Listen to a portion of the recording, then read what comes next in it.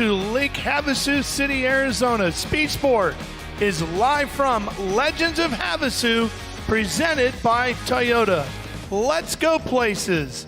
It's the big Ultra4 day here today in Lake Havasu. It's a big part of the Legends of Havasu event weekend, and it's so busy. They are still out there running through qualifying now. We're going to get you caught up with that in just a few minutes. There's a look at the picturesque London Bridge. It's all a part of what you can see and do here in Havasu. So much to do, so much to check out, such a beautiful area. Desert paradise. Hi, everybody. Ralph Shaheen with you. My good buddy Ken Stout is here as well. Ken, we have been looking forward to coming here to Havasu all season long. What a great way to wrap up the year.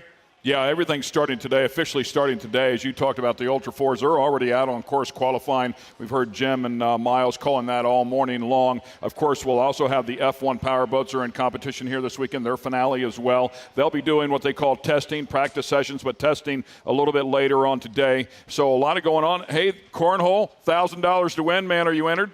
We should be, right? And there's going to be a VIP party down at the beach a little bit later on. Did you bring your Speedo? No. Yeah, that's a good thing. So people will show up. That's the one good news of the day, right? Yeah, no, it's going to be a fantastic weekend, and we're going to be bouncing all over the place, all around here in Havasu. 450 miles of shoreline out there on the lake, and we've got racing action on the lake, all around the lake. It's going to be quite the weekend.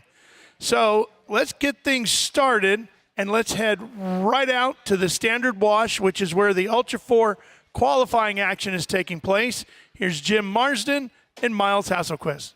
Are out here qualifying, and there goes Mike Spindler spinning himself with Spindler Racing and with a fish mouth fab chassis, Danzio LS7 Turbo 400 SCS Crossfire Off-Road BFG Fox Baja Design KMC and Warn winches. Yeah, this is not a dissimilar car to the car that Jason Shearer won 2 Hammers Championships with. There's a few of these cars out here. Yeah, we didn't mention that, but SCI's got 2 of their cars out here as well. They have so Tom Gilpin's out here racing. We saw him out there on the track. And Denny Sterndale? Yeah, looking very fast indeed.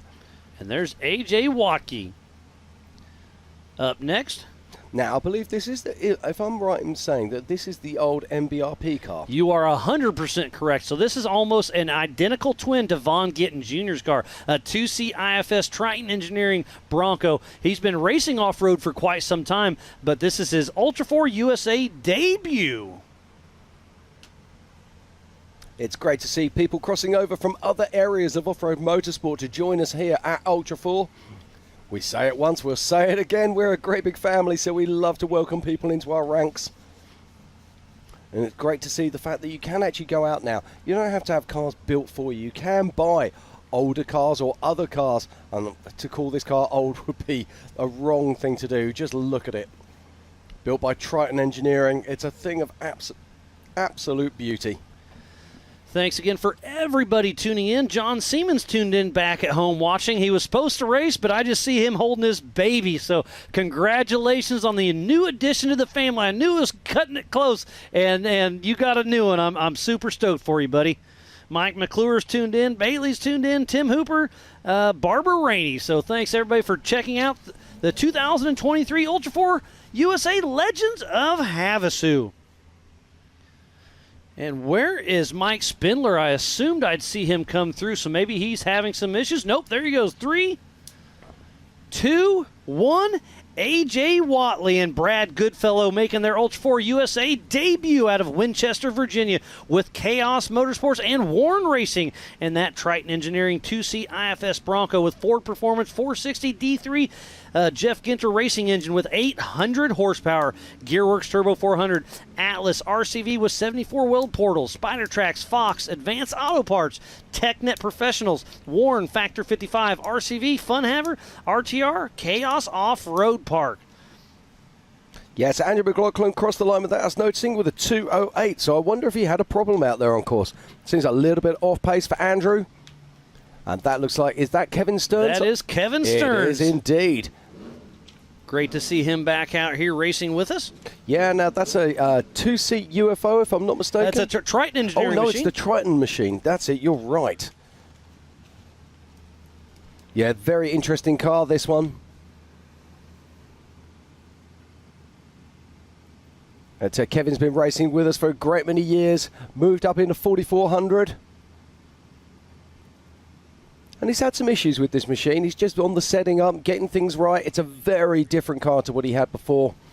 I mean, it really is about as close to a spaceship as you can get. An absolute work of art as AJ Watley is out there making his Ultra4 USA debut. We'll see what he can do with that Triton machine. And I've just noticed also, going into 4th place is Pip Justice, ahead of his great friend Chip McLaughlin with a 1:57. So an astonishing run there from Pip Justice. What an awesome time indeed. So let's have a quick rundown of our top 5. At the moment, in Chip McLaughlin in 5th. In 4th is Pip Justice. In 3rd, it's Casey Curry. In 1st, sorry, this is actually incorrect. I'll do that again. In 5th is Weston Jones. In 4th is Chip McLaughlin. In 3rd is Pip Justice. In 2nd is Casey Curry. In 1st, it's Cade Rod. If you're looking at live scoring at home, you can see William Robinson there in 1st. Please ignore it. That was a false start, and he will be re-racked from the back. And again, thank you to everybody who is tuning in to the 2023 Ultra4 USA Legends of Havasu. And just tuning in is the Live from Desk presented by Toyota, right there in the heart of Vendor Village. So thank you to everybody there in town for coming checking us out. I know Ken Stout, and Ralph Shaheen and Erica Allreed will be joining you off and on all weekend. So we appreciate you tuning in there in the middle of Havasu while we're out here breathing the dust.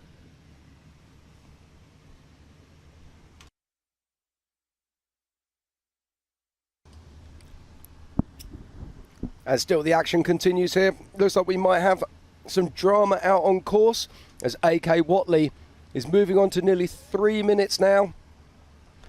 But we're just hearing on our rugged race radios that he was off course but has just rejoined the course. It looks like we can see him now making his way down the Yukon Ridgeline. So maybe he just lost where the course went. Or had a problem. We'll never know at this stage.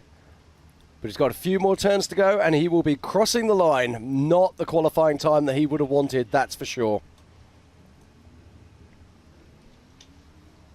So AK Watley makes his way down into the finish zone as Kevin Stearns powers off the line in this incredible Triton machine. So Kevin Stearns and Stephen Watson riding shotgun out of Hurricane, Arizona with Tilden Racing. And that Triton Engineering 2-seat IFS machine, Gina with a Mast Motorsports 800 horsepower LS with a maximum 4L80E, SxS TK, Sturdy Life Wheels, Nitto, Fuel Lab, Off-Road Design, and South Bay Drive Lines. His first KOH was 2010. He's been in our sport for a very, very long time.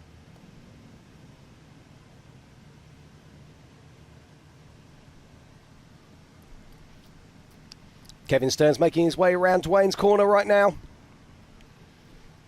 Looking good, looking tidy. I don't think he's going to be challenging Cade Rod, but he'll just be wanting a nice, sensible pace. Be wanting to stick it in the top 10 if he can. This is good stuff here from Kevin. Powering round onto the Yukon Ridgeline. Oh, look how dusty and broken up that's getting now. And you can see how these IFS cars work on this top ridgeline. They have a mechanical link to the steering, which makes it so much easier for them in these tight sections. We'll see some solid axle cars mixing it up with these IFS machines in 4400. Let's not forget, it is unlimited four-wheel drive racing. So if you can dream it, you can race it. What a wonderful day of qualifying it has been. And again, we have so many people tuning in. Thanks to everybody. It sounds like Dave Cole, Donnie, and Alex Kellenbach are glued to the coverage as well. So thanks for tuning in as we have Darian Gomez taking off number 90. Out of Folsom, California with Gomez Brothers Racing and a UFO IFS Joe Thompson built single seat machine with Barilla horsepower, ATO Turbo 400, UFO SCS T-Case, Mountain F Enterprises, Nitto, King Shocks, and Method Race Wheels. He's been racing, Flacco has been racing with us quite a few times, and that is the current King's son, Raul Gomez.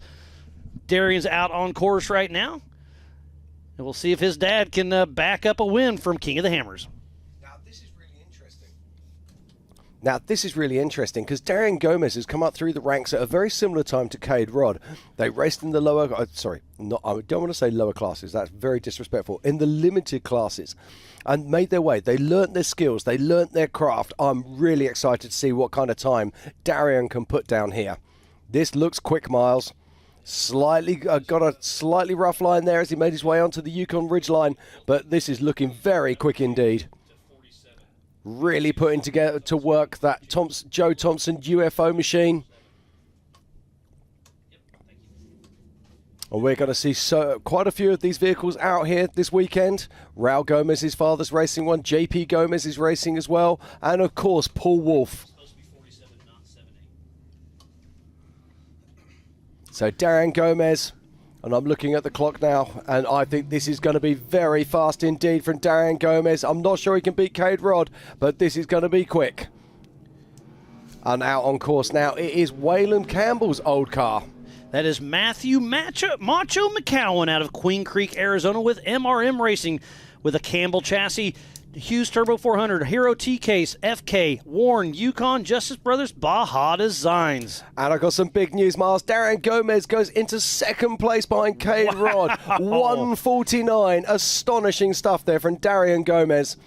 That just goes to show you these UFO machines are something to be out there, and we have a lot more yet to come. But right now, it's still about Cade Rod, and he has a 3-second lead over Darian Gomez, and he qualified first in the 4400. Yeah, it's been a while since we've seen a Jimmy's car sitting at the front end, and it's great to see. I know that Randy Rod, Cade's dad, will be sitting there with the biggest smile on his face right now. But this is a Campbell car on course. So many amazing manufacturers of these vehicles. The way this industry has grown in the last 15 years is absolutely astonishing. And I just love the 4400 cars. These are the Swiss Army knives of off-road. We race King of the Hammers, Crandon, Mid-America Outdoors, Pennsylvania, Tennessee, Kentucky, here in Lake Havasu. We go over huge rocks, mountains, short course jumps, tight trees, mud, dust, desert, whoops. These cars can do it all and do it all well. That is what a 4400 Ultra 4 car is all about. It certainly is, Miles, and that's why we love watching them race. As we watch a helicopter disappearing there in the background. Another car leaves the line.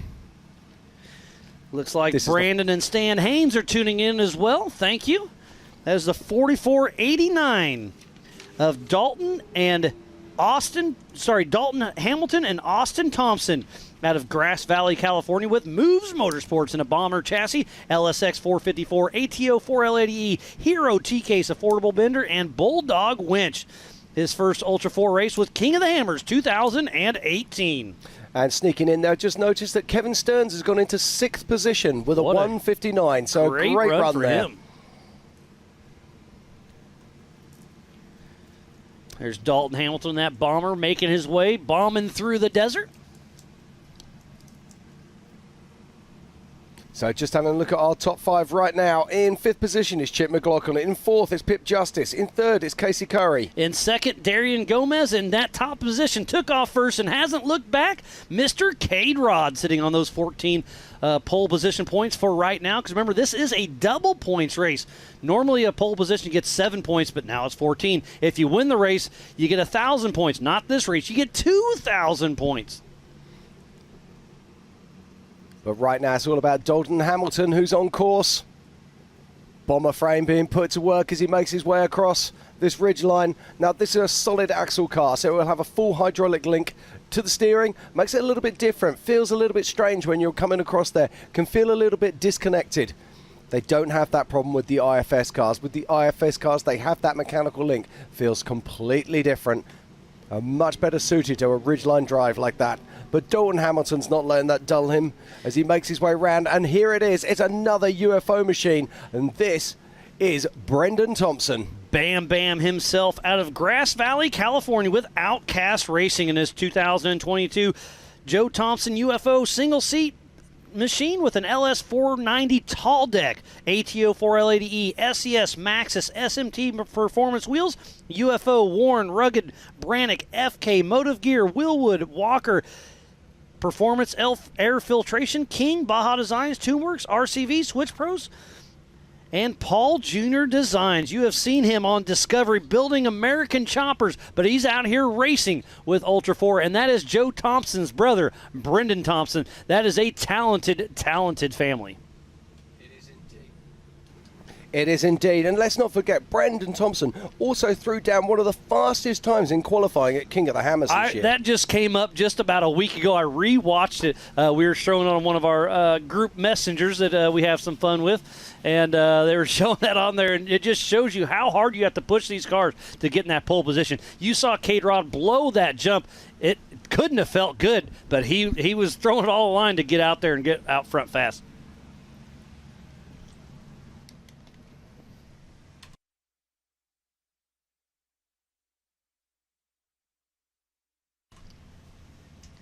If you are just joining us, we thoroughly appreciate each and every one of you. We are about 10 miles south of Lake Havasu for Legends of Havasu as the 1177 takes off.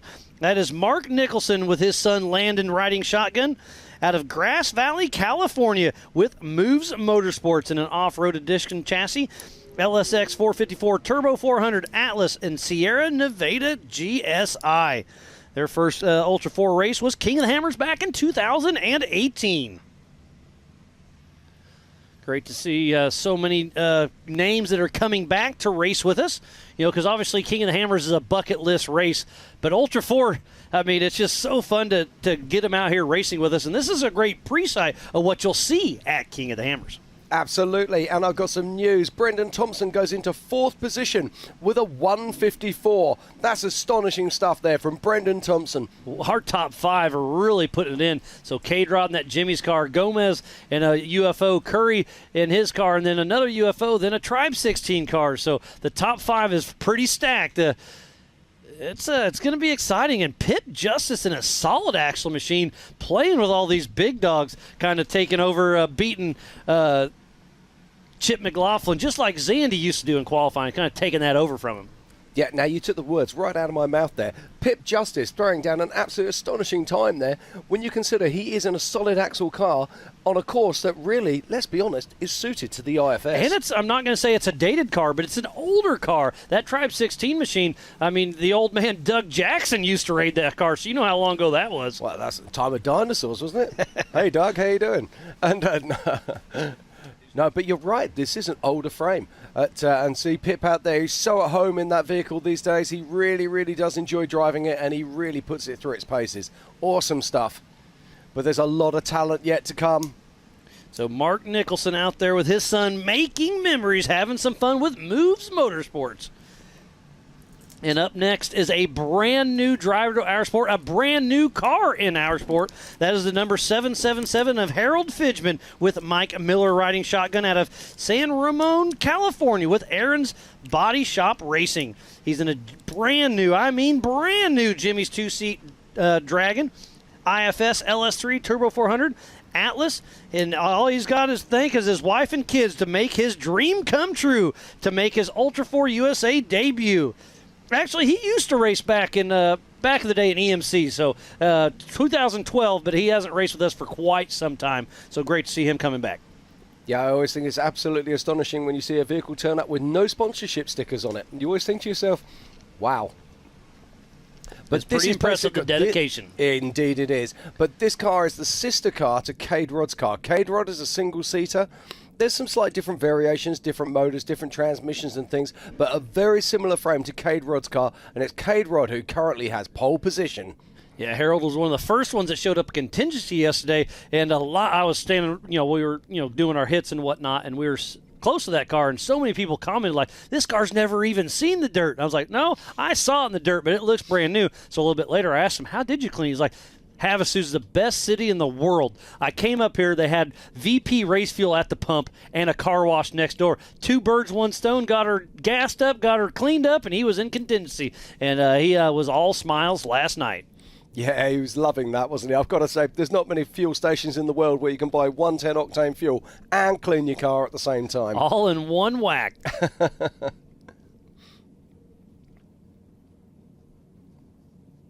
So Harold Fidgeman out there in that brand new car. Looks like one of our flags got a little ran over. And off the line next is the 906 of Tad Dowker with Andy Eustace riding shotgun out of Quantin, Michigan with North Shore Raceworks. This is in Dave Cole's old car, Bambi. It's a Trent Fab solid axle machine, LSX 454, 4L80E, SCS, Off-Road Research, Mickey Thompson, Ramkins, Warren, Baja Designs, Amsoil, and Hawk Performance.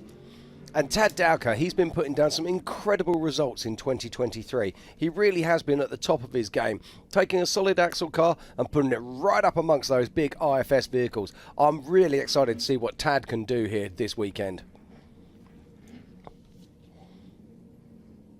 But he's out on course now, making his way through.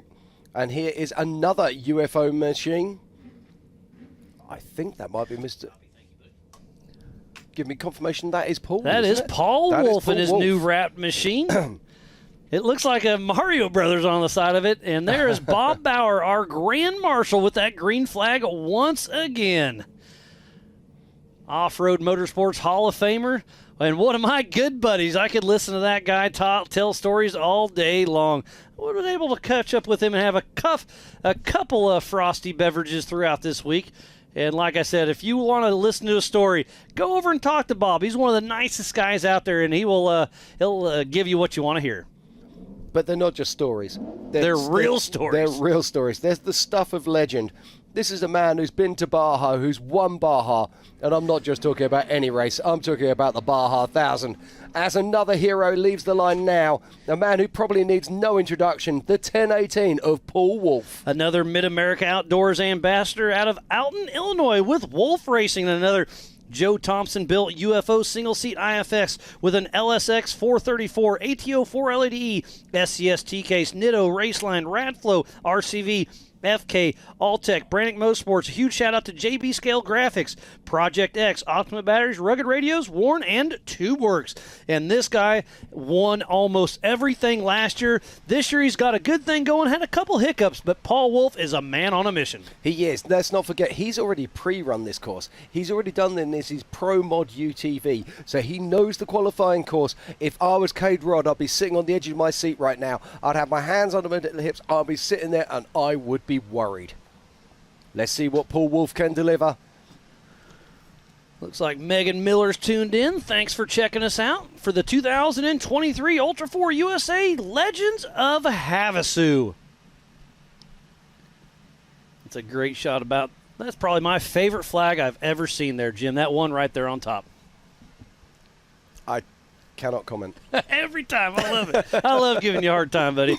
He comes all the way over from England and comes over and gives us a hand quite some time. You know, obviously Pam's in here with us most of the time. Love working with her, but she'll be down in the Amsoil Hot Pits. But it's a pleasure to have you in here, Jim. Thank you and so much. It's Paul always Wolf a pleasure to be here. Look mission. at this. Absolutely storming it. I think this Oh, could. they're stopping him. He had such a no. fast time going, they had to flag him down. Not sure what's going on. I'll get on the Rugged Radio, see what happened. But Paul Wolf was running strong, but got shut down, obviously for safety reasons. Yeah, absolutely. That was a yellow flag there, so that's a course flag. So there had to be a problem on track, so we'll find out very, very shortly, and we will keep you updated.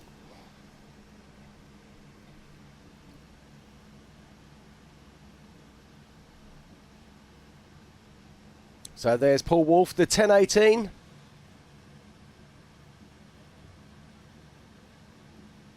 Which is making his way back round there. Oh, look, we can see, it looks like Tad Dowker had rolled his car. Yep, so again, safety reasons. So Tad Dowker, one turn left to go, terrible break. So that was the best thing that could have happened because behind those bushes, Paul Wolf would not been able to see him. So I'm sure he was frustrated in the heat of the moment, but it was the right call by JT Taylor, our race director, to make him stop. Tad Dowker is up and over. Tough break for Paul, but he will absolutely get a rerun. And hey, I'm not going to say that's a bad thing because he just ran this thing now twice. He gets a third run at it because he was UTV first. Yeah, but there's a few things going on here, okay, because Paul would have been driving incredibly hard there. So where's his transmission temperatures at? Now, some of these guys are ultra serious as well from the point of view that they will be thinking about fuel. So some of these guys will be running reduced fuel in their fuel cells so they can keep the weight down in these vehicles. So it'll be interesting to see if he goes directly for a lineup. Now, you may think that's a bit unusual that they might be getting overheating temperatures when they're actually only covering a mile. But when they're pushing as hard as they can, they're pushing beyond race pace for qualifying. But it does look like he's going straight back onto the start line. Now, he's just cutting out the main lap there. You'll see he'll be looking for clean, fresh dirt so he can put those Nitto tyres to work.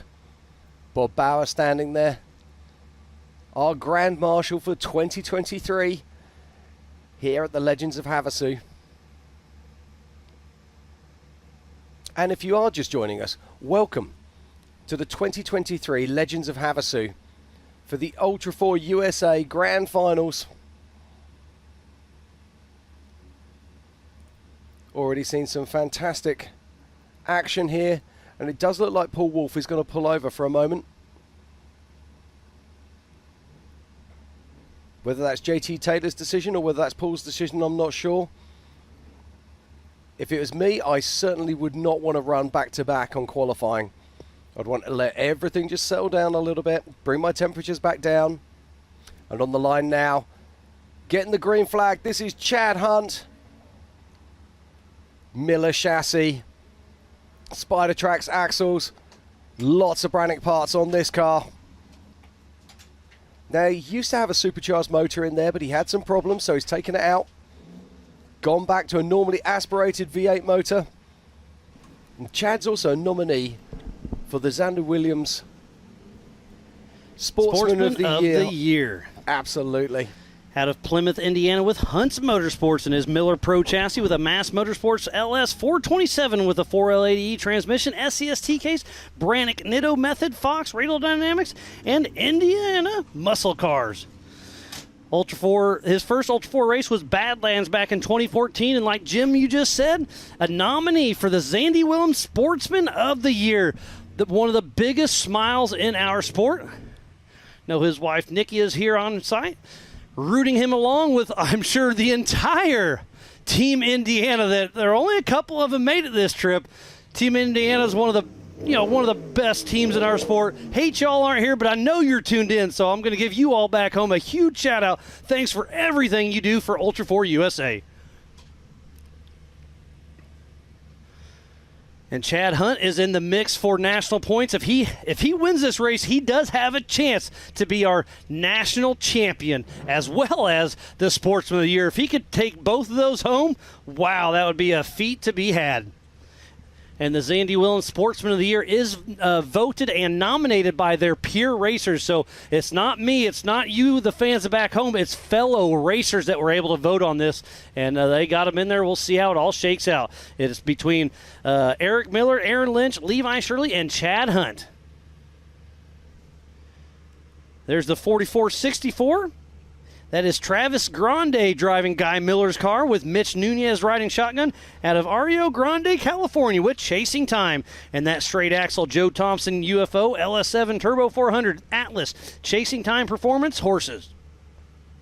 Great to see Travis Grande and Guy Miller giving him the ride. Travis Grande and Guy Miller have been bus buddies for a long time. And letting him come out here and have a little fun. Oh, does a little buzz bicycle there, but keeps her under control.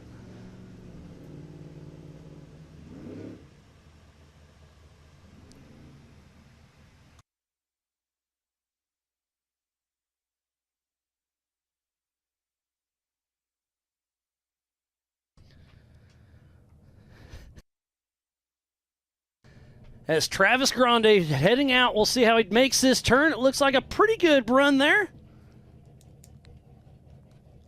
And up next is Mrs. Bailey Campbell and Ryan Miller riding shotgun. And look at the course is deteriorating on that backside of the Yukon Ridge. It's just getting smaller and smaller and more 8 out and more 8 out. We'll see how it all shakes out. But, man, it's looking good. This course is... It's going to be tough for all of our competitors. These guys and gals are going to have to fight for it.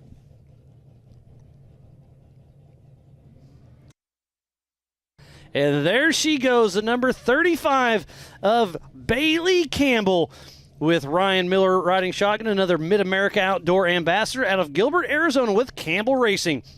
And that Campbell Enterprise 2-seat IFS machine with a proper tuning Klein LS 490, Turbo 400, Hero T-Case, Monster Energy, Nitto Tires, Fox, Warren, ARB, Baja Designs, Motive Gear, Ron Davis, Hughes Performance, AZ Drive Shaft, Rugged Radios, Impact, Baja Designs, Walker, Justice Bros, Brannick, Evan Weller, Howe, Power Tank, Willwood, and Phenom transfer cases.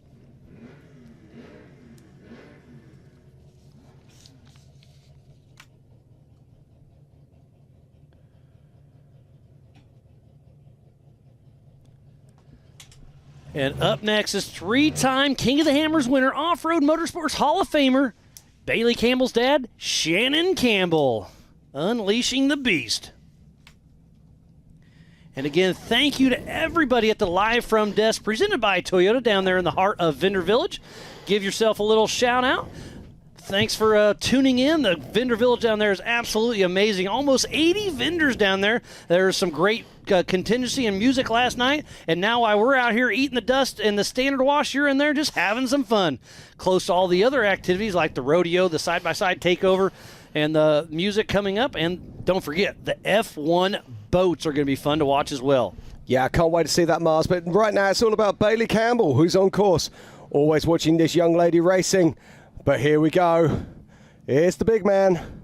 It is Shannon Campbell. Oh, he takes a hard hit there. Comes to a stop almost.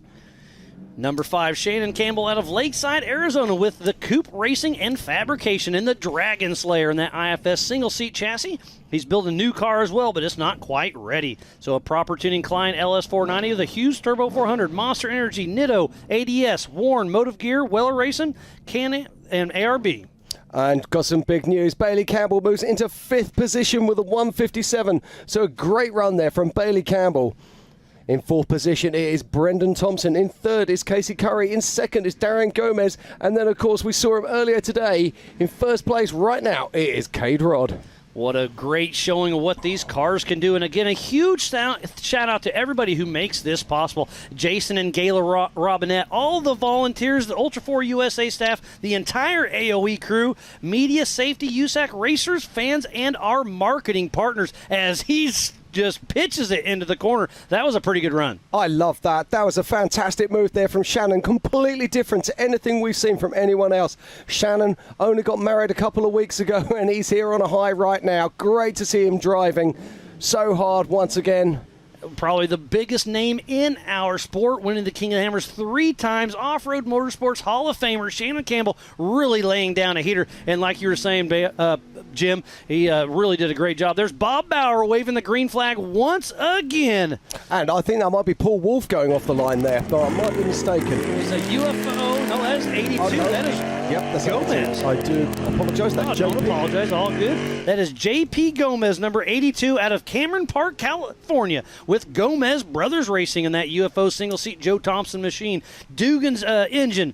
ATO Turbo 400, UFO SxS T-Case, Mountain F Enterprises, King Shocks, Nitto Method Race Wheels, and Baja Designs. Oh, man, can't believe this.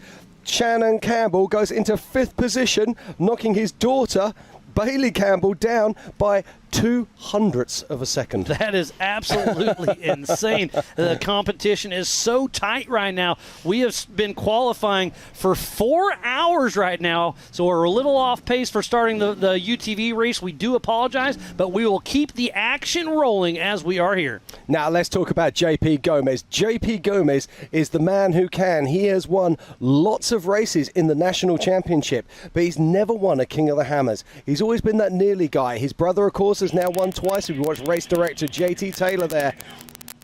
But JP, he has an ability to come out to these national races and do incredibly well. Great to see him back on track, and he's really putting this UFO to work. Punches it down the Yukon Ridge, makes a turn down in towards the town as Greg Adler leaves the line. Now, this is an older machine that's been rebodied to look like a Bronco. And Greg Adler, of course, well known for desert sports as well as Ultra4 sports, races a trophy truck. As JP Gomez crosses the line, And JP Gomez goes into third position with a 151, just behind his nephew, Darian Gomez. As Greg Adler, boss man himself, with Brian Kirby riding shotgun out of Manhattan Beach, California, with Off-Road Warehouse Motorsports. And that Kirby-designed 2-seat IFS machine with 74 world portals, turnkey LSX, RDE, Turbo 400, Atlas, ORW, BFG, Raceline, Odyssey, Rigid, and Liquid Moly. Like you said, Jim, Greg Adler races a little bit of everything. Hasn't raced too much Ultra 4 regional races, but it's great to see him out here plugging it away with Ultra 4 USA.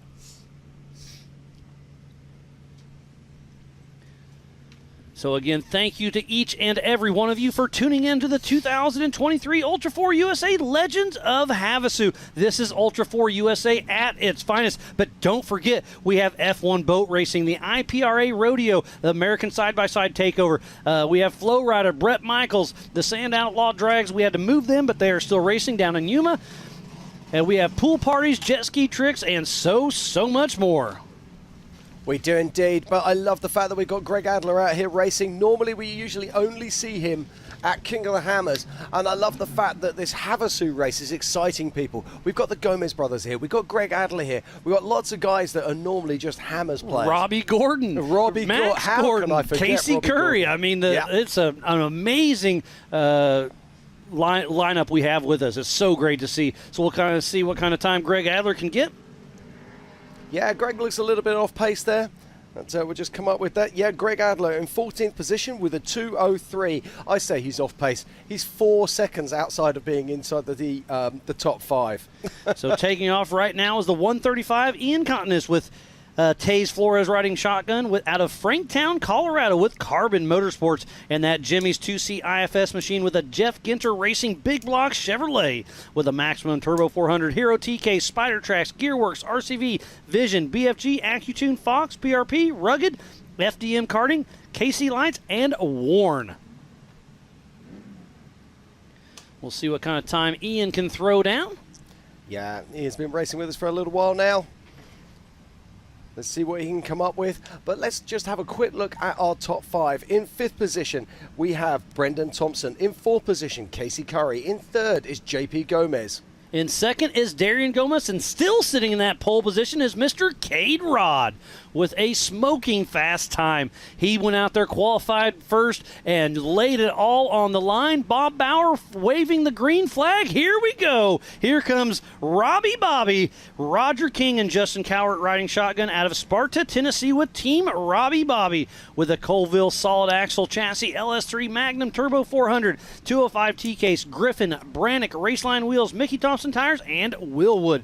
They've been racing the EMC since 2012. They are qualified in their Jeep earlier, but now they're in their Colville 4400 car. Again, playing double duty. So we should have a time for Ian. Yeah, looks like I'm sitting there seeing that Ian Contagious has come in a sixth position. A great run for him. Yeah, so he's ahead of Shannon and Bailey Campbell there. What a fantastic run for Ian with a 155. Now, this is a very interesting looking vehicle in the full Rock Jock livery.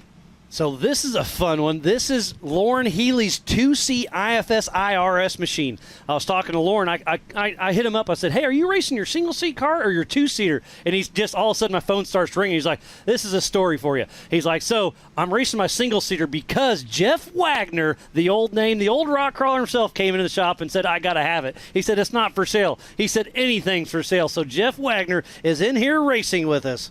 Great to see that name back in our sport. I remember seeing him in Davis, Oklahoma a couple years ago racing with us. So run that by me again. Who's driving this car? Jeff Wagner. This is really? Yep. He just bought it from Lauren Healy just within the last month. That's incredible. So great. Like, again, I love seeing all the names coming back racing with us. I literally just had to pop out for a moment. I ran past this car. I sort of gave a wave because I thought it was someone I knew, and they didn't wave back, so that'll explain it. Well, or they just didn't like you. Possibly both. Probably a little bit of both. No, I'm just all in good fun, buddy. As Roger King is still out on course. but this is this is one of those Triton engineer machines. So number 53, Jeff Wagner out of Kearney, Nebraska, with Wagner Racing in a Triton Engineering 2-seat IFS IRS Bronco with that Ford Performance D3 Jeff Ginter Racing engine, almost 800 horsepower, Gearworks Turbo 400, and an Atlas. The old school rock crawler is back. Great to see him racing with us. You know, he did a lot of cone dodging in his days, raced Ultra4 a couple times, but man, that Triton Engineering IFS IRS machine, absolute spaceship. Yeah, absolutely.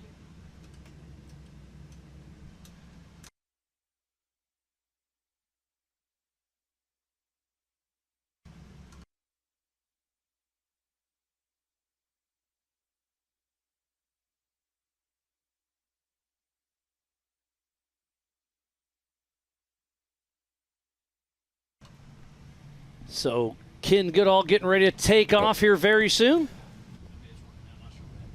So Ken Goodall should be racing. He sold this to Dave Oliver and then got it back for him. So they've been, I don't know if they're selling it back and forth or just sharing it back and forth, but it's Ken Goodall in that Jimmy's car getting ready to take off.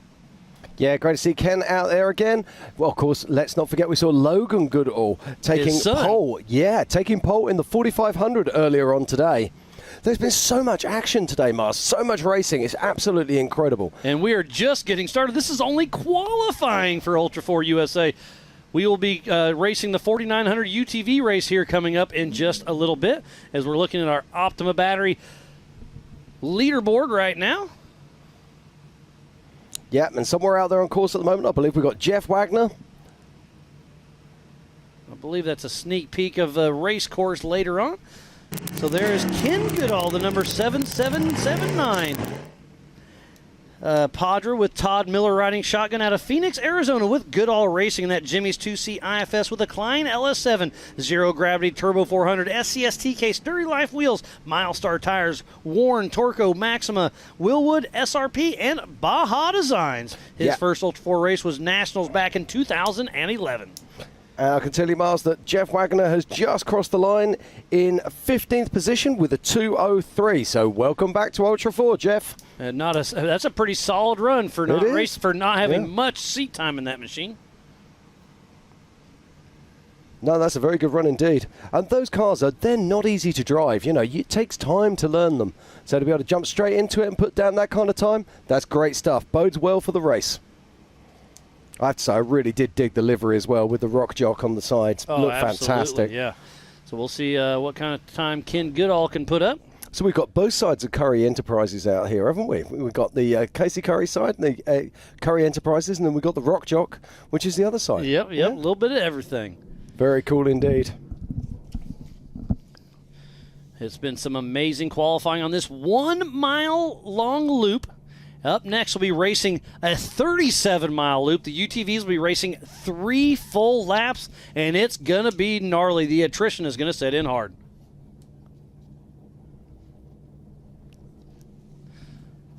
So Bob Bauer waiting for the 3, 2, 1. Green flag is going. Come on, Bob. So Joe Gatlin, Papa Joe with Jesse Clark riding shotgun out of Chino Valley, Arizona with Fire River Racing. This is Jimmy's 2-seat solid axle machine with an LS3 Turbo 400 Atlas, the Happy Medium Approach, ECU Masters, American Force Inductions, DeVolz Motorsports, HD Sign Company, Dirty Life Wheels, Adams Drive Shaft. Lots of action out on course. We just saw there Kenneth Goodall crossing the line. I'm just waiting to get a time for you on Kenneth. Kenneth Goodall crosses the line in 21st position with a 2:11.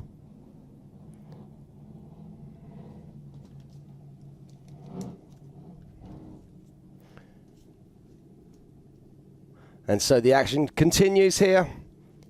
As Joe Gatlin is out on course with Fire River Racing. Talking about Fire River Racing, Joe Gatlin is driving Tom Prendergast's old car, and Tom Prendergast is on the line getting ready to take off in his off-road army machine. He is indeed, yeah. I haven't had a chance to speak to Tom yet today. He's such a nice guy. He's had some blues, new car blues, but everyone has those once in a while.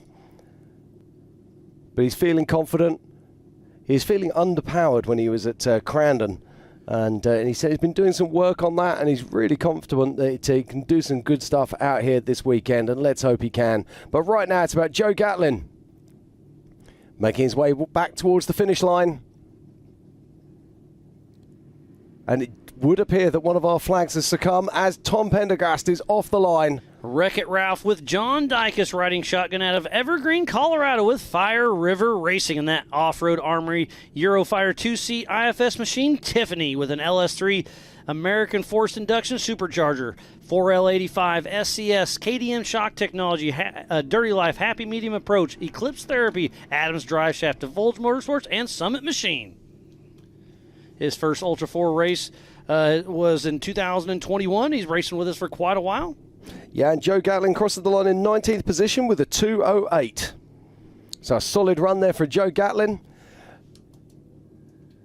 So Tom's got this supercharger on this car now, and he'll be pushing on. Let's see what he can do. Now, we saw Cade Rod take the other line at that point. Actually came to the other side of that tree. I haven't seen anybody else take that line yet. Oh, he blows that one yeah, a little blows wide, the corner blowing out through the dust. Oh, takes a big hard hit. So he, when in doubt, throttle out. He just stayed on her. But these cars, that just shows you how tough they really are. Well, let's not forget, Tom had that big, went up on his nose and then over onto his side when he was at King of the Hammers qualifying this year as well. And this Off-Road Armory, it's a big car. But he'll be pushing it down the track now. So Tom Prendergast and John Dykus pushing strong with that Off-Road Armory machine. Trying to make it happen. Yeah, and looking look nice at and him smooth just that. skimming. Fantastic. And I'd love to hear the noise of that car, mate. So that supercharger howling. Oh, and here goes the 1018, a rerun of Paul Wolf, because earlier we had to shut him down early. So Paul Wolf, the Mid-America Outdoor Ambassador out of Alton, Illinois, with Wolf Racing in that UFO single-seat machine. No, he gets a real horrible line coming out of that first corner. And you can see the whole car bog in. Oh, wow. With Raceline Wheels, Radflow, RCV, FK, Alltech, Brannick Motorsports, JB Scale Graphics, Project X, Optima Batteries, Rugged Radios, Warren, and TubeWorks. He's won in Moab. He's won at the Stampede at Visions Rush. He's won a little bit of everything. Yeah, Tom Pendergrast, he comes in with a 2:07 and is in 19th position.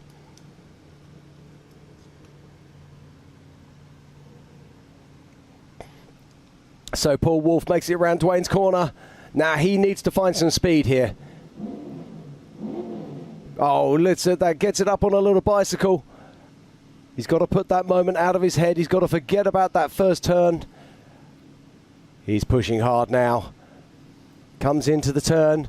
Can he make this stick? Yes, look at that. Perfect from Paul Wolf.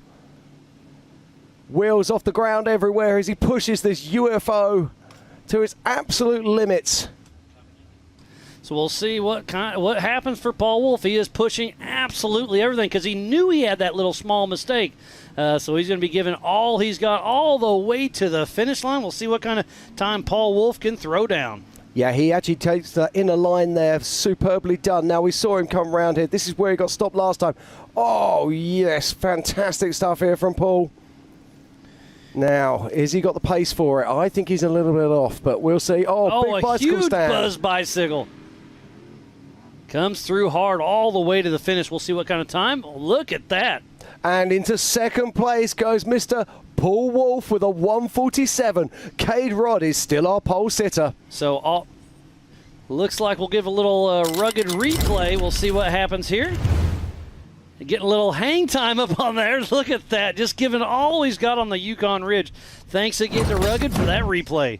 And we just missed Waylon Campbell taking off number 3 out of Gilbert, Arizona with Campbell Racing in his Campbell Enterprise single-seat chassis with a proper tuning Klein LS 490, Hughes Turbo 400, Trailworthy Hero T-Case, Monster Energy, Nitto, Fox, Warren, ARB, Motive Gear, Ron Davis, Hughes Performance, Howe, Klein, Evan Weller Racing, Rugged, Arizona Drive Shaft, Impact, Justin Bros, IBAC, Factor 55, Power Tank, Baja Designs, Axel, and Willwood. Oh, he gets off course there, but Waylon Campbell is the nearly man. He's nearly won this. He's nearly won that. He's nearly won hammers and nearly won everything else. Can he put it together here?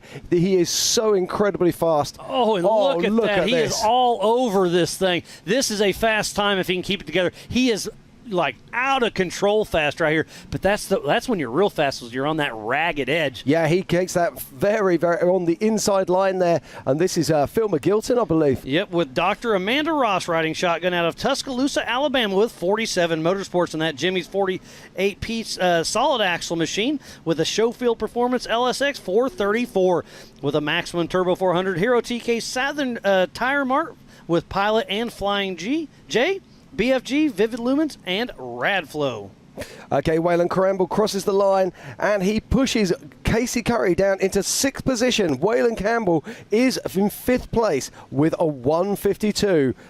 That's remarkable stuff. This qualifying is turning out to be super exciting as we see Philip McGilton out there running strong with Amanda Ross riding shotgun. Yeah, round Dwayne's corner, nice and safe, picks his way through the desert. Now, Phil has been getting better and better through the 2023 season. We've seen him put together some incredible results. We've seen him have some near misses as well. He won this year in Pennsylvania. He nearly was winning in Visions until he had a mechanical right towards the end. That happens for a lot of people. Oh, it does indeed. I was winning until. I hear that every day. Hey, don't go there. There's a sore subject right now. For you or for them? For me. Real sore.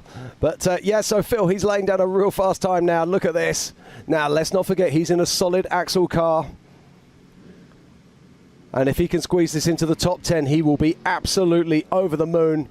He cuts to the side as we watch Levi Shirley, the man from Kansas. From Dodge City, Kansas, with Corey Nasso riding shotgun with Lucky Dog Racing and Levi Shirley racing that Off-Road Armory Eurofighter 2C IFS Layla with a proper tuned supercharged GM LT50 Gravity 4L80E SCS T-Case, Yokohama, King, Brannick, Spider Tracks, Baja Design, KDM Shock Technology, Giggle Wind Pinch, Maxima Oils, Impact, ARB, Rugged, PRP, JE Real, Dynamic Motorsports, Switch Pros, RCV, and Nemesis Industries. He's been racing Ultra4 for a very, very long time. He has indeed. And Phil McGilton crosses the line with a 156, putting him into 9th position. So a fantastic run there from Phil. So top 10, what a great run for him.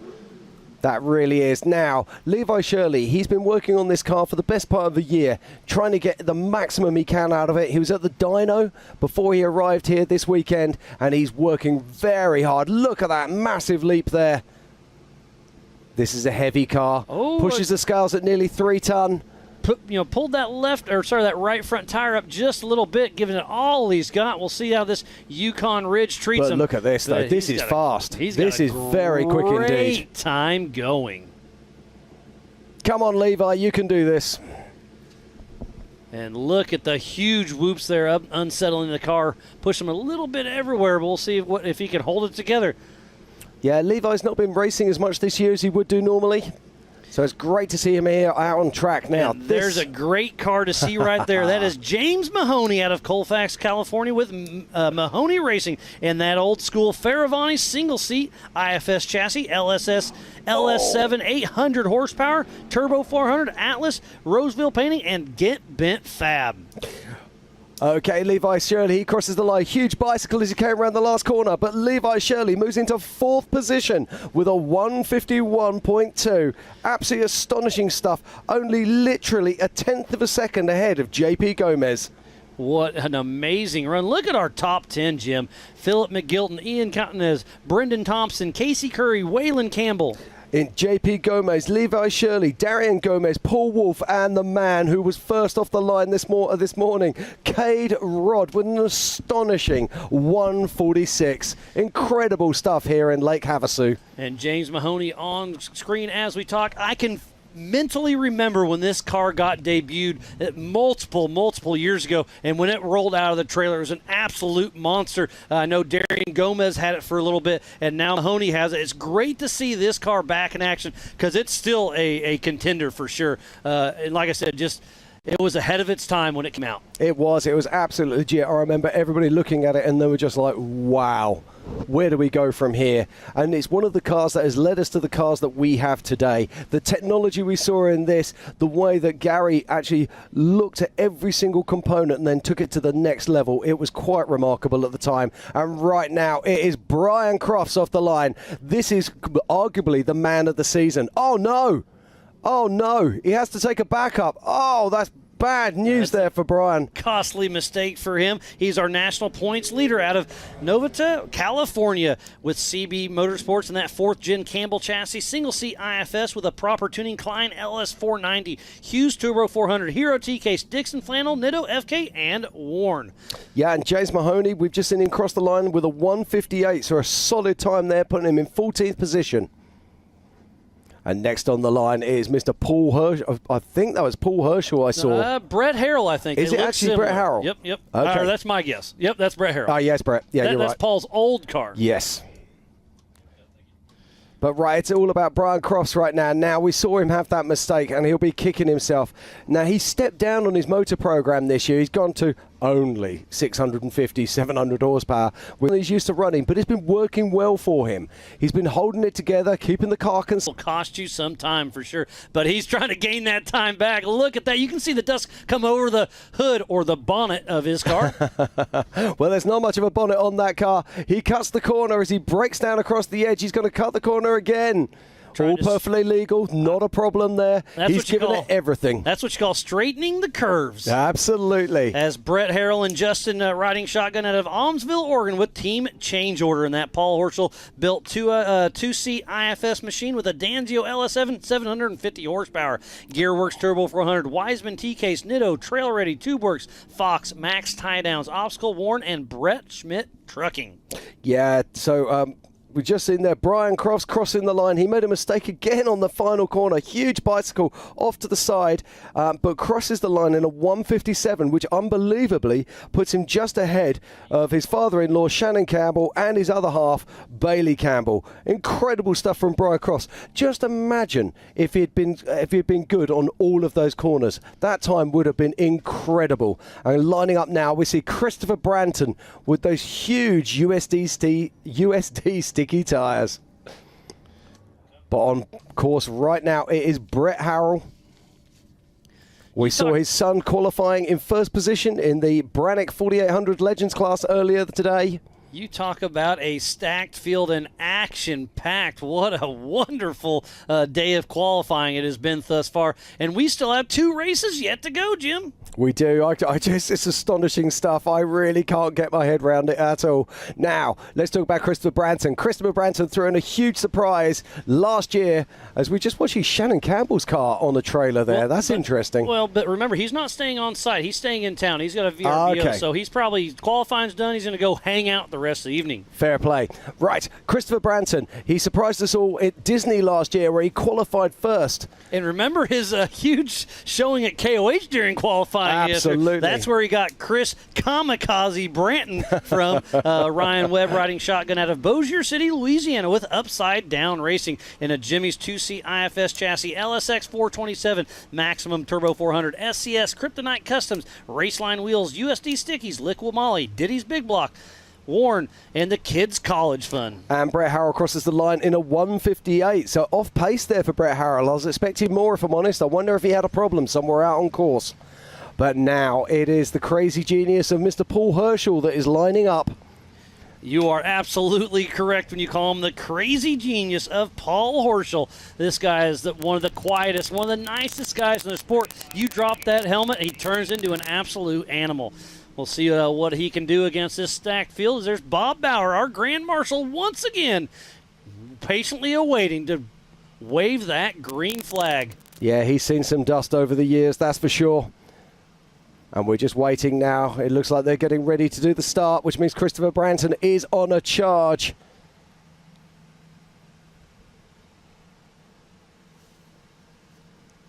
Now, it's very interesting because these big USD sticky tyres, are they an advantage in the desert? Are they not?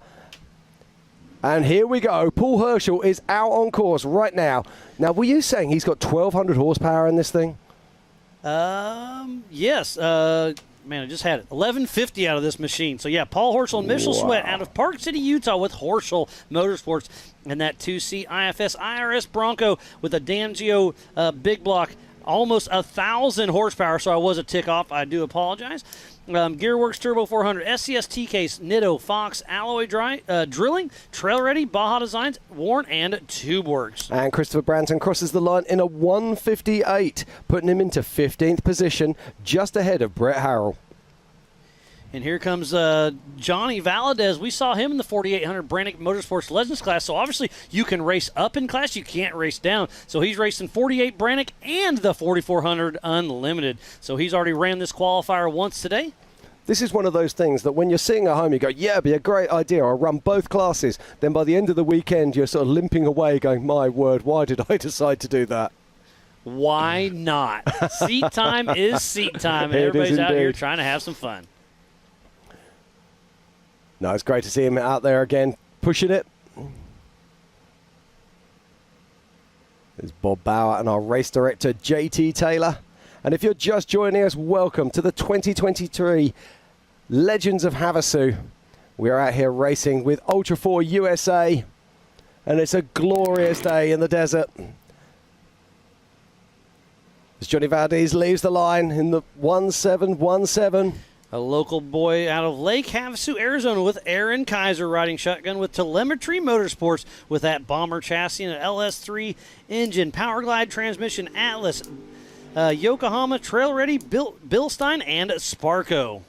And I got some news. Paul Herschel moves into 4th position, pushing down Levi Shirley, puts in an astonishing 1 minute 50. Incredible stuff there from Paul Herschel. Then just ahead of him, we have Darian Gomez. In 2nd place, Paul Wolf. As still, our pole sitter is Cade Rod. The first one to qualify, and nobody has been able to beat him. Absolutely impressive. Well, here is something. This is the OG Dragon, and it's being driven by one of the OG guys in many ways, Cody Addington. He wasn't there at the first Hammers, but when I say he's OG, he started his career right back in 2013 when I did at Hammers, and he used to drive an old Toyota. He's moved his way up through the ranks. He's come up here, and he bought this from Lauren Healy. This is his dream car, and this was the OG Dragon. When this launched, it just blitzed everything. It was absolutely incredible car. He bought Mike Boo's car in between as he's working his way up as well. So he's worked his way through the paces. And let's go back to 2013. He was racing the Everyman Challenge, finished it. And then Dave said, hey, anybody that finishes it can race it. So he took the little Toyota and raced 4,400 main event the next day as well. So there's a really cool story. He, definitely a fan favorite from the grassroots racing. Totally, absolutely. And one of the nicest guys that you will wish to meet.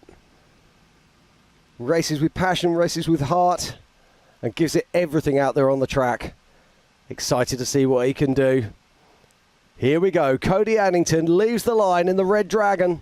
So the 888 of Cody Addington out of Forest Hill, California with ADD Racing. He's in a Jimmy's Red Dragon chassis, single-seat IFS with a Schofield LSX 441 with a Gearworks Turbo 400, Atlas, Nitto, Vision, King, LaserNut, Power Steering Solutions, Schofield Performance, Willwood, PCI, Custom Splice, OCD Graphics, Yukon, and WFO Gear and Axle. And there's Johnny Valadez grabbing the checkered flag from Mr. Bob Bauer, our Grand Marshal. That's Tom Gilpin in there. Just about to line up. 1982. That is one of those fishmouth fab with SEI Racing. It is. Now, this is a very similar car to the car that we've seen Jason Shearer win 2 Hammers championships. Or should I say, won King of the Hammers twice. Would be a better way of putting it. He's won it 3 times, but 2 in a car Twice like that. in one of those, yes. Yeah, Jason Shearer and Shannon Campbell are only 3-time kings. We got quite a few 2s. Including a new one being crowned this year with Raul Gomez taking his 2nd title. Back to back. He's the only one that has ever done that besides Jason Shearer. So that's 2 of them then. Correct. Yeah. 1, 2, skip a few. So Cody Addington on course now in the OG Red Dragon. Oh, he must be moving because they're flying. getting ready to send Gilpin. Here goes Tom Gilpin now. I was chatting to Tom yesterday. He is super excited. He feels really confident. Now, watch this first turn here. I reckon this first turn is really cutting up. We're seeing a few cars doing handstands here. Oh, yeah, it is. He gets he gets a great run around that. So Tommy Gilpin with little Scotty Gearhart riding shotgun out of Saugus, California with SEI Racing in that Fishmouth Fab 2C IFS machine with RHS 8 horsepower, Turbo 400, Atlas, Sterndale Enterprises, and Vision X. I've got a fun little story with Tommy Gilpin. It was... Well, I'm going to cut you short just on that one, just to give you some news, because everyone at home is itching to know. Cody Addington comes in 8th place with a 1:53, so a fantastic run there from Cody Addington. Wow, that's pretty impressive. So I'll finish my thought. I was flying into Reno in probably 2017 or so, and I was going to get an Uber to go out to the track because my timing just was off everybody else's, and Tommy Gilpin was coming to pick up his lady friend. Can't remember if they were married or not, but we kind of we were all wearing similar clothing, let's put it that way. You know, black shirt, you know, hat and all that stuff. They're like, "Are you going to the racetrack?" I'm like, "Absolutely." So we started talking and realized he realized who I was. I realized who he was, and that's what Ultra4 is all about. Never met him before, but we realized who we were, and that's what Ultra4 USA does. Yeah, as my girlfriend said, there's kind of like a uniform, isn't there? You get race shirt, it's a hat, sunglasses, we all look the same. Usually a little bit of facial hair. Yep, absolutely. And that's just the ladies. No, I'm joking. Okie dokie, this is Dennis Sterndale, teammate of Tom Gilpin here. With Scott Gearhart riding shotgun out of Santa Barbara, California with SEI Racing. And another Get Bent Fab 2C IFS chassis, LS, Turbo 400, Atlas, and Vision X lights. Another one blowing that corner, you see. It's really interesting. And that's going to be interesting to see how it goes during the race, because now this is going to be a left-hand turn instead of a right. So it's really going to be off camber a little bit. And that's right off the start. You're going to be coming in hot and heavy. Right, okay, Tom Gilpin with a 2:08. So, yeah, he's way off pace there. So maybe he's had a problem on track. And two-time and current King of the Hammers winner, Raul Gomez. This is going to be one of a heck of a show. And speaking about Raul Gomez, Pam was able to catch up with him last night in contingency. Pam, let's see what he's got to say. All right, I am here with two-time King Raul Gomez. You're out here at Legends of Havasu. It's a brutal course out there, so what you got for us? Oh, it's going to be an exciting race, you guys. We were out there all day pre-running today. Put a few laps in and getting our plan and strategy ready for this weekend. Well, we can't wait to see you out there. I know you're getting ready to head back to the pits, so good luck on qualifying in the morning. Thank you guys. Thanks everybody coming out. Thank you very much, Pam. It's always good to hear from Raul. He always has a smile. He's always happy to be here, and he's always happy to be racing. I can't wait to see Raul on course. Now, can he beat Cade Rod? More importantly, can he beat his son, Darian? Or his brother, JP? I mean, now, you know, if you said to him, who do you want to beat? He wouldn't care about Cade. He'd just want to beat Darian. So, okay, let's see what happens here. It is the two-time king, Raul Gomez, on track right now. Our current king out of Lotus, California with Gomez Brothers Racing in that 2022 UFO single-seat machine with a Guggen's engine, ATO Turbo 400, UFO T-Case, Mountain F Enterprises, King Shocks, Nitto, and Baja. So our current King of the Hammers winner is out on course for his first race back with Ultra4. Yeah, absolutely. So good to see him here in a regional race. This national finals. Race. Yeah, well, you know what I'm saying. Absolutely. But, yeah, it's so good to see him out here. What has he got for us? Can he lay something down? Can he do something special? Can he remove Cade Rod from the first place and pole position?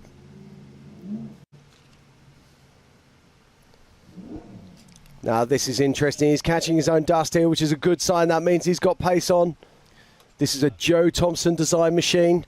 Joe Thompson works so closely with the Gomez brothers. And they spend a lot of time working on those tiny little details that make the difference. Oh, loving these drone shots here. Thank you to our production crew as we just come along for a ride with Raul Gomez, two-time king. And just look how he outpaces the drone there. Puts that motor to work and just disappears into the distance. And he is letting it eat. This is the same engine package he has in his T1 truck as well. Wow. Two-time king Well, there goes another two-time king. Yes. So we have two kings on course at the same time. Number 67, Mid-America Outdoor Ambassador Lauren Healy, and is out of Farmington, New Mexico with Fun Haver Off-Road Team in his single-seat Triton Engineering IFS Bronco with a Ford Performance RY45 small block.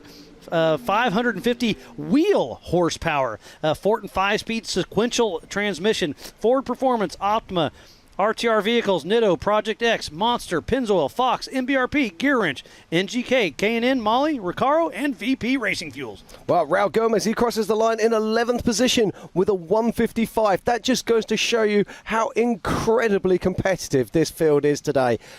Remarkable stuff as we watch Vaughn Gittin Jr., teammate of Lauren Healy, lining up on the grid, car 25. But right now, it's about Lauren Healy, car 67, who's out there on course.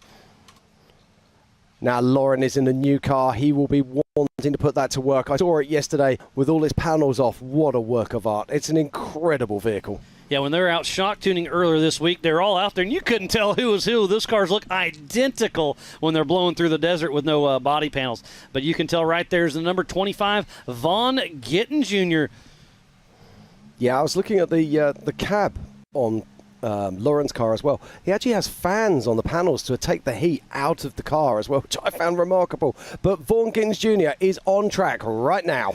Number 25 out of Concord, North Carolina, with his best friend Eric Davis riding shotgun. Another Fun Haver Off-Road team member with a Triton Engineering 2C IFS Bronco, Brocky 2.0, with a Ford Performance 460 D3 Jeff Ginther Racing engine. Gearworks Turbo 400. Okay, I've got some news for you. You're going to like this one. In second place, Cade Rod, because we've got a new pole sitter. Lauren Healy blows through with a 145. Lauren Healy is our pole sitter here at Lake Havasu 2023. Lauren Healy laying it down. What a great run he had. So we'll go back to Vaughn Gittin with this RCV axles with 74 World Portals. Fox Live Valves, Monster Energy, Ford Performance, Optima Batteries, RTR Vehicles, Nitto, Project X, Pennzoil, MBRP, Gear Wrench, NGK, K&N, Molly, Recaro, and VP Racing Fuels. But Lauren Healy just laid down a heater.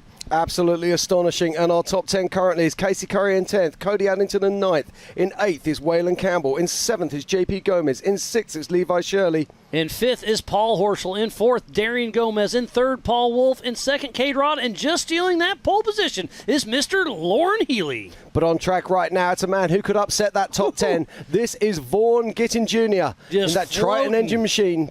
Floating over those. Oh, he takes that little inside line. I like that line. That's definitely within reason right there. Yeah, that's trying to shave course off every second you can. Yeah, that line was absolutely perfect. But Vaughn is the technician. He's the man who'll find those quarter of a seconds in those places that others can't. One more turn to go towards the race line, start, finish. We'll see what happens. Vaughn Gittin Jr. grabbing the checkered flag from Mr. Bob Bauer. And right now that puts him in that 12th position. Yeah, that just goes to show him a full 10 seconds behind Lauren Healy. I mean, that is literally night and day. Incredible stuff there. So now we start this the timer. We have 5 minutes, and if nobody shows up to qualify, oh, nope, those are the UTVs ready to race. So in 5 minutes, if nobody shows up to qualify, oh, here's one more. After the last qualifier, there's a 5-minute count. And then we will start this UTV race. Yeah, just looking at that, looks like it might be a 4,500. No, that's got to be a 4,800. 48. His window nets are down. I do notice that. Interesting. JT Taylor, our Ultra4 USA race director on that rugged radios, trying to see exactly what is going on. If you're here local, you can go to Weatherman and check out our race ops. Yeah, just looking down there, there's Justin Miramand by the looks of it. And also Bob Bauer there just taking some fan photos. Well, what an afternoon of qualifying this has been, Miles. It's been absolutely incredible. We started with the UTVs. We saw that astonishing time from Paul Wolf of 1:53. Then we rocked it into the 4600s. We saw some incredible qualifying there. It was absolutely incredible. Then we went over to the 48s, which was just remarkable stuff. We saw Doc Jones laying down an incredible time. Then step up the 4400s.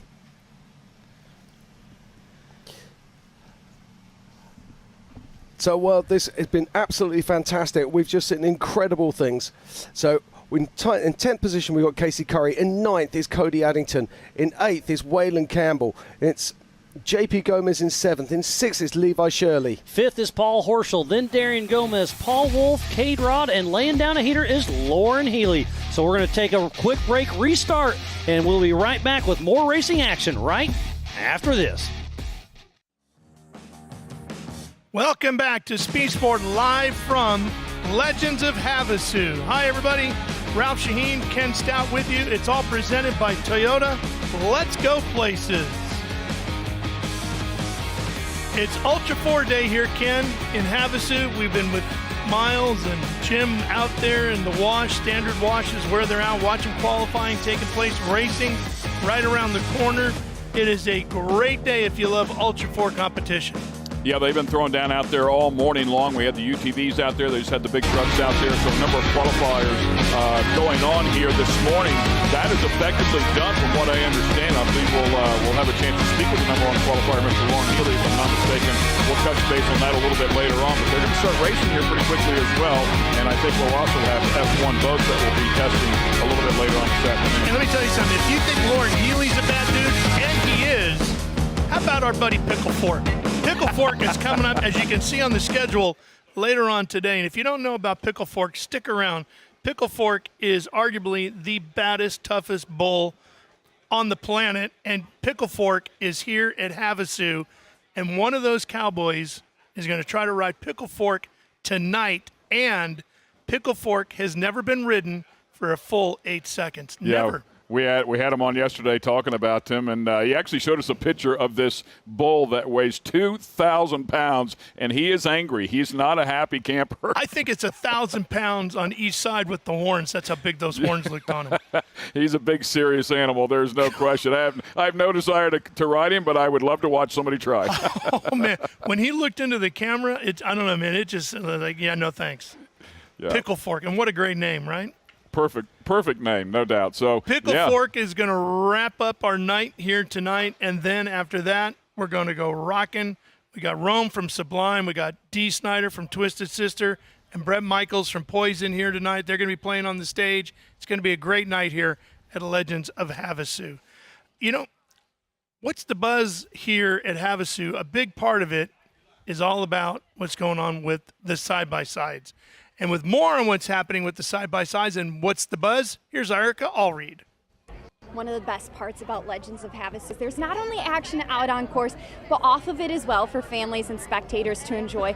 There are multiple guided rides throughout the deserts for our side-by-side enthusiasts, so let's catch up with a few of them. We just came in from New Mexico, first time here in Havasu. Really looking forward to going out in the desert and seeing how different it is from our desert in New Mexico. I'm super excited. We've been on lots of group rides before, but never one here in Havasu. It's our first time in Havasu, and never with this group. We live on the Oregon coast, and normally we ride the dunes, and so we're really looking forward to seeing the different terrain and being with a big group of people who are UTV enthusiasts also, and just we're out for a good time today. We're out here doing some group rides. We're stoked. So we're going to take everybody out into the desert. We're going to do advanced ride, so you guys that are a little bit crazier on your four wheels, see if we can keep you on four wheels. And then we're going to do a run to the bunker bar, so you can get a little party in before the day starts out here and gets crazy. We got local people to help guide this, so they're going to take us on awesome places, awesome views, and basically just mingle with people that love the same things. The American Side-by-Side Takeover has awesome guided rides. You definitely should come be part of it.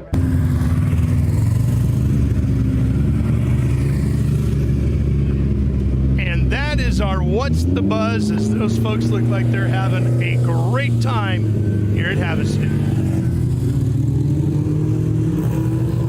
different courses. It's a hoot, man. Come out here and bring your side-by-side. They have an easier course. They have a tougher course, so you pick your poison, whichever way you'd like to go there. And a little gathering later on this afternoon as well for everybody to get together and tell their stories. Sounds like a lot of fun, man.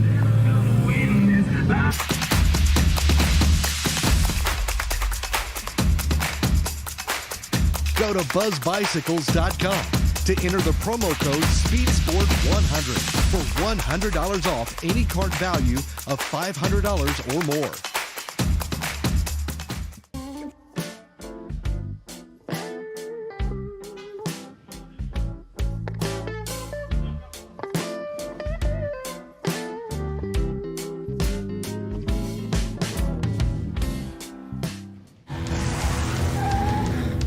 It's orientation day. Welcome to the team.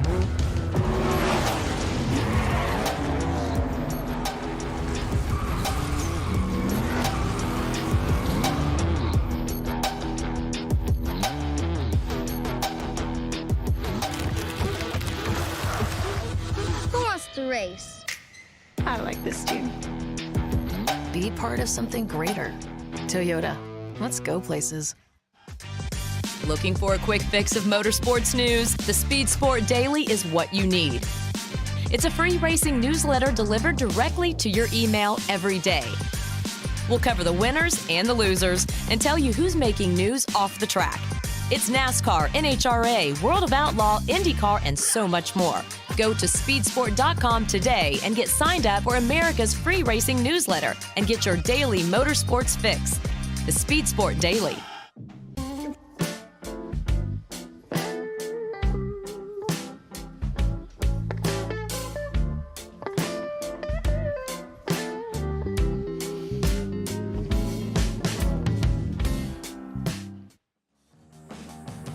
Speed Sport is live from Legends of Havasu, and it's all brought to you by Toyota.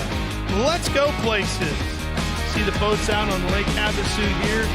Big part of the Legends of Havasu weekend.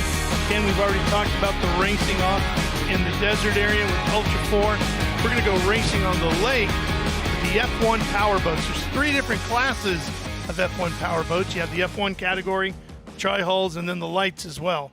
Yeah, all of them very, very exciting. I like the tri-hulls. They beat and bang with those things for sure. It's a lot of fun to watch them get after it. The F1s, of course, just lightning fast. The premier class, upwards of 120 miles an hour. Those things turn at 100 miles per hour. So lefts and rights on the course. Man, quite a handful. Again, a lot of roosts there. They get side by side. They do some beating and banging, which is something you typically don't see in boats. And the Rinker brothers are all in there. There's 3 of them. That's got to be a lot of fun at Thanksgiving dinner. Yeah, right? Well, and boat racing, just like the off-road racing, is such a family affair. The Seabolds are the ones behind F1 Powerboats here in the U.S. Tim and his family have been champions all around the world in powerboat racing, and they've brought F1 Powerboats here to the U.S. and promoted all around the country. I've called a lot of F1 Powerboat races over the years. A very, very exciting form of boat racing. I know a lot of folks are used to boat racing being very separated when you see them racing out in the ocean and all that. Big gaps in time of where they are on the course.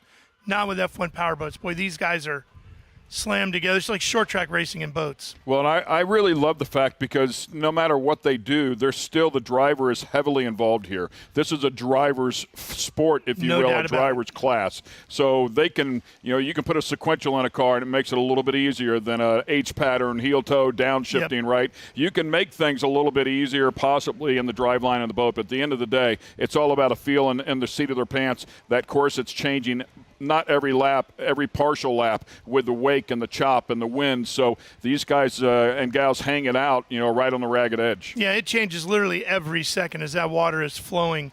You never know what you're going to come across, and the guy in front of you is changing what the water's doing. So if you can read the course, it can be a huge, huge advantage. Yeah, it's very, very competitive, as you talked about. We had a chance to talk to Tim yesterday here on the set, and I love the fact that they do that partial Le Mans-style start. They go from absolutely nothing. They are not running, so they actually have to start the boat and take off, get their positions. I love the way it's done. You had half a second there. I know when you asked that question, and you were waiting for him to say, yeah, you got to swim to your boat, just like they used to do, right? Make them run across the start. That would be a little difficult. Make them run across Hop the in, front put the belts on, possibly. Yeah, get all belted and get your helmet on, take your snorkel, throw it out the window. Be great, right? So the Rinker family, as Ken pointed out, is a huge part of F1 Powerboats. Chris Rinker is here racing with us this weekend, and we had a chance to catch up with Chris and find out what he's looking forward to at Legends of Havasu. Well, with a lot of great things going on here at Legends of Havasu, I'm over here at the Nautical, and I got my good friend here now, Chris Rinker. Chris, we got a couple different categories that are running this weekend here for the F1 Powerboats. Right behind you, you'll be driving one of the Formula boats. Yeah, it's a Formula One tunnel boat, 16.5 foot. We're running anywhere from 115, 120 mile an hour, turning a little over 5.5, 6 Gs in the turns. There'll be hopefully 20 of us out there, and it should be a good event. This is the end of the series, last race of the series. You know, we're sitting third in points. We're pretty excited about that. We were leading it up till the last race, and we had an incident, but we ended up, you know, being able to maintain a decent point count and holding third. So we're pretty excited about that. And one of the cool things we noticed there, it's a capsule boat. Well, you can talk about that's one of the ways you get up to those great speeds there too. And of course, then you got turning skegs and all kinds of cool stuff. Yep, no, the capsule, and basically this boat has crash boxes. So if you notice on the side it flares out, that's actually a crash box designed to protect the driver. 6-point harnesses, we've got steering wheels with switches and controls all over them, aim systems to give us the data that we need afterwards, and you know, we got a great Mercury package on the back pushing it. Does it get Sirius radio, though, is my question. You got a little satellite radio on that? No, don't have that. Don't have a cup holder either. I'm working on that. Working on it. Well, just a little bit what's going on over here. The Formula One boats, you're going to definitely have to check these out. That's our Dave Arnold over there with Chris Rinker, and Dave's going to be covering racing all around here in Havasu this weekend.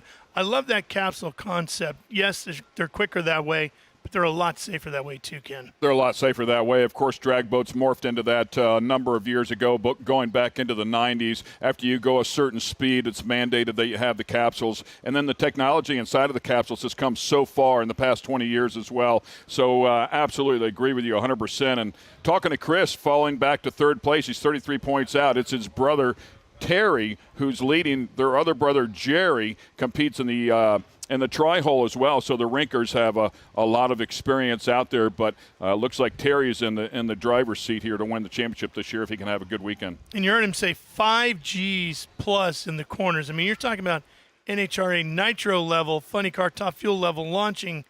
That's the kind of Gs they pull, and when they pull the chutes going the other way. But that's the kind of Gs these boats are taking in the corners. I mean, that'll wear you out in an incredibly physical form of racing. You mentioned it before. There's been a lot of boat racing, the hydros, as we've seen them get out on the course, and I'm sure they're pulling a wicked load as well. But, you know, as they get out there, they need so much space to turn. If you've not seen this style of racing for the F1, they literally turn on a dime. I mean, it's just boom, boom. It's kind of like the sprint boat style racing. It's a little bit between the two, you know, yeah, but really. out on a big lake. Yeah, and they'll race these things on rivers, on lakes. Just for talking about boats, they're ready to go racing now back out at the Standard Wash, where they are actually just getting underway, the Ultra4 competition. No more qualifying, time to go racing. So let's get away from the desk and head you back to Jim and Miles. Riding shotgun out of Reddick, Florida with Turned Up Racing. In his Can-Am. And next we're going to be seeing coming out of the blocks will be Tyler Remery. Now, let's not forget, I believe it was Tyler that broke a differential in qualifying, and they've had to fix it. And that looks like Mr. ZRP himself. Yep, at race mile 2.5. Not too far off Cole Clark's pace. Yeah, but so he's there's 1 and 2. I think Cole Clark has opened that gap up a little. So there goes the Mid-America Outdoor Ambassador, Tyler Rimreed, with John Fitzgerald riding shotgun out of Bennington, Nebraska with TR Racing, part of the Pro Modified class. Let's not forget we are mixing classes here today, and we have 3 classes in the 4900. We have the Pro Mods, we have the Open, and we have the Stock UTVs. And there is Mr. Paul Wolf. He was on pole position today, qualified with a 1:53, but he was either late for the start or, in fact, we do not know what happened, but he certainly did not start in first position. But we do know that Pam Hall is down in the Amsoil Hot Pit, so hopefully she can give us an update here shortly. Yeah, that is Brandon Kilgore making his way out into the desert. Brandon Kilgore out of Parker, Arizona with Kilgore Motorsports in his Can-Am with his Pro Modified class. And next off the line will be Robert Parker, a.k.a. Kyle Cheney. The Ghost. Out of Millersport, Ohio with Team Momentum Racing in the Pro Modified class, racing for a national champion. Absolutely. Now, this was a very interesting story because Kyle Cheney was our first qualifier this morning. And we were like, is this inspired genius or is this going to be a problem? Well, actually, it looks like it might have been a problem as we watched Dustin Robbins making his way around past the cameras. So still making dust out there, and you can see, is it dusty? Yes, but you don't see much dust in front of him. So that 30-second gap really makes a big difference. But that means if you're faster, you're going to be in that dust quicker. And I think dust and lap traffic is absolutely going to play its toll. We'll see how it all shakes out. Yeah, I think that was Tyler Gibbs there. Yep, there's Tyler Gibbs and Mitchell Roccacelli, number 926, out of Castle Rock, Kentucky, with Gibbs Racing. And again, thank you for everybody tuning in from the Live from Desk, presented by Toyota, right there in Vendor Village, watching the Ultra4 USA Legends of Havasu, enjoying Vendor Village, but watching Ultra4 USA. So thank you, everybody there in town, for tuning in. I'm sure Ralph and Ken will keep you company. And this is Rich Birch making his way out 14th off the line in the 49-16. With Scott Lesage riding shotgun out of Castle Rock, Colorado with Genesis Motorsports in that stock class. Remember, go to live.ultra4racing.com for the same live timing we have here in the Warren studio. And there is Mr. Robbie Gordon pushing hard in that Speed UTV. Yeah, great to see him that. And Max out here racing. Well, here is Max right now, coming off the start line. Now, when we saw Max leave the start earlier today, somebody hadn't tied down his spare tyre. He lost his tools, he lost his jack, he lost his spare. But it all looks like he's back in there now, and he's back on the race course. So Max Gordon, fresh off his Nora 500 win, the number 777 out of Lake Havasu, Arizona, with Speed UTV and his Bandit machine. Now, he should know this desert like the back of his hand. It'll be interesting to see what he can do as Jake Versey leaves the line in that very distinctive white and green machine. Jake the Blonde Ambition Versey with Josh Lovelace riding shotgun out of Idaho Falls, Idaho with JV43, part of the open class. He's recently got a Can-Am, so for King of the Hammers, he'll have one of those brand new Can-Am Mavericks. We'll see how that all shakes out. Yeah, it's going to be interesting to see. I'm really excited about the future of UTV, seeing where all of this is going. It's incredible stuff. Can-Am coming out with a new Maverick. We've got Polaris with the Pro R, and of course we've got Speed UTV. And let's not forget Kawasaki, Honda as well. And off the line right now, the number 77 of Glenn Young out of Austin, Florida, with 77 Motorsports in his Can-Am, part of the Pro Modified class. Talking about him earlier, he's been here for about a month. He's been the jet ski scene as well, which obviously there's a lot of water sports out here in Lake Havasu, as well as the F1 boats will be racing this weekend as well. And up next is the 725 of Chris May, driven by Aaron Lynch and JT Strickland riding shotgun out of Townsville, South Carolina with Mays Motorsports in that Can-Am. You can have one substitute driver per season, and Chris May is using it right now as we see Tyler Rimreed, the MAO ambassador, cruise through race mile number 3. Yeah, and next off the line now, it looks like that'll be Matthew Walraven.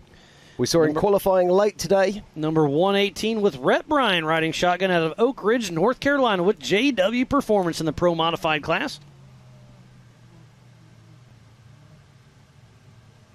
The 118 there pushing his way through. And it sounds like the Speed Sport production crew does have an on-board camera with that car right there. Look at that. Robert Parker, driven by Kyle Cheney. Hopefully that onboard works later on.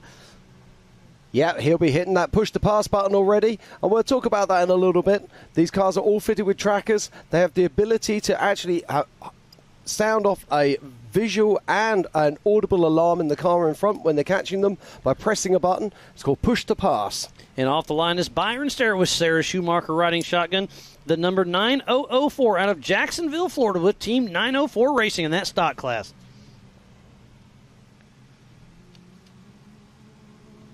And there goes the number 817 of Brian Hamby out of Winchester, Tennessee with 817 Racing, part of the stock class. Remember, we do have 3 races all at the same time, racing intermixed but scored separately. So make sure you go to live.ultra4 Racing to give our live timing as well as racing tracks as well. Yeah, it's a 37-mile course they'll be running today, and these 4,900 vehicles will be doing 3 laps. And we're looking there at the 860 leaving the line now. That is Eric Yates. And you just said 3 laps, 37 miles apiece. That's 111 miles out here in the wide open desert with the tight canyons, a couple waterfalls, and a little bit in between. This is going to be an endurance desert race. You do not want to take your break. It's going to be wild. It is indeed. Now, these vehicles won't have the issue, but certainly in some of the classes we might see that refueling will become a problem as we look at the 252 of Brent Lambeth leaving the line. We have 35 entries in the 4,900 class today. So the 252 of Brent Lambeth with Devon Peak riding shotgun out of Mesa, Arizona with Cruise Armor Racing.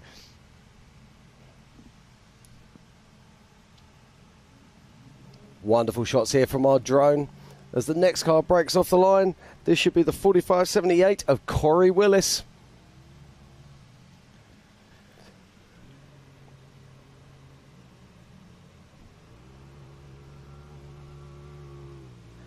Out of Lake Charles, Louisiana with PPEI Racing in the Pro Modified class. Corey Willis is going to be pushing strong. There goes Jake Versey blowing by race mile number 3.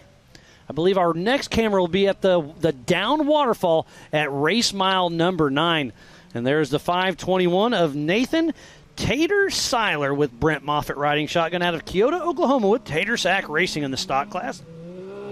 I am liking the numbers on that car. Nice and easy to read. Absolutely. It makes our job a lot easier. Exactly. Thank you, Nathan. You'll be getting a drink from us. Not only don't we love it, so does production. So take note, everybody. Absolutely. If you want to be on TV, big numbers. Bright numbers. Up next is almost the pole setter for the 4,400, but Cade Rod with Adam Pierce riding shotgun out of Cortez, Colorado with Jimmy's 4x4, part of the open class. And he's using this as a race pace pre-run for his 4,400 race. Great strategy. Yeah, this is really cool thinking. Now, there's also 2 trains of thought here. I've seen this done before in some desert races. Oh, look, he's pulling off already. Interesting. We'll see how that shakes out. Looks like that's Chris May, driven by Aaron Lynch, race mile number 3. And interesting about Aaron Lynch driving for Chris May. This is his first time ever out here in the desert, so he's going to be pushing strong. And that is AJ Hoover with his sister Leah Hoover riding shotgun out of Lakeside, Oregon with Rubber Band Racing. And that Kawasaki. Ooh, and look, we got some dust. That's Matthew Walraven. Yeah, he's right up on Aaron Lynch. So Walraven on adjusted time is around Lynch. Yeah, now this is where you've got to hope that push to pass, and we'll come back to that later once we get these cars on track. There goes Cody Willenberg, the number 529, with Randy Dassenbrock riding shotgun out of Effingham, Illinois, with CW Motorsports, part of the stock class.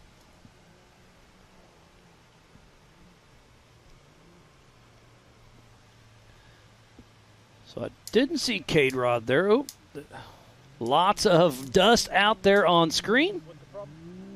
So that may be Byron. Yes, Byron Starrett.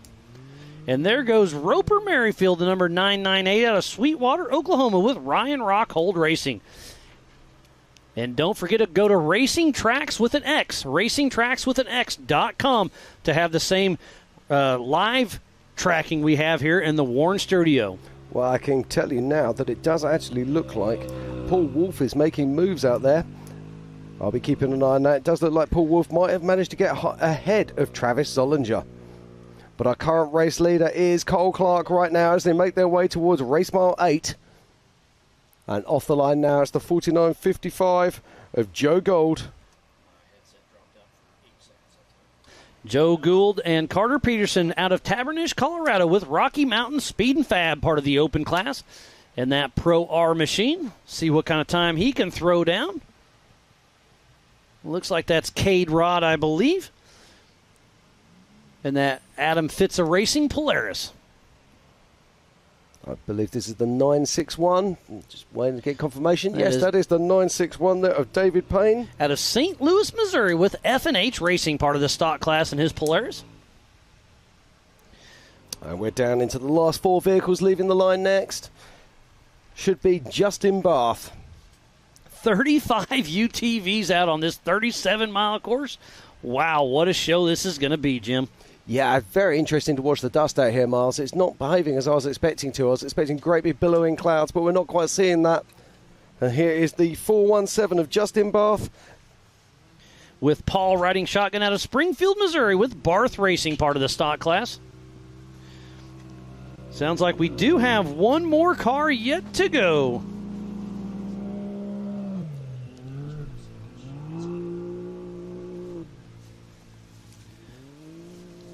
And that's one of our course marshals. That's Travis Cook. I was like, we're getting a pass on the infield. So it's up next is Jason Sushi, the number 212, with his son Ryder riding shotgun out of Tremonton, Idaho, with Zollinger Racing Products, part of the open class.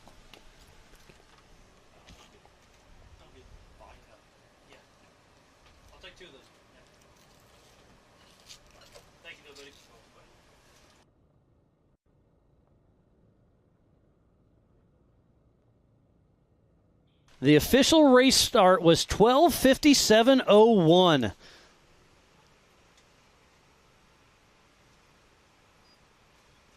So anybody that's keeping tabs back at home, this is a 3-lap race. It's not quite as important as it was during the regular season because it was an hour and a half or whatever plus lap. This is just a straight 3-lap race, and we were guessing the fast guys and gals to be right around that hour mark. That was my guess and JT's. But then we were talking, here is race mile number 9. This is the hard water fall obstacle. Here is the Brannock Falls, and we're going to see what kind of work our physical race leader, Cole Clark, can do. That's a huge rock on his driver's front tire. He bypasses just absolutely perfect. So, Abe Gonzalez down there ready to recover. So Cole Clark out front with the clean air, and did you see how easy he made that work? They were really, really worried about that during pre-running, and Cole Clark just walked the dog. Cole Clark is absolutely quality there. Made it look so easy. But we were saying this before. When people are pre-running, they never go at the same pace. They race at race pace. As soon as you step it up, you put some red and white tape there, tell them there's a trophy at the end of it, the whole thing changes. And a national championship on the line as well. So we have 33 cars out on course for a 37-mile lap. A 37-mile lap, 3 laps, 111 miles. It's going to be a great showing out there for sure. Thanks again for everybody tuning in to the 2023 Ultra4 USA Legends of HAVASU as number 20, Travis Zollinger, makes quick work through. Did he have a right rear tire? I don't know. It could have had a tire issue. Not sure. Is a complete guess. There's Nathan Seiler. Somebody else chasing some dust. Oh, that's Cade Rod right behind Seiler, so he's probably using that push to pass. Oh, there is Paul Wolf, physical third, and I'm still waiting for confirmation from Race Ops whether his time started before Cade or not. I assume that's what it is, but again, that's just my best guess.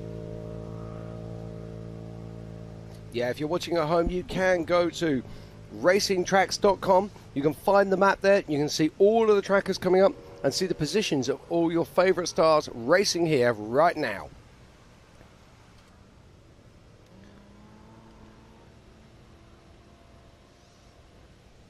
And if you're just tuning in, we thoroughly appreciate each and every one of you. This is Legends of Havasu for the Ultra4 USA National Championship. This is a do-not-miss event with Ultra4 USA, F1 Boat Racing, IPRA Radio, American Side-by-Side Takeover, National Music Acts, Sand Outlaw Drag Racing, pool parties, and a jet ski trick show. Okay, right, what we're going to do is we've got Pam Hall, who's down in the pits at the moment. She's down there with someone from Paul Wolf Racing. She's going to talk her through what happened at the start there with Paul. Why was Paul late to the start? Pam, what you got?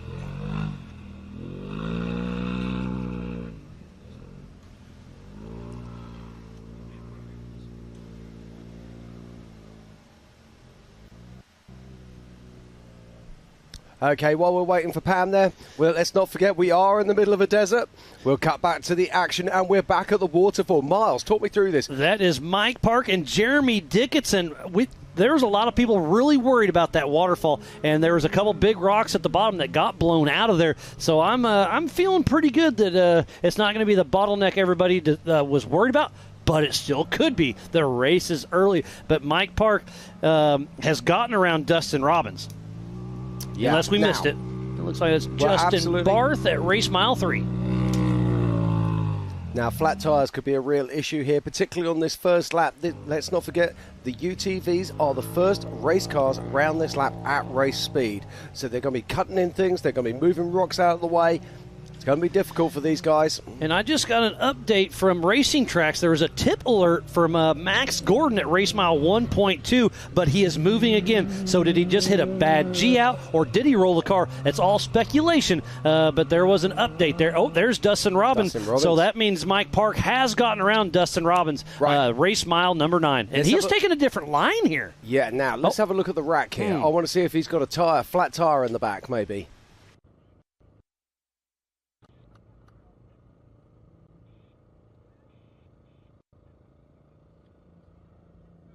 A driver's briefing this morning, there's a few worried people.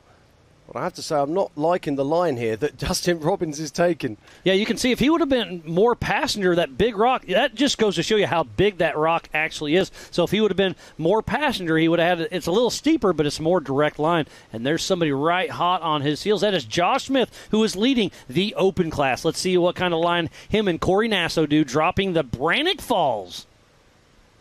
Looks like he's going to take the same line as Cole Clark there, cutting across.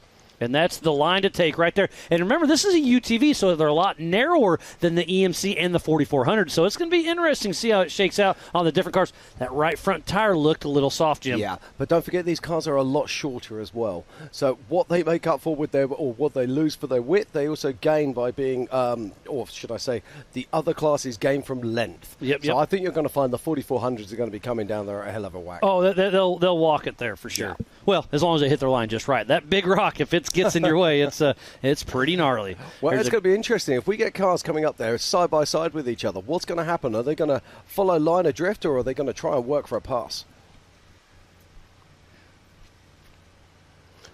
But right now, I'm looking at my tracker, and I can see that it is car 24, Cole Clark.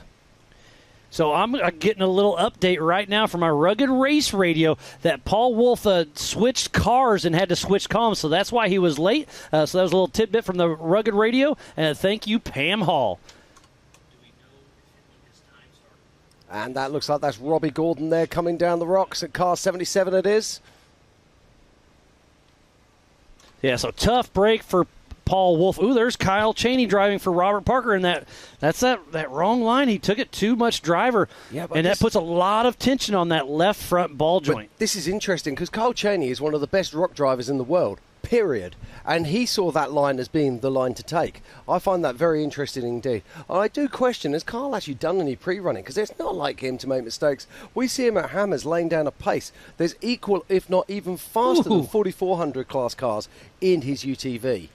So very interesting indeed. We saw Robbie Gordon dropping just a moment ago as well. Yeah, so we've got 3 cars there, nose to tail. But it does look like Kyle Chaney is absolutely on a charge there. He started in 12th position. It looks like he's already made his way up past 3 cars. Remember, they took off one at a time in 30-second increments. There's a great shot of our race line wheel start-finish line. That is race mile number 0 and number 37. And if you're looking on the trackers at home and you're looking for Kyle Chaney, you will actually find Robert Parker, as he is racing in memory of Robert Parker. And speaking about Robert Parker and Kyle Chaney, Pam Hall was able to catch up with Kyle Chaney earlier in the week. Let's see what he had to say. Pam? I am here with Kyle Cheney. He is currently the points leader out here. You are running for the name of Robert Parker for this season. You haven't been out on race course yet, but have you been talking to other drivers and getting some information from them about what this course is like? No, I really haven't talked to anybody. My flight was delayed out of Dallas last night for like 12 hours. And I didn't even get in until like 4 a.m. this morning into Palm Springs, and couldn't get a hotel till like 6 a.m. I couldn't get an Uber to take me anywhere. It was just a nightmare last night, so I didn't get no sleep. Finally just got here, and we've got a lot of work to do to the car to finally get on the track to go pre-run. Hopefully we can get a lap in of pre-running, but no, I haven't had time to talk to anybody.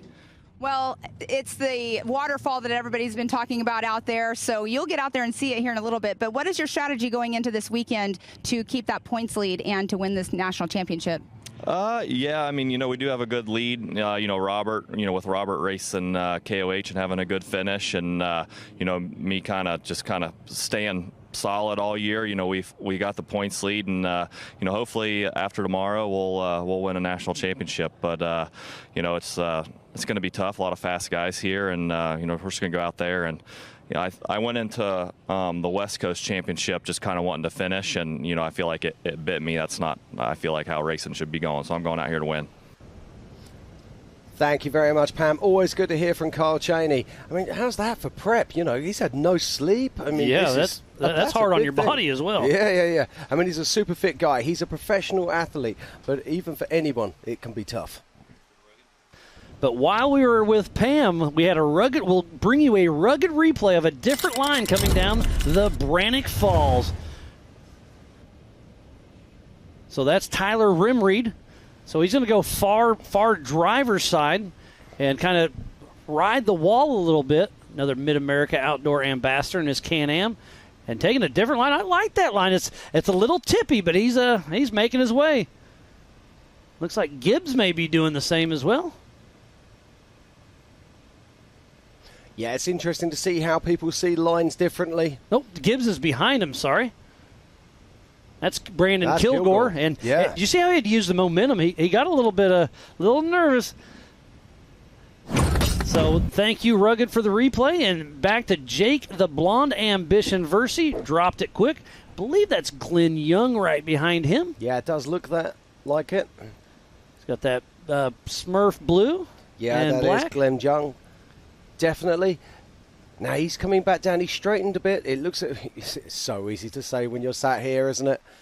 But it looks like he's straightened too early. He's going to get hooked up on that big rock. You've got to be so careful not to break a CV joint here. You can see that massive angle there, but huge load on those CV joints. So what we've got here is a fantastic race. This is the 4900 UTV race here at the Legends of Havasu 2023. If you're just joining us, this is Ultra4 Racing at its best. It's been an awesome day of qualifying so far. And right now it's all about the 4900s. And inside 4900 we have three classes. We have the stock class, we have the pro mods, and we have the open class. Let's talk about that stock class. So it has to have an OEME chassis. Must use stock suspension points, reinforcing allowed, maximum of 1000cc engine, and only 33-inch tyres.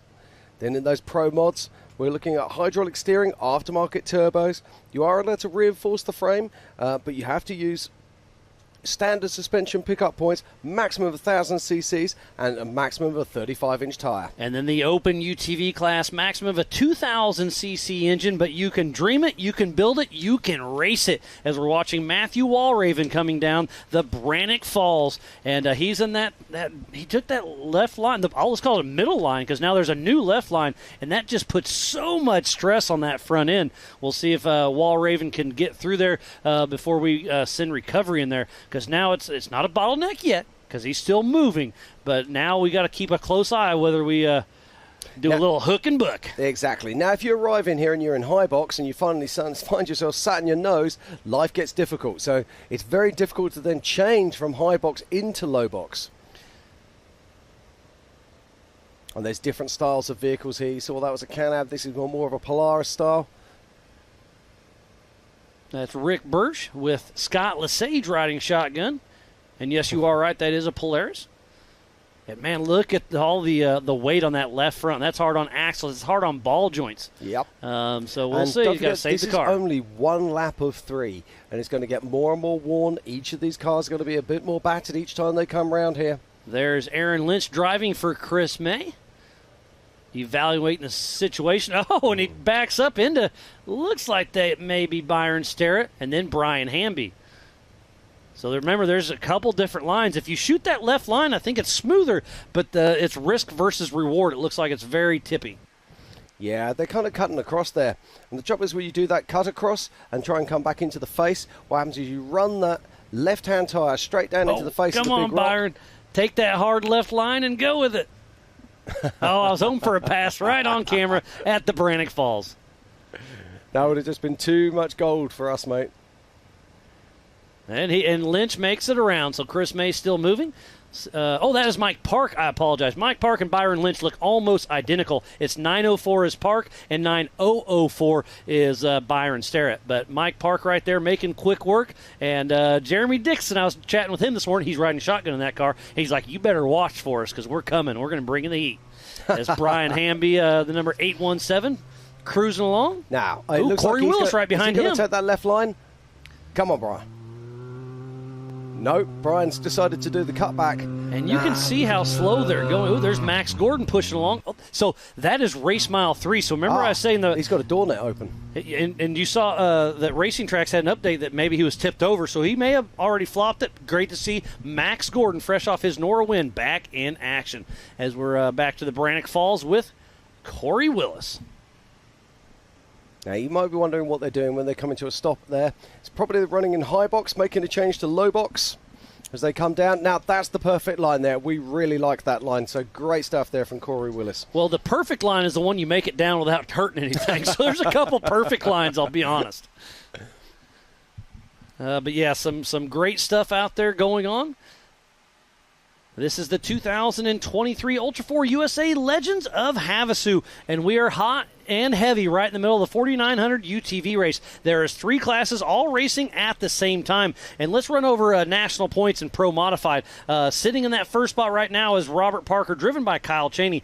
And then it's really close between Travis Zollinger and Corey Willis. And then for second, it's Walraven McCoy, who didn't make it, so he's going to drop out. So Jake Versey and Tyler Rimreed. So those 5 or 6 are going to be on the box tomorrow night at the banquet. Oh, there is a left ball joint on that car.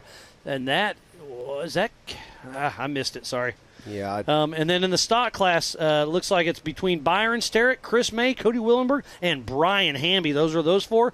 And then in the open class, as long as Josh Smith can run a strong race, he's got this locked down. So this is Eric Yates making his way down the waterfall. Oh, big nose stand there. And he's actually sitting up in the air. That is awesome. So now what do? I think you have, if you back up, you're trying to go even more over backwards. Yeah, there it went. Yep, he hit the. So now we got a clog in there. But look at that. Abe Gonzalez is here and he's ready. He's like, bring it down here. Let's flip him over.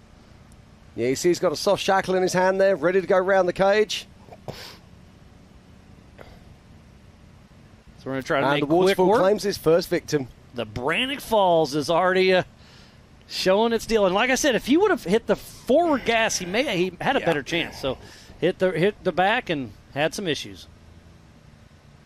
Yeah, but that comes from an experience, and you have to experience that for yourself to be able to understand it. And we got a Jeep down low, a buggy down up top. So we'll see what kind of work we can make happen. So I believe that's one of the guys. Just trying to work out who the recovery guy is there. Got to say a massive thank you to our volunteer marshals who come out here to help support the racing.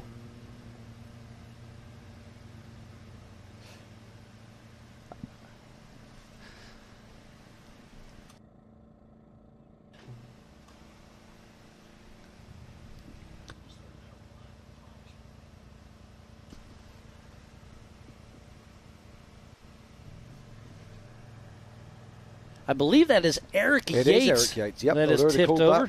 Thank you. That's all right. He was a late entry.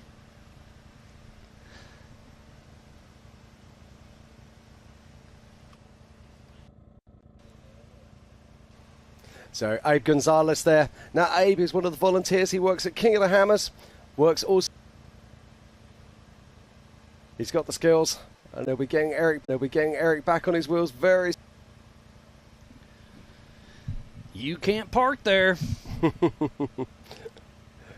Interesting. We can't see what's at the top. Is there a queue of cars there? And yeah, it's getting a little tough. We'll see, but that left-hand line is still open, and it's kind of dragging him around. That's kind of my thought. So now we'll get 2 winches on him, try to get him over. But now it's kind of getting close to that rock wall, so we'll see what happens there. And if that camera could pan up, I'd really be curious if it's starting to be a bottleneck yet or not. Yeah, that's what I was getting at. Here we go. As if by magic. Okay, no. Oh, there it comes. Here one. we go. Now. And that is Cade Rod. So what are we going to do here? Now, Cade Rod is a very experienced rock driver. So if this was me, I would ask Recovery to get out of the way and let him shoot that left line. Absolutely. But we'll see. So Cade Rod is patiently awaiting right now.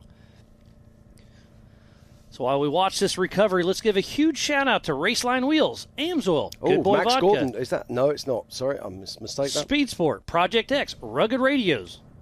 Laser Nut, Mid-America Outdoors, 360 Wraps, Optima Batteries, and Warn. Fun Haver Off-Road, King of the Hammers, American Outdoor Events, the Off-Road Syndicate. Spider Tracks, Brannick Motorsports, Yukon Gear and Axle, and Wheeling.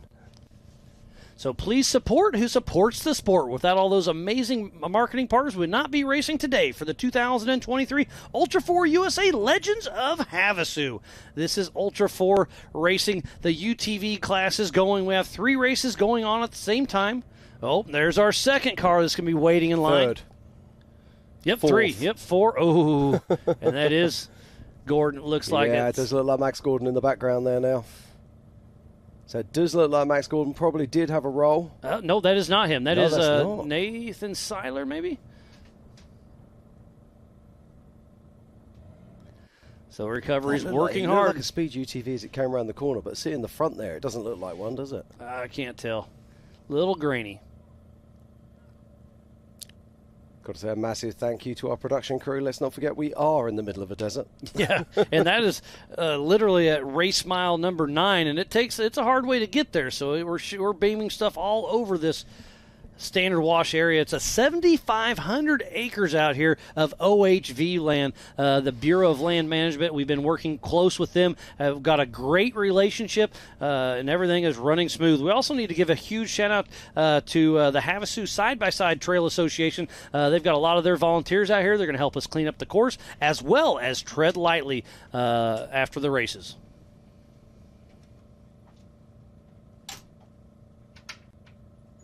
Yeah, I'm just looking on our tracker right now, and it would appear. I'm looking for Travis Zollinger. Welcome to Ring Circus. I can't tell you who is moving and shaking at the moment. It does look like one of our big movers and shakers is Kyle Cheney racing for Robert Parker. It looks like he's made his way up.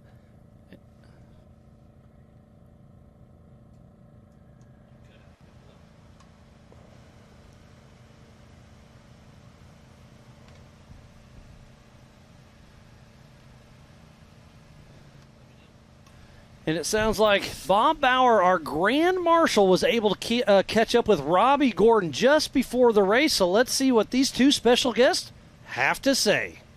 Here we are, Legends of Havasu. Robbie Gordon's with us right now. Robbie, you showed up. We showed up. It's been a long week. We've been working on getting customer cars out. We had last week in the Nora 500, which all cars finished. Max ended up winning Pro Turbo, so that was cool. And we're back here. This is the same car that I raced at the Nora 500 and finished second with, and then Max is racing the car that Al Macbeth raced last weekend at Nora. So both these cars has 540 miles on it straight off the showroom floor, and we're heading to the racetrack again. What's going to happen on the race? Who's in the right seat? Who's in the left seat? Max has his own car, so he's already gone once, so he's going to go ahead and ride with me. Welcome. Glad to have you with us. Good seeing you, Bob. Thank you very much. Great to see Bob Bauer there. Now, did you know this? That Bob Bauer actually won the Baja 1000 with Robbie Gordon back in 1991. Isn't that awesome? Yeah, that's a cool. I love the story that Bob was saying the other day, he's like, you're talking to somebody who has lost the Baja 1000 however many times, but he's won it a few times as well. Yeah, so, he has. I think he's won it 3 times and something, but lost it 26 or something like that. Yeah, that's a lot of time. So okay, right, we can see Eric Yates is back on his wheels again now, but we can also see there is a small traffic jam. So this is where qualifying was very important, because now the lead cars are just getting more and more of a lead, but it looks like we're cleared enough. We'll see if we can send down the first one, and that is Cade Rod right there, who is patiently waiting. But what's that? Probably 5+ minutes. Yeah, exactly. But this is really interesting. Cade Rod is a very experienced rock driver. He's been out of hammers 1,000 times. He really knows his trade. But he's not a UTV driver. This is his first UTV race, correct. So he's probably looking at that left line and going, hey, man, no, I can't drive that. Or I could in my big car. Yeah, exactly. And this is the difference. This is what we're talking about here. And it's the difference between guys who are in 4400 jumping in a UTV and the professional UTV drivers. And here's a rugged replay on what exactly happened. So Eric Yates is making his way down the waterfall. He's taking that slightly harder right-hand line. He sticks it up on his nose. Now lands on the bumper. So now, if he would have hit the forward gear, I think he would have pulled out of it. But he puts her in reverse and flops her on over. So tough break for Eric Yates. But we're trying to get him out of the way. Yeah, as you popped out, it's so easy to say when you're sitting in here, oh, yeah, you should have just hit the throttle, but he should have just hit the throttle. Now, see what I mean? Cade Rod's committing to that line, and we know the other line's possible. Up and over? Yeah, he's got this. All nice right, driving so Cade Rod out. And now think of this. Cade Rod did lose 5 minutes. Nothing around that. But that means he's got 5 minutes of clean air, so he can really push hard right now. Yep. Whereas that looks like Willenberg, is it? Yeah, that's Cody Willenberg. Yep. With C&W Motorsports. And then Jason Soucy right behind him. And then Nathan Seiler. Yeah, 521, yeah, I think you're right there. Yes, Nathan Seiler. Yep, correct. I guess I wasn't asking you, I was telling you, buddy. Not for the first time. Is that Joe Gould maybe behind him? Yeah, it is indeed. Then Justin Barth. Oh, here's another one snuck through. So we definitely had a little parking lot. Again, probably 5-ish minutes or so. So that definitely feels like an hour when you're sitting in a race car. It does. We've been racing for 42 minutes right now. Oh, wow. Look at this. It really is a traffic jam. And I've got a mechanical alert for Dustin Robbins at race mile 10. I hate to hear that. Thanks, Dave Clay with Racing Tracks. There's Rocky Mountain Speed and Fab with Joe Gould and Carter Peterson. Yeah, and it's even more disappointing when you're that guy, Eric Yates, you're sitting at the bottom there and you watch car after car just drive it as easy. But he still has a chance. He can still get in there. I think the attrition is going to be very, very high in this race. So if you can get the car going and go down, oh, look at that left front, man. It's really under a lot of stress when it's full tilt into that big rock. But Justin Barth makes it happen. He's got to race this race and then hop out of this car and hop into his Jimmy's 4800 Brannick Motorsports Legends class car as well. So Justin Barth and Paul, his co-driver, got a long day and a night ahead of him. So at what point do you get to in the UTV race where you say, hey, do you know what? I've done enough. Well, I'm going to just... is he racing for championship points here? Or is it a case of he's going to say, well, you know what? I'm just going to pull out early and try and save myself for the big car. He's in top 5 for national championships, so it's going to be tough. I don't know. But, yeah, you're taking a gamble if you go out for that last lap. What happens if you break on your last lap? You're not going to make it back for the start of your next race. So, you're right. How do you make that call? I don't know. See, I did wonder with Cade Rod whether Cade Rod would actually call this race short. Whether he would just do 1 lap, maybe even 2 laps, and just say, hey, I've done enough, park it, and save himself for the big race. No, he's got all night to recoup. He's not racing until tomorrow at 10 a.m. So if I was Cade Rod, I would make absolutely every lap you can just to see the course, see how the lines are coming together, see how the course is deteriorating. If I was Cade Rod, I'd be running every second I can out there. So Eric Yates is out of the deal. And looks, there's a speed car, so that must be Max Gordon. Yeah, door net open, look. So he must have took a tumble and something's... Now, is he single seating? So we'll see what this speed car can do.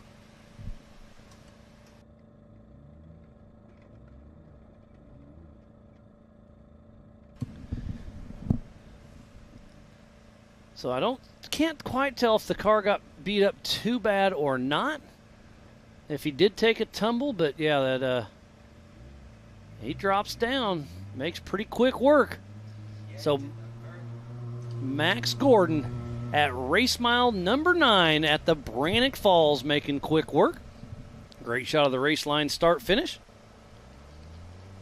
And something else that's really cool this year that the Robinettes did was every registered racer received an Air Evac Life Team free of charge. So if you have an issue, you are covered for your helicopter ride. And that is compliments of Robinettes and AOE. I mean, because every time you get in a race car, you're it's dangerous. Racing's dangerous, but also, guess what? Racing is fun.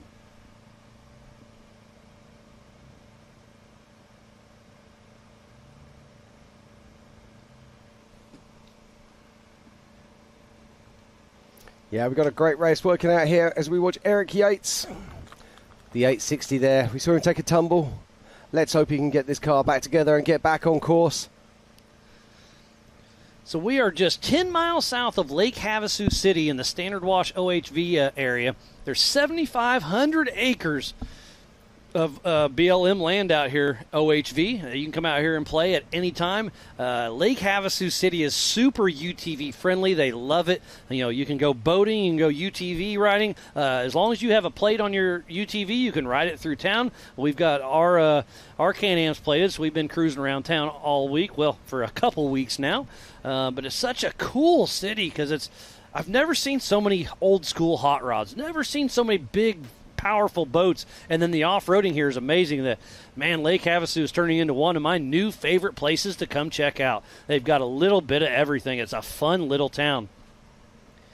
Its population roughly 58,000, elevation 738 feet, and we're about 3 hours away from Las Vegas and Phoenix. Parker, Arizona is just about 45 minutes away.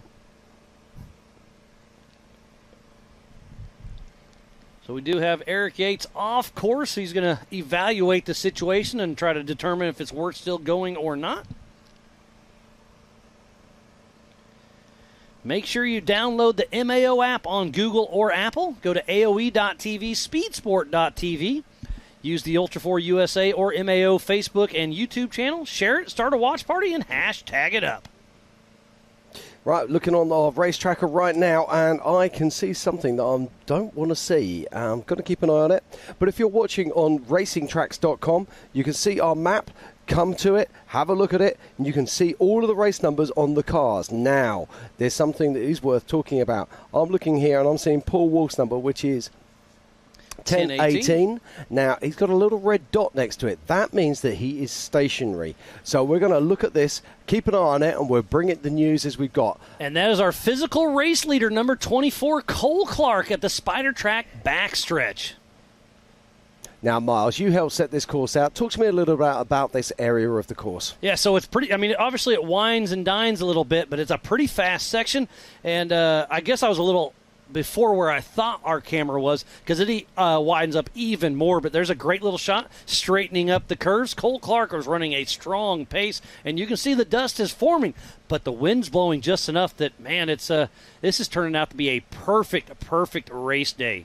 Ah, absolutely. I mean, listening to the drivers yesterday, there was a lot of concern about the dust. Looking at this here, that's pretty much perfect race conditions, particularly for a desert course. Great to see as we cut back to the race line. Now, going back to the racing track. So if you go to Racing Tracks, tracks is spelled TRAX.com. You can go there, you can pick up the map, and you can have a look. Now, I'm looking. These trackers ping around about every 30 seconds, somewhere around there. And I'm just watching, and it does look like Paul Wolf is now stationary. So we'll bring you more news on that as we have it. But at the moment, he's showing 0 mile an hour. That's a tough break out there.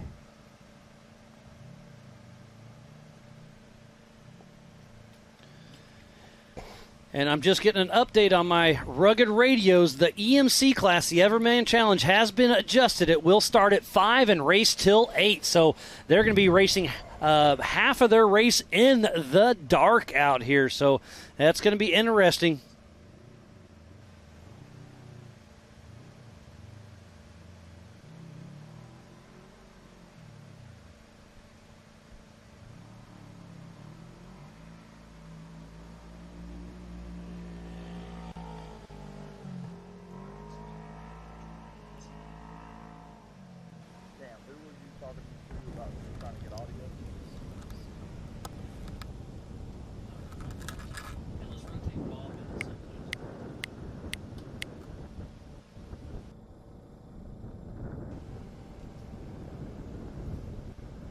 Yeah, guys, it's on the left side. There's a little screen door you can drop down. Fantastic images here, Miles. Just look at that as they cut their way down through. Obviously, this is where it kind of goes into the tight cannons. You can really see the dust hanging right there. This is a fun little section. It really flows really nice, snaking through this course. Trying to get my bearings. Yeah, so in this top center of our screen is where we are here in the Warren studio. You can barely tell it, but we're probably right here around race mile 20 or so. And it's a fun little wavy section. Remember, a 37-mile course. This is going to be a long but fun race. And there's Lake Havasu, part of the Colorado River in the background. To our right is where Lake Havasu proper is by about 10 miles. So you can come down river and head towards Parker if you go left on the river. Very boater-friendly area. And there's Eric Yates still stopped at the Brannock Falls.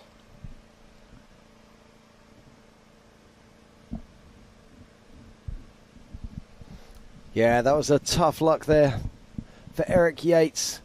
And we always say the same, don't we? The camera never shows you the severity of the terrain. Now, this waterfall, I didn't get out a chance to see that. We were hoping to get out there yesterday, but it just didn't work out for us. But talk us through. I mean, that boulder there, would you say it's the size of a UTV or the size of Abe's Jeep? I mean, what sort of size are we looking? Yeah, the big boulder at the bottom is, probably the size of a UTV, and it's probably about a 10-foot drop, and there's a lot of big rocks, obviously video never does it justice, but there's a lot of big rocks in the face of it, and it's all natural, but it kind of looks like shotcrete. There's some big rocks in the face of it, but some of these cars have been breaking them loose, so you can kind of see some light dirt areas. That's because those big rocks have fallen off of that rock face, and they're ending up in the bottom, and they're big nuisance rocks, size of a normal beach ball or so. If you're just joining us, this is the 2023 Legends of Havasu. We're out here just outside of the Havasu city.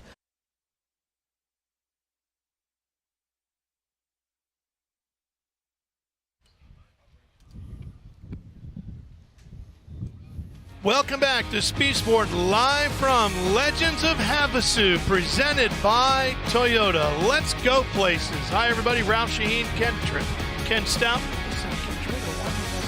Jim Trader. He should be here with us. Why are you here? I can't help you with this one. Anyway, Ken Stout's here with us.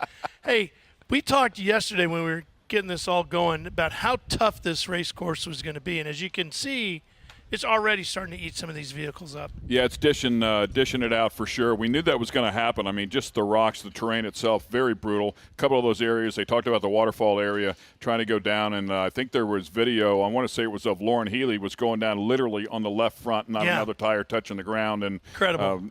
Trying to navigate down through there. So no doubt, it's taking its toll right now, and as they mentioned, it's a no chase race, so they don't have a chase support vehicle out there to help them out with that and crew. So you got to be on point today. And as the guys mentioned earlier too, what's going to happen when we get two guys side by side hitting the same spot at the same time?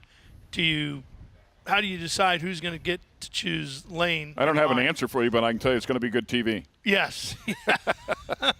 Yeah, it is definitely going to be that, and we're going to have it all for you here as the racing continues out at Standard Wash. We'll be going back out to the Ultra4 competition here shortly, and then boats getting ready to go out on the lake, and then Pickle Fork is just, from what we've been told, chilling in the shade, ready to. Yeah, he's ready. They have him in it. He has his own suite. He should. He can have my suite if he'd like, and I'll leave. If he gets in there, you'll leave one way or the other, either with help or without. I'll go right through a wall to get out of there. Pretty cool. He has his own pen. He probably doesn't play well with others. I doubt he does. Pickle Fork, of course, the legendary bull is here. Nobody's ever ridden Pickle Fork for the full 8 seconds. We're going to find out if one of the top stars of the IRPBA can do so here tonight. It's going to be fun. We're in the vendor village. Lots going on here. Lots to see, lots to do, lots to check out. And we will be right back with more Speed Sport live from Legends of Havasu, presented by Toyota. Let's go places. I watched my first race yesterday. You're on the team, kid. It's orientation day. Hey, new guy, let's get you up to speed. Pickle Fork's becoming a new hero. Lunchtime.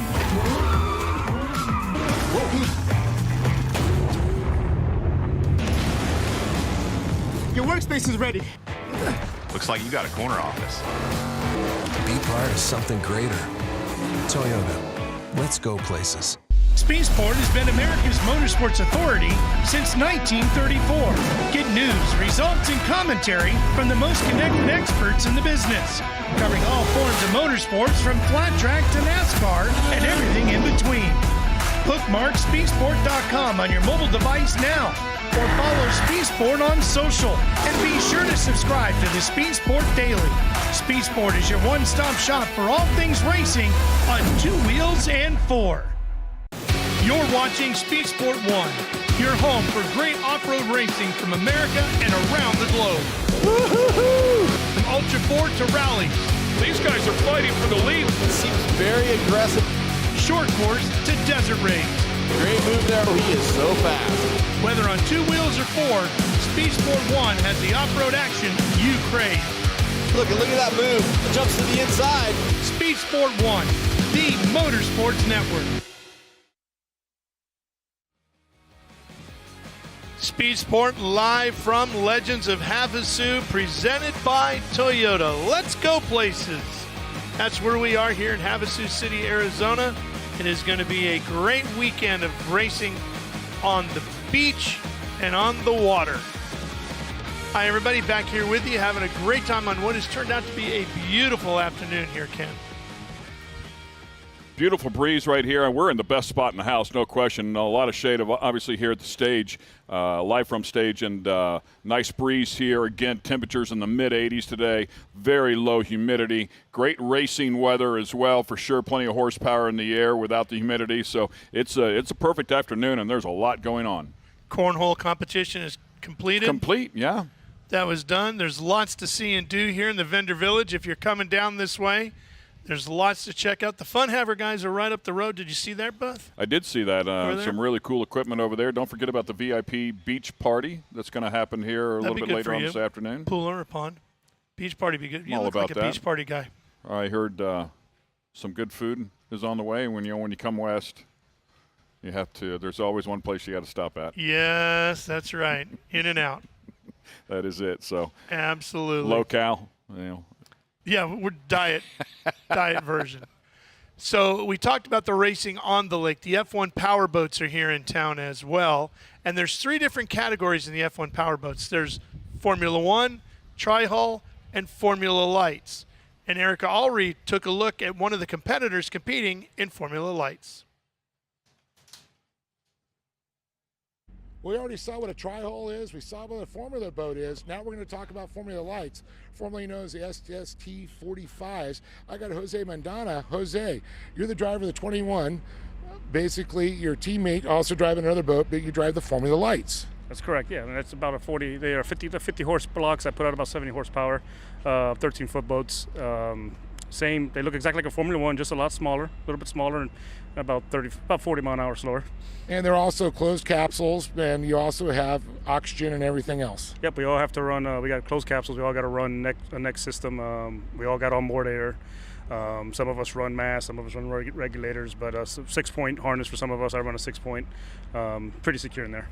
You pull some G-forces these things too. They turn pretty tight. Yeah, these little 45s. They're not as easy to drive as they look. They'll pull 3 to 4 G's in the corner depending on the course setup. They're bumpy. They don't have the horsepower that the Formula Ones have. So corner entry, corner exits, the key to this class. A little bit of a rough ride if the water's bumpy, but you gotta, they're a great training tool, and you know how to drive. If you can drive a Formula Light, you can drive a Formula One. And it's kind of also a tunnel hole setup, with the twin quickle forks in the front. Yep, power trim up and down, in and out. You can play with the motor height on the trailer up and down. But yeah, again, the key is get that trim up and keep the boat up, floating in the water as much as possible. Keep them dancing on top of the water, right? Yep, it's like an airplane on water. That's right. Well, you're going to watch Jose definitely fly these machines here. But that's the difference between the tri-hulls, the Formula boats, and the Formula Lights. Back to you guys. All right, Dave. Thank you. That, of course, is our Dave Arnold. And he said it's not as easy to do as it looks. I don't think anything about running those boats looks easy. Yeah, no. When we had Tim on set yesterday, I did not realize all the controls inside of the boat, that they were trimming them in and out literally every lap as they are adjusting to figure out what they want the boat to do based on the conditions that they're in or maybe the people that they're around. So very complex little setup inside there. And that's why we kind of touched on this before if you weren't watching. I really love it. I really respect it because it is a driver's form of motorsport. They did not take it, the driver. You can't take the driver out of that. No, that's for sure.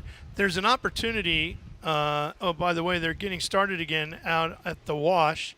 Looks like the Ultra4 guys are still working their way through the waterfalls here in Lake Havasu. That's out at Standard Wash is what it's called.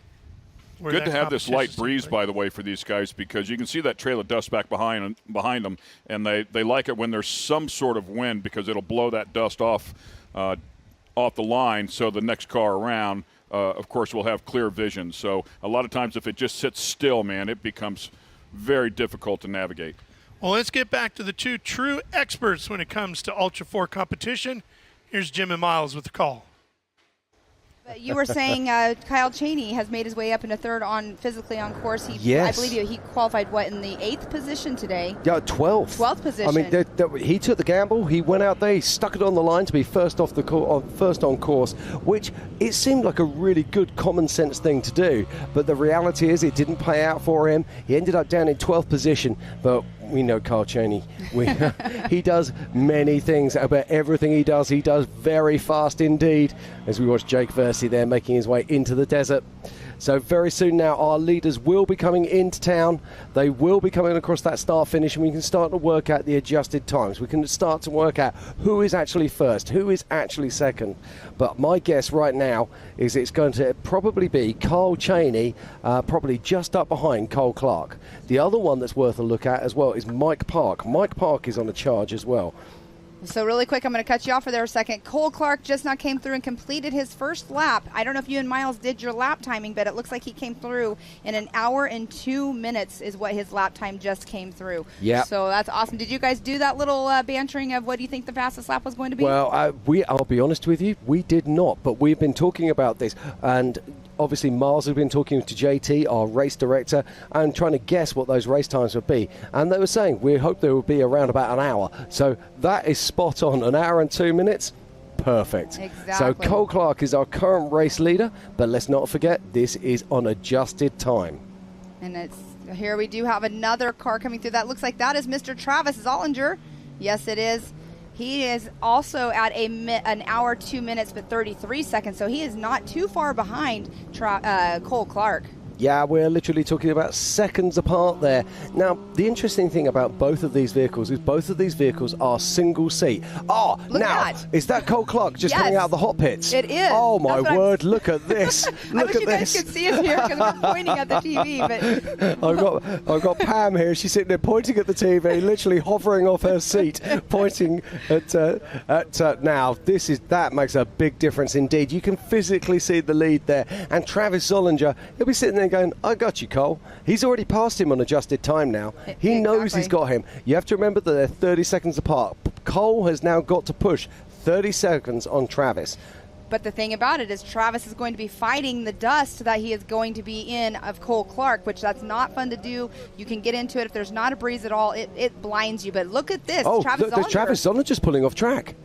Oh, no. That is so unfortunate because he is so close to the hot pit, and he is, like you said, in a single seat, but Travis Zollinger pulled off to the left. Now, my best guess is he's got a flat tire or he's done a belt.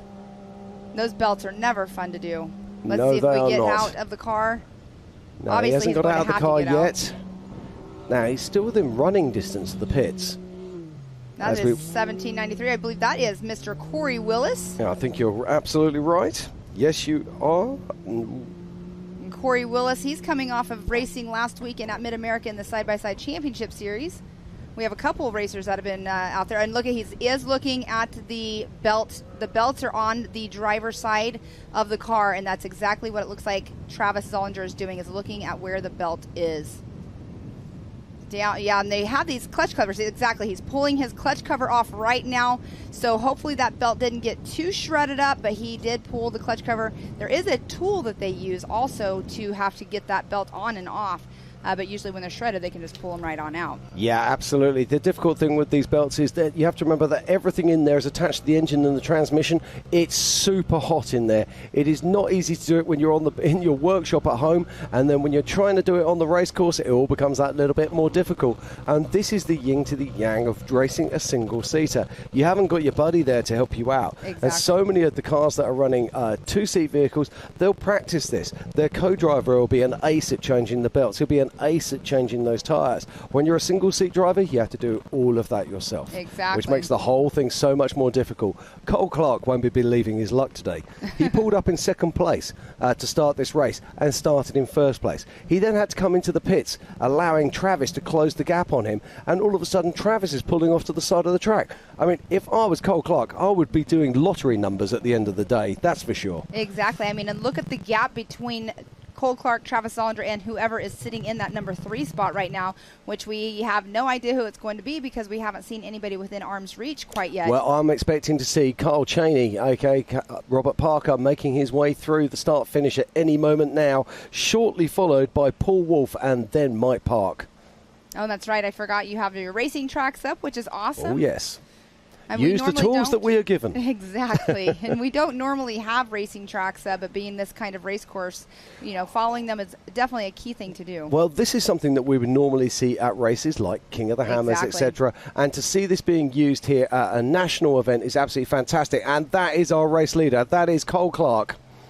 And I'm not sure exactly what race mile he would be. This race course... This will be around race mile 2 right now. Okay, and this race course, it definitely it goes in and out everywhere, so we get great footage of everybody. But look at this, underneath, hanging down. His belly plates are hanging down. So has he got a problem there? Is that going to cause him an issue, particularly as he starts to go down the rock trails? Oh, that's very interesting indeed. That is very interesting. But that's off-road racing. You never know what's going to happen.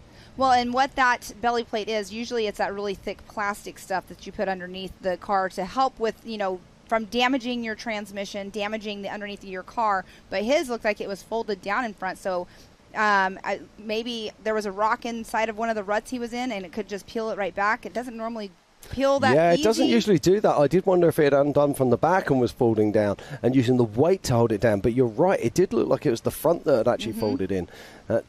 Right now, I can see dust. So does that mean we've just had a car come through? What we got here? There's There's UTVs somebody in the there. hot pits. So we have 2 different hot pits as well. I'm not sure if you've already explained it, but Here right we go. there, This looks like Paul Wolfe. Is this Paul Wolfe? it's yellow. It's yellow. That's a good starting It point. could be Paul Wolfe or Kyle Cheney. Very, very true indeed. Like that is, I believe that is Kyle Cheney. Well, no, here, yes, that does say. Oh, CT look at this! Raceworks Another on car the coming top. out of the hot pits. And that coming out of the hot pits, I believe, is Joshua Smith in the number for 1948. But that can't is be. Paul Wolfe, or not Paul Wolfe. That is Robert Parker, a.k.a. Kyle Cheney. Yeah, absolutely. It's Kyle Cheney going through, but that can't be Josh Smith. No. No, that's not Josh Smith. That is Mike Park. That's Mike Park.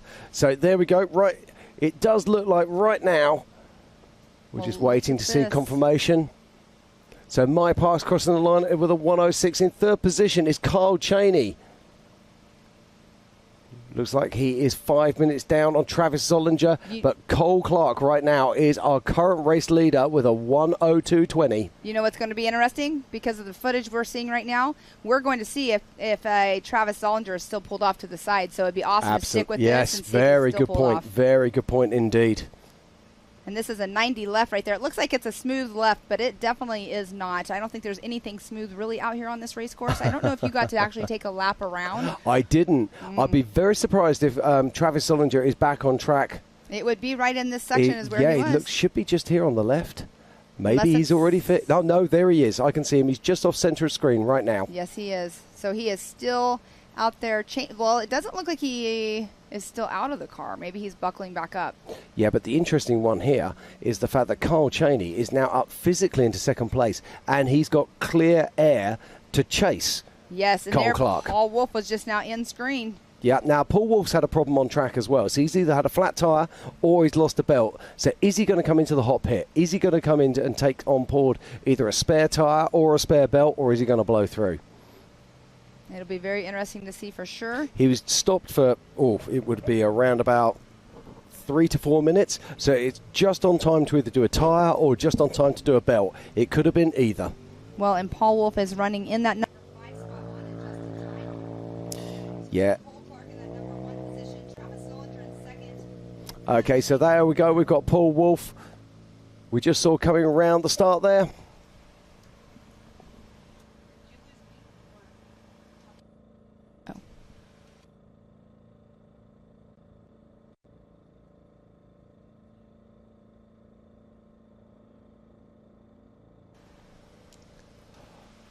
Okay, so there's Paul Wolf down now. Did you see him stop in the pits at all, Pam? I did not see him stop in the pits, so maybe he's got that good running. I know that Chris Hickman has been back over here behind us watching the race, so it's good to see him over here, not over in the hot pits. That would suggest to me that he didn't get a flat tyre on course then. That would suggest to me that whatever reason he stopped was not a flat tyre, because if it was a flat tyre, he would have come in and definitely had a re-rack, that's for sure. Exactly. Now, some of these cars that you'll see out there, you'll see they've actually got like tape wrapped around their tyres. This is a visual marker for their teams, so they can see if the tape's gone off the tyre, they know that these guys are going to need a tyre when they're coming into pits. And you might think, well, why didn't they just radio that through? Why didn't they just tell their pit? Well, sometimes the radios fail and you need a visual check. And they'll have spotters out on course as well, plus they'll be watching the live feed, trying to get as much gen as they can, so when their man or their girl is coming around past the pits, they can make informed decisions quickly. Exactly, and I'm trying to make out who it is that's running behind Paul Wolf right now. I'm not sure if that's Mike Park that is running behind him, which I think that we saw him coming out of his pits earlier. But no, I think Mike Park we saw go behind Carl Cheney. I was thinking too. Yeah, so if that was the case, then I will have a look. We might have missed a car going through, but I actually didn't see Travis Zollinger still setting off to the side there either, so maybe he got back going as well. No, I'm still trying to show Travis Zollinger. Dustin Robbins, possibly? Yeah, Dustin Robbins is actually showing in the pits right now. So he's stopped in hot pits. I'm not used to having this up whenever we're racing. But I can tell you now that Cole Clark is our current race leader, and he is pulling a long lead on the rest of the field. And there we do have the young Nathan Parker. And you know what? Nathan Parker does not have a co-driver with him. No, that's 900. That's Kyle Cheney. Oh, Kyle Cheney. Oh, don't know where I was thinking. That's 900. Right. That's right. I got 150 is Nathan Parker. Yes, that is correct. And Nathan Parker, he's 14 years old and he's doing great things out here. I mean, let's not forget, he was the highest qualifying stock UTV today. Absolutely remarkable. Yes, it is. And there is Mike Park. It is the 904. And Mike Park out there running strong. Right, well, I'm going to step out for a few short minutes. Miles is going to join you back in the booth. Yes. And I will see you all very soon. It was awesome.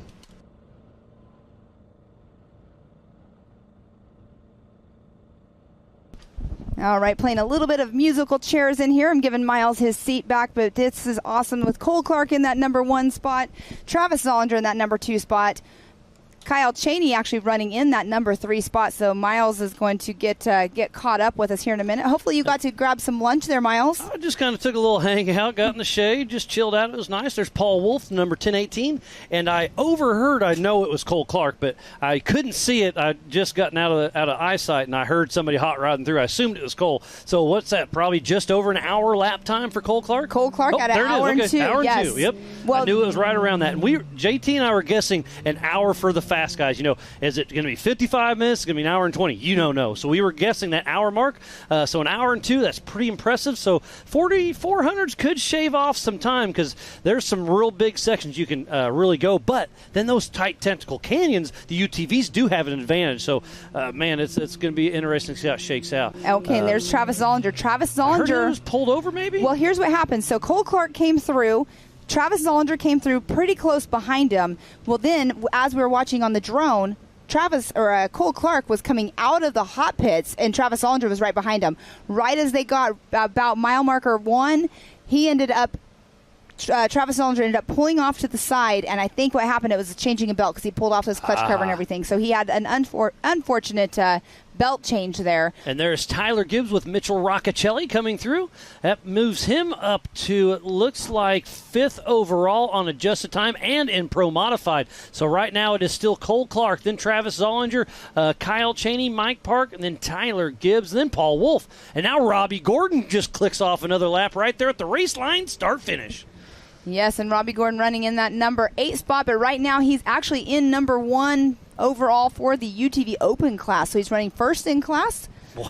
But 8th overall, so good job. But we have lots of action going on right here. And then Glenn Young just moves into the 5th spot overall in Pro Modified class. We're still waiting for our first stock class. Is that going to be Nathan Parker? We'll find out here very soon. But Robbie Gordon, first in class, 9th overall. This guy can drive anything with wheels on it. Obviously, there's a lot of lovers and a lot of haters for old Robbie Gordon, but I'm a fanboy for sure. He's done a lot for our sport, and it's really cool to see him out here racing with Ultra4 USA. It, just brings the notoriety up. Just speaking of Bob Bauer being our Grand Marshal, I think that is so cool that, JT Taylor offered it to him, and Bob was excited to come. And we're going to bring him in the Warren booth here probably the next half hour or so. We're going to bring Bob through and have a chat with him and give you some of his stories. And there is Robbie Gordon in the Amsoil hot pits right now. Looks like taking some fuel. And you can see the safety equipment is on by the fuel guy. And when they're fueling, you cannot touch the car. So they're just kind of visually watching, making sure everything's good. But, man, they got their whole team out there checking her out. So I was curious about that, man. Just one lap. So he's going to have to stop every lap for fuel possibly? I mean, they are a 37-mile loop, correct? Yep. So with that being said, a lot of these cars have bigger fuel cells. Robbie might not have, obviously, they're taking on fuel right now, does not have a larger fuel cell in it. Even though it's in the open class, it's still a stock machine. Yes, and so Robbie Gordon's getting all fueled up like we were saying, but definitely going to be a little bit of a game because on a stock tank, normally you always get, maybe like 85, 90 miles roughly, but that's kind of trail riding in a sense. So they're out here pushing it harder. They have the sand washes they're going through, and it's obviously going to eat up more fuel. And now, is that Robbie out of the vehicle? That looks like he's getting possibly they don't have belts. He doesn't have belts on his UTVs. Huh. And I just got an update over my Rugged Race Radio. Sounds like Cade Rod has a mechanical issue at race mile 23.7. Hate to hear that for Cade, but hey, that's part of racing. Yes, it is. Very unfortunate. And I actually did not realize Cade Rod was running in the UTV class, and I was walking by the lineup, and I saw him. I'm like, oh, hey, pretty cool to see him out here in a UTV because normally he's... This is his first time ever driving a UTV during a race. Looks like that's Jake the Blonde Ambition Versey, number 43, clicking off a lap. So that's going to move him into second. No, on adjusted time, that puts him in first place ahead of Robbie Gordon. So Jake Versey is on adjusted time and about to pass Robbie Gordon in the Amsoil hot pit. So he's got to have a big smile on his head when he passes Robbie Gordon. Yes, it is. And Miles, how cool is this? I kept forgetting when I was in here with Jim with the racing tracks. I kept going, I wonder where this person is or that person. Quit wondering and go to racingtracks.com and check her out. Exactly. I'm not used to having it. So how cool is that we can do this here in the booth? And we do have a lot of drivers still moving in. It looks like the 252, 0 miles per hour. Wow. And Cole Clark, our physical race leader, will be coming into the Brannock Falls here in the next 5 minutes or so. So Cole Clark with a commanding lead. He is way out front of by about 2.5 miles of Parker and Mike Park. Wow. How awesome is that? And there's Tyler Gibbs, and look at him throwing it in the berm. These ruts are getting deeper and deeper every time out. So Tyler Gibbs and Mitchell Roccacelli still cruising along. Race mile number 3. And Tyler Gibbs, the rear end of his car looked like it was sagging. I saw that. I was wondering that. So when you were actually out of the booth, they showed Cole Clark, and it looked like the front of his skid plate was folded down underneath too. So it's going to be interesting to see whenever he comes back through to see if that is actually an issue, if he's going to have to stop again. Well, time will tell. There was Glenn Young heading through. He is Ironmaning this race in his Can-Am. And you guys were talking about this, Miles, whenever, of course, all the people that are following the social media, you were giving amazing updates throughout the course building out here. And you were saying how it was going to be tough for the people that are running a single seat out here. I'm telling you. But, hey, look who's winning this. Old Clark. So, hey, what am I to judge anything? He's running one heck of a race. There goes Tyler Rimreed. So that's going to move him up, let's see, into 9th position in class, 10th overall in the Pro Modified class. And he's running in a Can-Am. He's switching gears. Recently switching over, so good for him. There's a great shot of Ultra4 USA.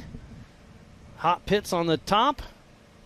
Yes, and I was explaining that. I wasn't sure if you guys had explained that earlier on, that there are 2 completely different hot pit areas, and it's not because we needed, well, we had to because of the way our course is set up and space and everything, but normally we just have one normal long hot pit. But it's still just one hot pit technically, because it's all here at home base. Just 2 different sections. Yeah, there's not a remote pit. So, yeah, it's going to be interesting. All right, Matthew Walraven has came through. He actually looks like he just took over the number 9 spot from Tyler Rimreed.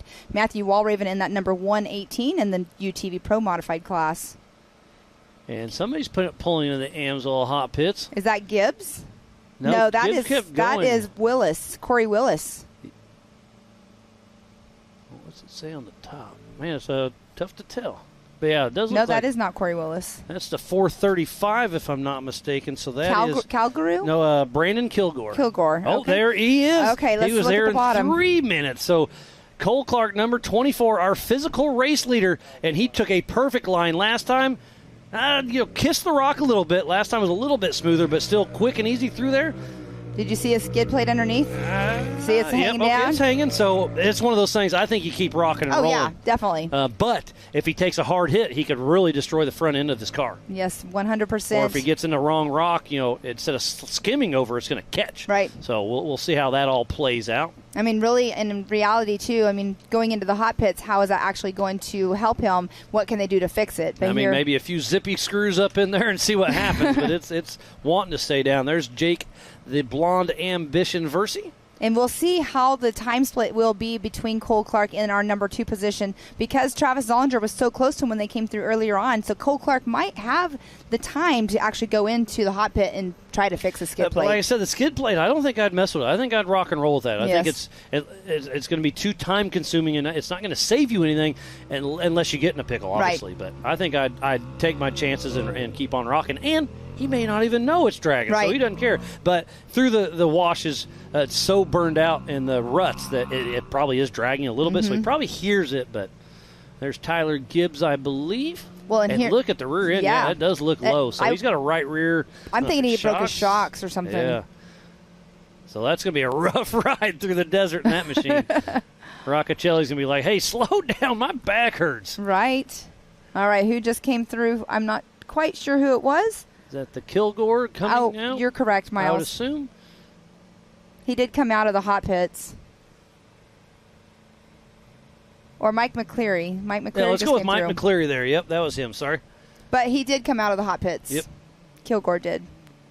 And we see up on the Yukon Ridge right now coming at us another car.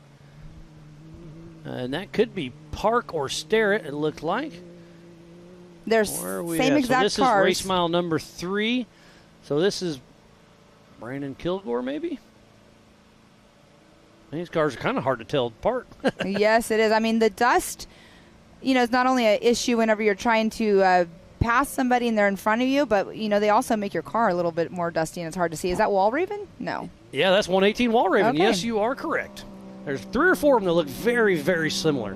But that's Matthew Walraven still clicking along. And speaking about Walraven, we'll see his son Xander Walraven racing tomorrow morning at 8 a.m. for Ultra4 USA the Youth, as Josh Smith comes through as just a visual. And it looks like it was that Parker Starrett gets right in front of him. A little block pass. I like that style. Well, 004 or 04? I can't tell. Well, we'll know as soon as they cross the line here in just a moment. So they just now went through our start-finish line, and Byron Starrett has gone through, so that would be who it is. With Josh Smith hot on his heels. Byron Starrett in the stock class, Josh Smith in the open class, and Robbie Gordon, is that him still there? No, Robbie Gordon is out back. So, Josh Smith trying to pass. This is tricky right here, though. I mean, it's wide, but it comes down into it's the way the ruts are going right there as well. It comes down into a single lane almost. So that's a great shot of Josh Smith in the open. He can have an aftermarket turbo. He can hop his up. With Starrett in the stock class, it is stock, so no aftermarket turbos or anything. And it looked like that was Corey Willis. Yes, it was. I believe it's 1793 is his number. Where are we at here? This may be race mile 19 or so. I know, you probably have this whole entire course embedded into your mind. I'm trying, but my mind's a little fried, I promise. I mean, you guys have been live, since 7:45 this morning or something? Yeah, yep. And I got a nice little 15-minute break there. It was great. Thank you for that. Oh, you're very welcome. As we're back to the Yukon Ridge. I will be going out into the hot pits after I get done with this, see if I can get some stories on. Hope to hear some good stuff from you. Yes, definitely. All right, and that would be Aaron Lynch. Yes. That's Chris May driving by Aaron Lynch and JT Strickland, clicking off another lap at the race line, start finish. And Aaron Lynch is one of our contenders for the Zandy Willems Sportsman Award. As well as Eric Miller, Levi Shirley, and a Chad Hunt will be giving that away tomorrow night. And the National Ultra4 USA banquet there at the Nautical on the island, just past the London Bridge. And again, the Zandy Willems Sportsmanship Award is so cool because it's voted on by your peer racers. I have no influence. You have no influence. All the fans, you got to wait and see. It's your fellow racers get a vote who's going in there. And it's just a really cool thing. Obviously, we lost Zandy. He's still heavy in everybody's heart, but great to see. But it sounds like, but remember, you were able to catch up. Pam, you caught up with Aaron Lynch just a day or two ago. So let's see what you had to say last night. I am here with Aaron Lynch. Aaron Lynch, you're out here racing for Chris May. He's running second in points in the class. But I want to talk to you about, you were in the running for the Zandy Willems Sportsman Award. Yeah. Give us a thought about that. I'm kind of speechless, honestly. I just try to help everybody out and do, what I think's good. If someone needs help, I'll give them the shirt right off my back. You know what I mean? That's just, I'm the type of racer that I'd rather beat you in a skill set than try to, not have you have a fighting chance. So that's kind of where I'm at with that. Well, quickly then after that, it's awesome that you guys help each other out on track and everything. But speaking of track, what do you think about the course today? Dude, it's awesome. I'm from East Tennessee, so being in the desert for the first time is kind of really weird. There's no trees. I love it. It's super fast. There is, it's a whole different experience, and I'm enjoying it. Awesome. Well, we're glad that you're out here and enjoying it because it's going to be a tough race course. So we can't wait to see you out there. Tomorrow's qualifying, but then on Saturday, the Sportsman Award will be given away. So good luck out there. Thank you. Well, that's pretty cool, Pam. You were able to catch up with Aaron Lynch last night. And again, I'll reiterate, the way this is decided is it was a group vote. You could nominate somebody and give a briefing. And Alan and Zach went through all those emails, nominations. They weeded it down to whoever got nominated the most, and we weeded it down to 4. So now it's Chad Hunt, Levi Shirley, Eric Miller, and Aaron Lynch. And then there was another vote that went down. It's already done. I still don't know who won, but we will reveal that tomorrow. I don't know if Alan knows or not, if he's keeping secrets, but I want it to stay that because I want it to be a surprise for everybody. And it's going to be something special to give away the Zandy Willems Sportsmanship of the Year tomorrow night. Yes, and speaking with Angie did bring his helmet with us they're not giving away Zandy's helmet, but they are bringing it here with us, and it'll be with all of us at the awards tomorrow night. And it's going to be an emotional night for everybody. I mean, Rufus Racing and all of us will be there, and it's really cool to see the nominees of it. I mean, I caught up with Eric Miller as well, Aaron Lynch, as we just saw, and then also Chad Hunt. I haven't got to catch up with Levi about it to get his thoughts, but it's really, really cool that we are doing this for our second year in a row. But here we do have, let's talk about the top 5. We have Cole Clark in that number 1 spot. Travis Zollinger still in that number 2 spot. Kyle Cheney running for Robert Parker in that 3 spot. Mike Park 4th. And Glenn Young in that 5th position. Yeah, it's been a great showing of what these UTVs can do. Remember, there's 3 races going on all at the same time. We have the stock, the open, and the modified. And then tonight at 5 p.m., we're going to kick off the Everyman Challenge. There'll be 3 races going on then. Remember, they're racing at the same time, but scored separately. They're taking off one at a time every 30 seconds. So at the end of the game, you're going to have to really do your math to see what's going on. As Travis Zollinger coming down the Brannock Falls as we speak, switching from low to high right there. You saw him back up, so let the transmission release its bind a little bit, puts her in high and takes off. I can't wait to see who's actually got past him, though, because he, like I said, he was in second position, very close behind Cole Clark, but he had to change that belt off race course by race mile number 1. So I know Kyle Cheney got by him, Mike Park got by him, but I'm not sure exactly who all. I guess we could look on Racing Tracks. I was trying to look at that. It's over on your side. Oh, goodness. Yeah, it's pretty fun to see how it's all shaking out.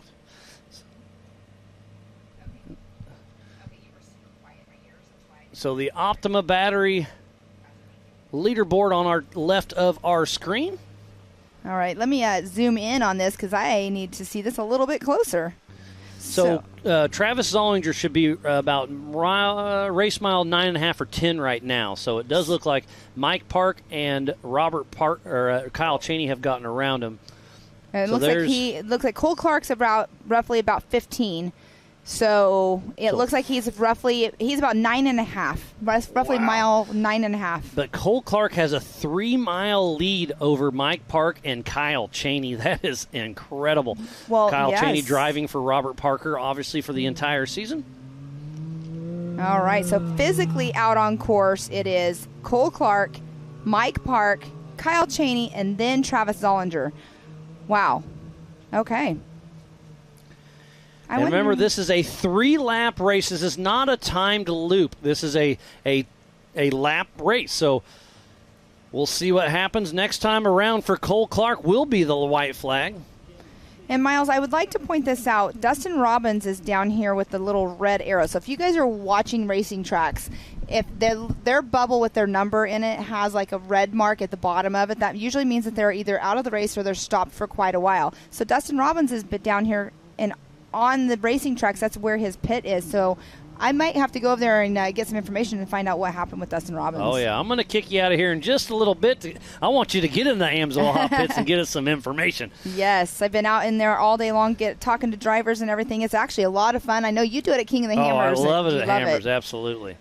So another little thing. Look right here. Another red bubble or a yellow bubble with a red underneath it is Paul Wolf's name. And he's off course a little bit. So did he pull off with a mechanical issue? Needs to change a tire? Or what is going on? But I don't know. Tough break for Paul Wolf. Definitely, because Cole Clark gets about where he's at. So hopefully Paul Wolf gets going again if he is not moving. But right now he is at 0 miles per hour at race mile 14. And speaking about Paul Wolf, Pam, I am going to kick you out of here. And I want to send you down to the Amsoil Hot Pits and go see if you can find Chris Hickman and find out what's going on. So, Pam, always a pleasure to have you in here. Thanks for coming. Thanks, Miles. All right, well, while we have a quick break in the action, we're going to step away for just a moment. We'll be right back after this.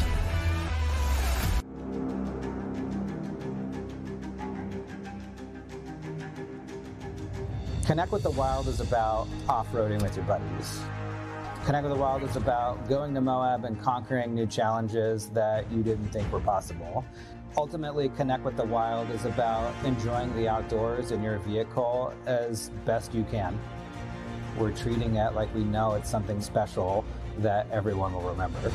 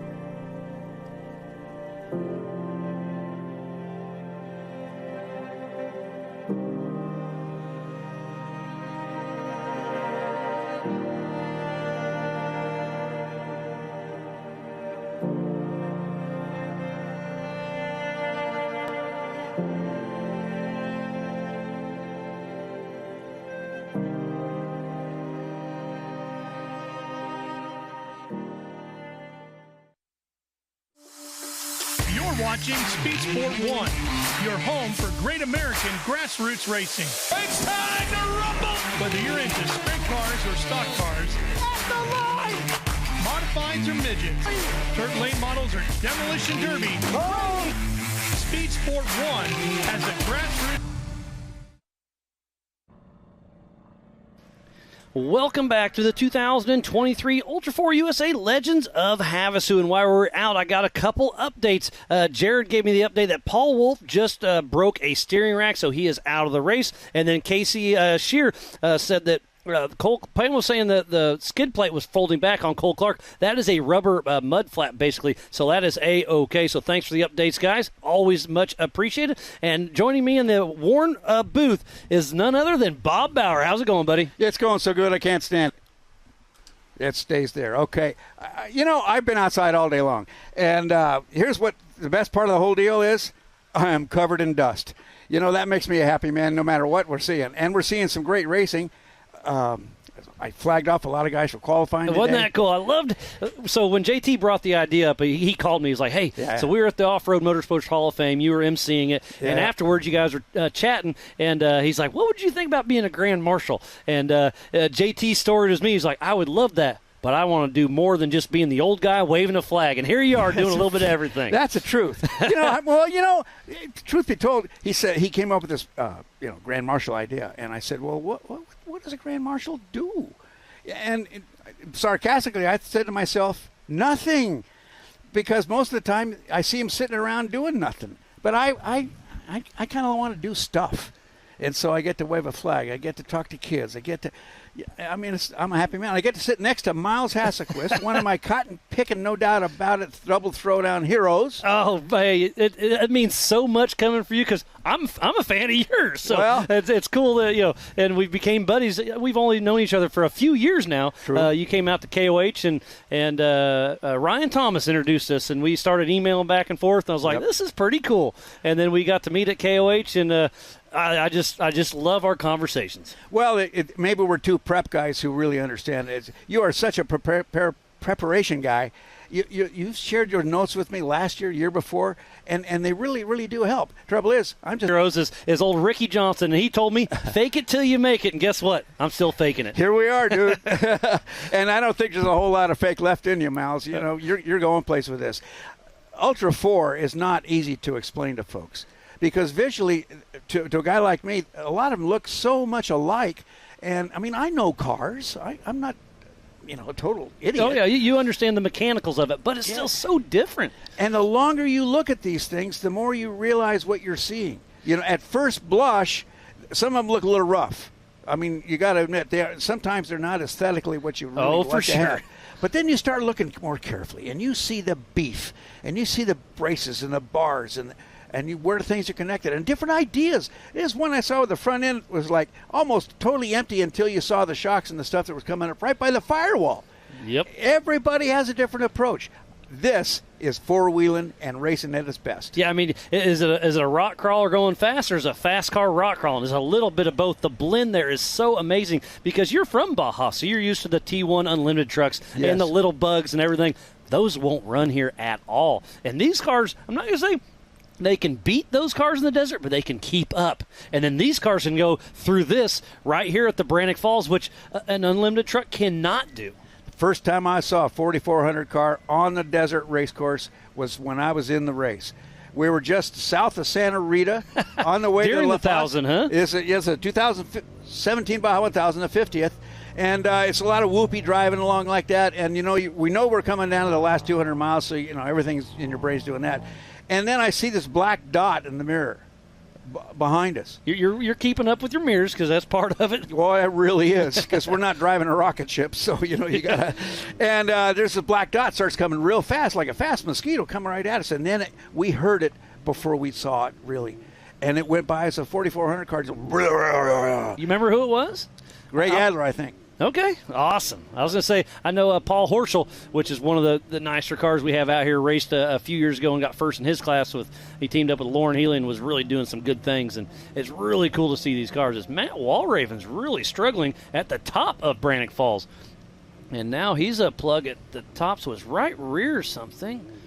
Okay, able to back up, and who's right behind him? That's interesting. Just let somebody go by. Corey Willis, yes, it is. So they're basically their teammates also. So I don't know if they run on the same channel or not. And that's that high side. Remember, this is right where we stood. Hanson, he was light, he made it through. Well, when we were there yesterday or day before, whatever that was. A couple days ago, it all blends together. I saw the left line, and I said, that's got to be a line. But then it wasn't that day until they knocked a few more rocks into a hole, out of a hole, and now it looks like a line. Yep, it's pretty impressive. So Walraven got whatever figured out, not sure, or if he's still struggling a little bit with some mechanicals, but he's dropped the Brannock Falls, but now he's stuck in that spot.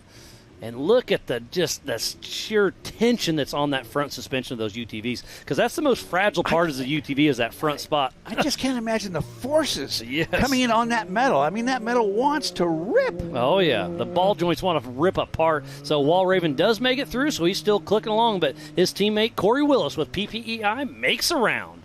You know, when somebody makes it through something like that, Miles, oftentimes what happens in the desert, and this is more of a desert course than these guys are used to. Oh, for sure. Is they don't leave that problem they just had behind them.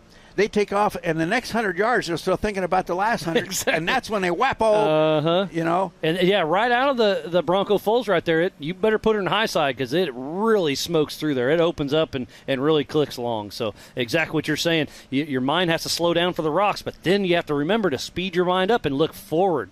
So it's pretty interesting to see what the different dynamics there actually is out there on course. I absolutely just love it. You know, that's what Ultra4 is all about. The rocks, the desert, the tight canyons. These things can do a little bit of everything and do it all well. Like a Swiss Army knife. That's exactly what it is. Somebody taught me that one. Heck yeah, buddy.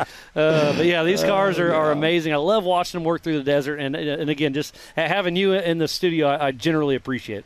Well, I'm tickled to be here. Like I said, because I'm talking with Miles, but to be at this event, being with Ultra4, this is quite an education. I mean, it really is for a desert guy. Because these are such capable cars. And they are. These owners, you know, they're not like racers. They're four-wheelers. They're family people. They got dogs on leashes. They got kids in wagons. I mean, I don't know whether I'd rather be on the start line or walking through the pits watching Happy. So you know how I got in my position? Is from walking the pits and hanging out with my friends, and that's exactly what it is. The Ultra4 family, I mean, that's what I would do. I used to help pit crew for a buddy, and every night, every day, you're just walking through and bumping into whoever. They need something. You grab a beer, you grab a burger, and you just make your laps around. And obviously now I've gotten a little busier and busier. I don't make it through the pits quite as often, but I will tonight. I'll sneak away and hang out a little bit tonight. I don't believe it.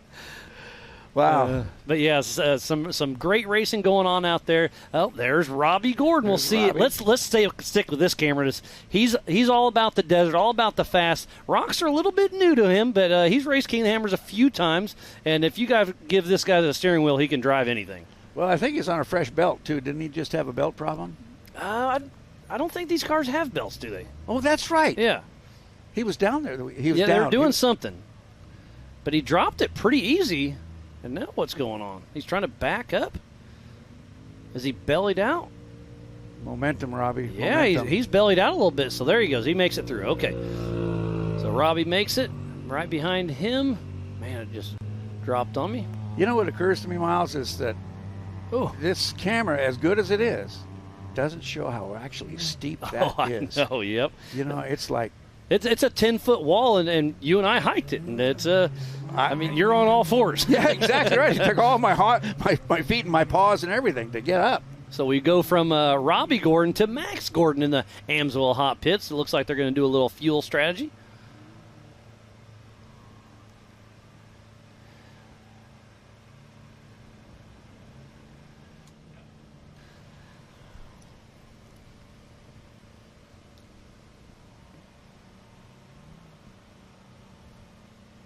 Well, Bob, it's been an absolute pleasure having you here in the Warren studio. Give me just kind of just a quick blip of your favorite thing you've done this week. Just one instance.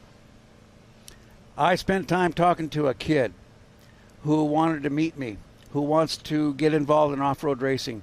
We were able to spend about 10 minutes talking to him, and I helped him understand about volunteering, and he's just at the right age.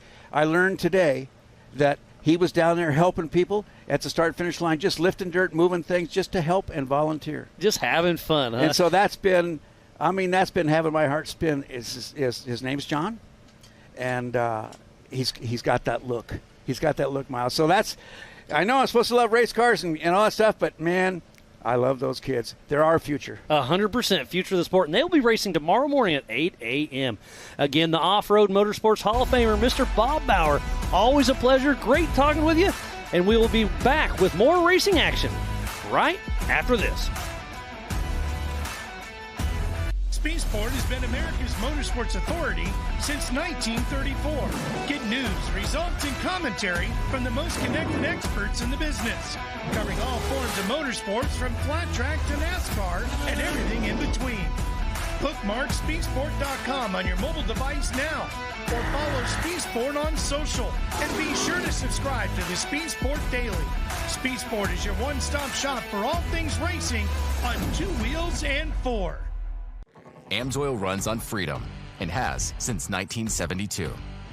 The rest of the market has been trying to follow our lead ever since. But a head start is a head start. Run with us.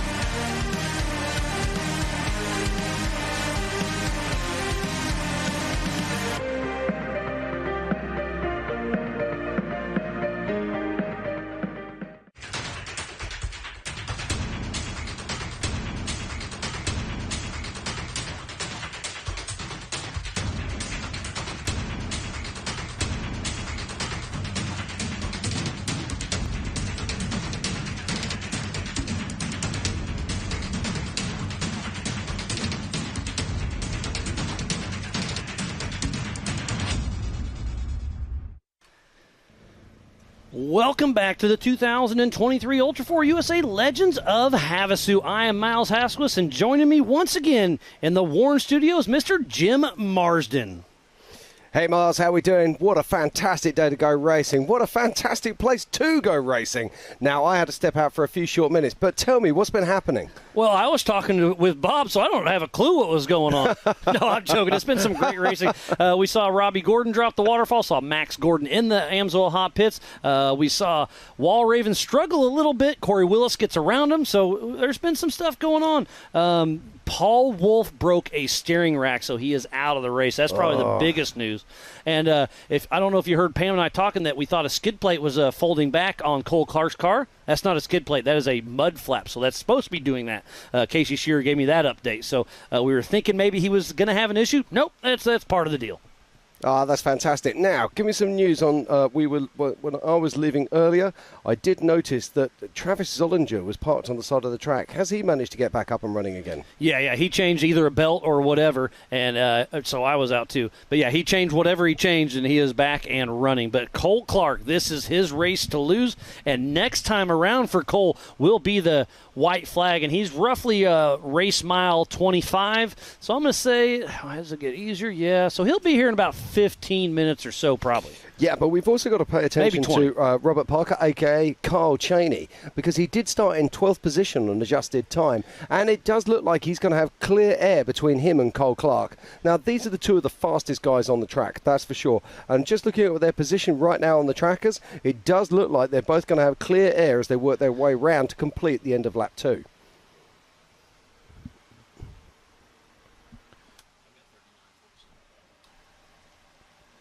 So let's talk about the national championship. Robert Parker, driven by Kyle Cheney, is in second position. Cole Clark is doing well. He's not in the points hunt, so he's going to upset a little bit. But it looks like Robert Parker, driven by Kyle Cheney, is going to win the East, the West, and the Nationals if it stood as it is now. But we still have 40-plus miles of racing. I was going to say, they're only around about halfway through this race so far. But it sounds like our own Pam Hall is down in the AMSOIL hot pits. She's been running around. She's been in here in the booth with us a little bit, been running around the hot pits, giving us some great information. So I'm excited to see what she has to say and who she's talking to. Pam Hall, what do you got for us? It's your show. Have fun. I am here with Nathan Parker. Nathan Parker, it's so unfortunate to see you over here in the pits. You've had an amazing season this year. You've had 2 wins. You're 14 years old, as I keep iterating. But Nathan, give us a little bit of a rundown of why you're over here in your pits and not on the race course. We had a great qualifying. Day's been going good. Car's running good. We started good, had a great pace going. Me and co-driver we just had system going. Everything was going good. And then we got to about race mile marker 7, I think, and then shock broke and cars started folding up. So we pulled off and then just found our way back and limped the car back. Well, that is very unfortunate. Of course, we always have to say racing happens, and that's exactly what happened today. But looking forward to 2024, I know you're going to be King of the Hammers. You're in the rookie program. Are you looking forward to that? Absolutely. We're definitely excited to go to King of Hammers. I think this will be my second year out there. We'll have a brand new CT Raceworks car out there, so I've been happy with my car all year, so can't wait to go to King of Hammers and try that out. Well, you have a huge line of sponsors that help you out. Who gets you out to the race course every time you're out here with us? Performance East, CT Raceworks for building great cars, Dirty Stripper Chemicals, KMC Wheels, Wheel Pros. I think that's everybody. Can-Am, Kyle and Jeb, Air Dam Clutches, and everybody else that just helps out. Well, awesome. Nathan Parker, again, I'm so sorry to see you out here, but racing happens. You're an amazing driver. You're showing everybody what you can do. Good luck in 2024. Thank you.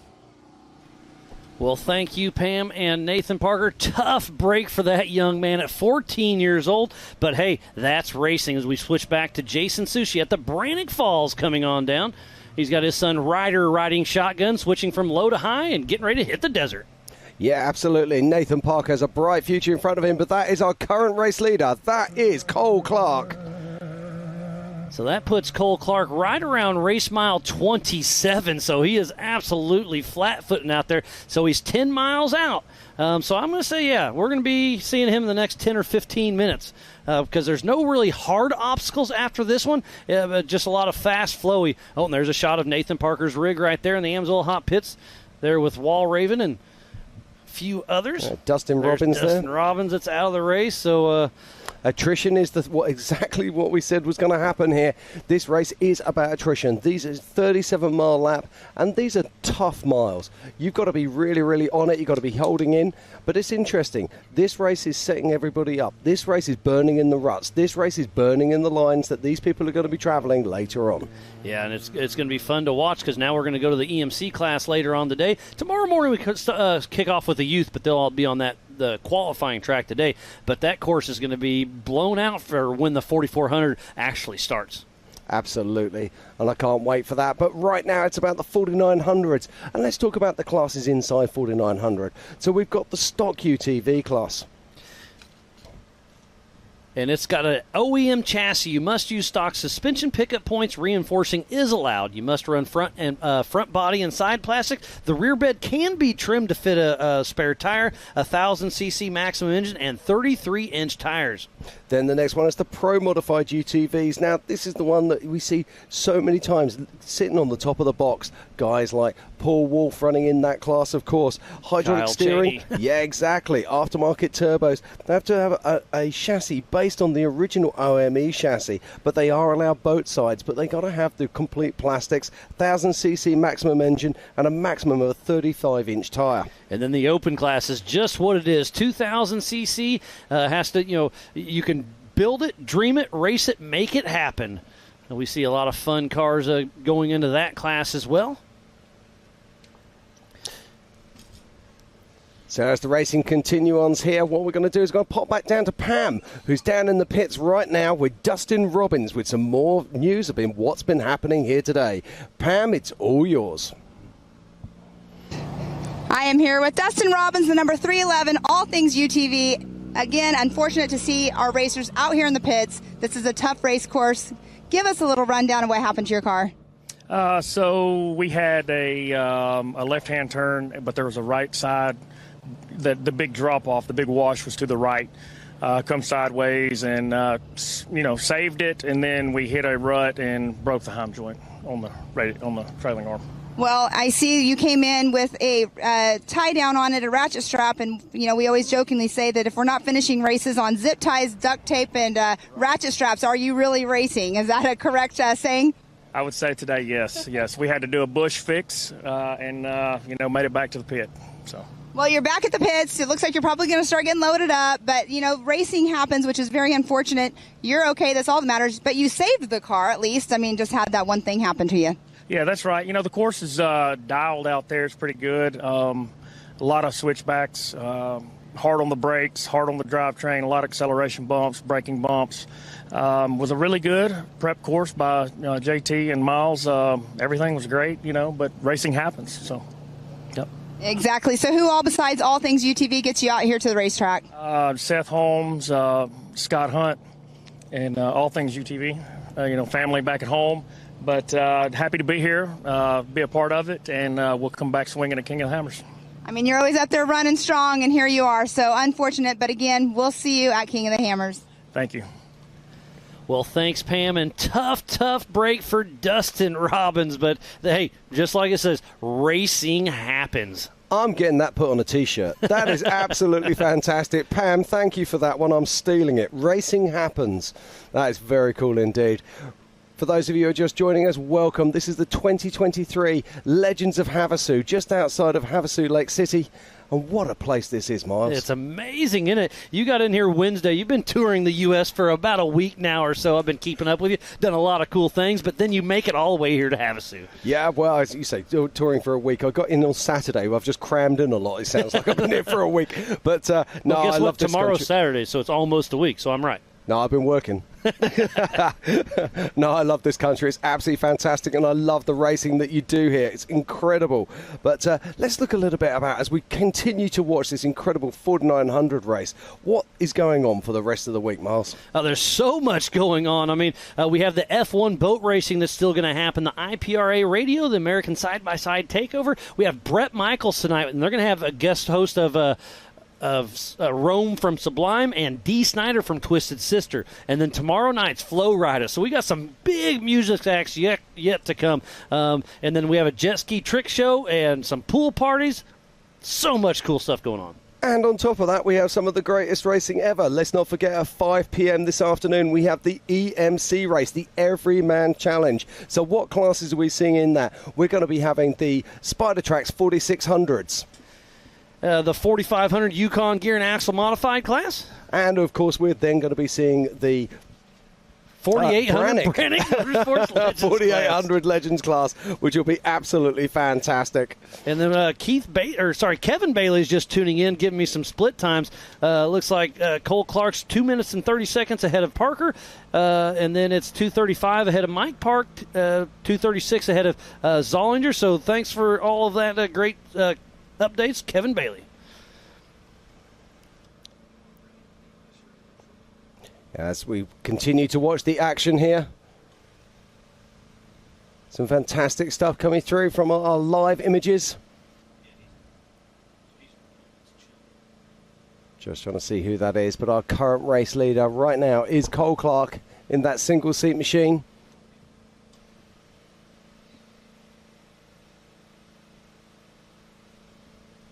And that is the 904 of Mike Park, who's running currently top 5, having a storming race. And we shouldn't be far off seeing our current race leader, who is Cole Clark, making his way back in to start his third lap very soon. So Mike Park and Jeremy Dickinson still making some dust out here in the desert. And yeah, that's right around that race mile 27 or so. Another great shot of this vast open desert area. 7,500 acres of BLM. The Bureau of Land Management has been extremely great to work with. Sabrina and her whole team has been doing some great things.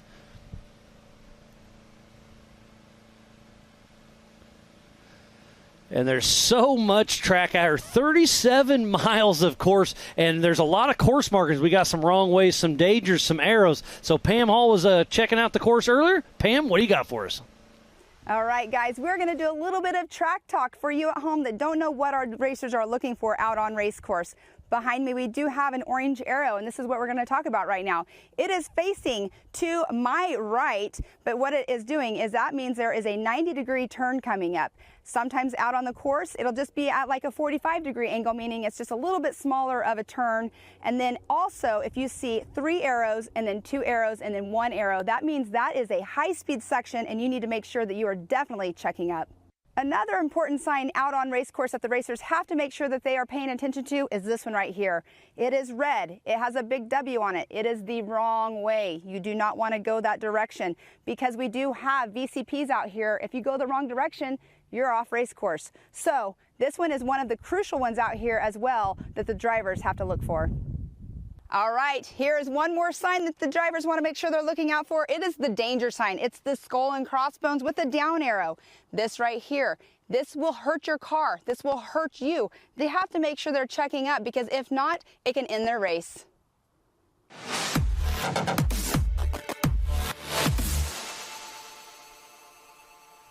Thank you, Pam. That was a great little update to show you what the drivers out there see. And that last little danger was not the Yukon launch, because if you hit that one, you are skying to absolute nowhere.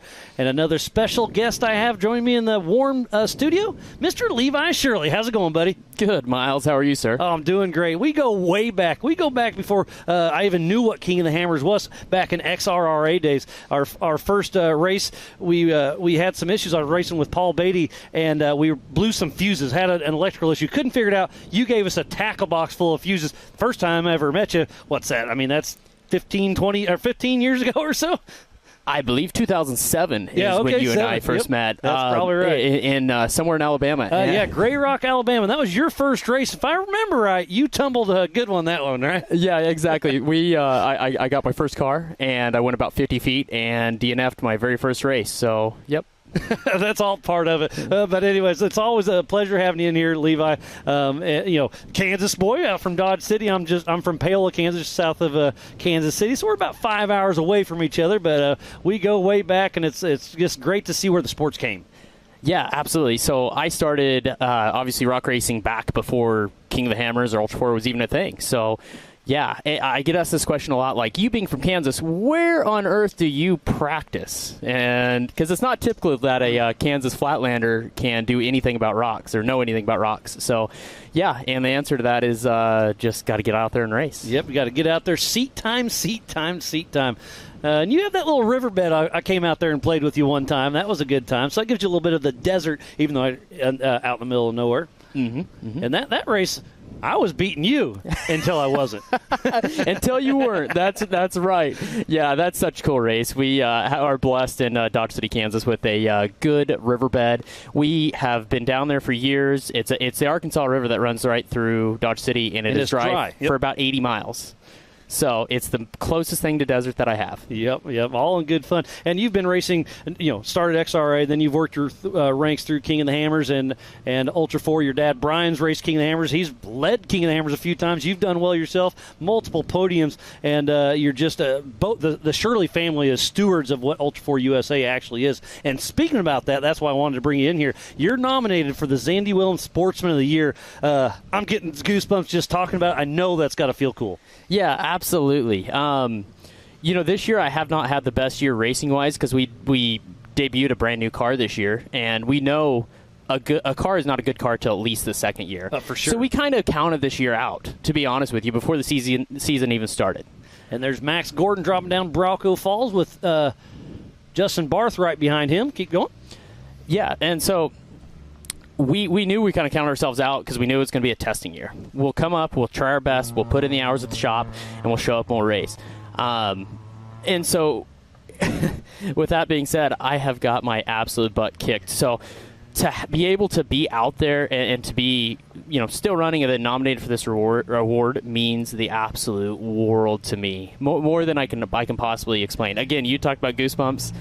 Man, when I saw that I was a finalist for the top 4, that means the world to me. And something that's kind of awkward about that is I myself get to vote. Yeah. And did you vote for yourself? No, because that would be a horrible thing to do. It is to win a Sportsman Award doing that. Yeah, but I'll reiterate that, I can't vote. Jim can't vote. Jared, the producer, can't vote. It is from your peers that put this on. So you have earned the respect from your fellow racers. And to be nominated for that top 4, it's you, yourself, Levi Shirley, Eric Miller, Aaron Lynch, and Chad Hunt. Those are some 4 great individuals. So it's really cool. I wish you would all win, but obviously it's only one. So I'll be honest. I don't care who wins. It's going to be something very special. Yeah, and to be honest with you, I could care less. Like, the trophy is special. Don't get me wrong.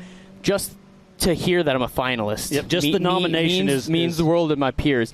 I don't care if I ever win another race, whatever. And I've won this award 2 more times, two times previously. Yep. And I so remember that. To be able to do that is huge. So. Yep. And look on screen at the Yukon Ridge. That is Cole Clark, our physical race leader. Next time around on this lap here in about 2 minutes, he will be grabbing the white flag. But to me, it looks like he's a little bit off pace. Is he saving the car, or does he have an issue? I guess we'll see if he pulls in the Amsoil hot pits. But Cole Clark, our physical race leader, is pulling in for one more lap to go. And it looks like he may have had a spare tire. Was it falling off, or do you have to change it? There's Nathan Seiler dropping down the Brannock Falls. Cole Clark coming in on that definitely was lacking a little bit of pace from what we've been watching all day. Oh, yeah, because he's never one to slouch. So is it strategy, or does he have an issue? I'm going to say he has a little bit of an issue. Look at that spare tire. It is falling off as we speak. So did he have a flat out on course, or is that thing just bouncing around about to fall off? We'll see, but I assume he'll be pulling into the Amsoil hot pits here very shortly.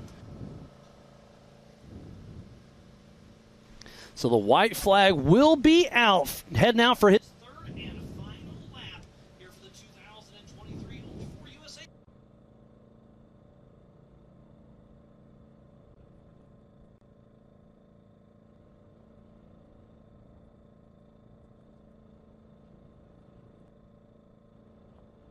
So the white flag is out. One more 37-mile lap for Cole Clark. Let's see if he dives into the Amsoil hot pits. We can pit on either side right through here. And yes, he does. So let's stick with this drone shot for a little bit and see what's going on. I assume they're going to address the rear tire as he's pulling into the Jimmy's Army. I'm sure Cade Rod's down there. Randy. Oh, the window net's coming open. That's never a good sign. Is he coming out? Yes. Cole Clark, our physical race leader, out of the car. What is going on? This is a huge, huge thing right now. And, man, it doesn't look like he's in a huge, huge hurry. They're definitely looking at the rear of the car, but did Cole Clark maybe take a tumble? He's hurt? I don't know. Speculation. But the helmet's coming off. This does not look good for Cole Clark. This is an absolute heartbreaker. Levi, you've been here doing well, and then what are you feeling right now? Yeah, I mean, we've all been here leading races and ended up having to climb out of the car. It is literally the worst feeling in the world. At this point, you're exhausted mentally, you're exhausted physically. Cole is not one to slouch. He is and has been pushing it. Oh, you can just tell his body language. He is absolutely devastated. Does it look like the rear end broke off the car? It did. Look, yep. There's about a foot gap right where the spare tire is. So the rear of the car has physically broke. So did he go for a pretty good tumble and land? I don't know, but the rear end of his car is broken off. Missing a jack. Oh, man, what a tough break. And this goes back to safety reasons that, a car is always good for, well, hopefully good for at least one good wreck. But, oh, what a heartbreaker for Cade Rod. I'm sure Pam, there she is. I see her. She's there in the Amsoil hot pit. So we'll hopefully get an update with him. Let him, kind of catch his breath and get his cool back to him. But, oh, what a tough break for Cole Clark.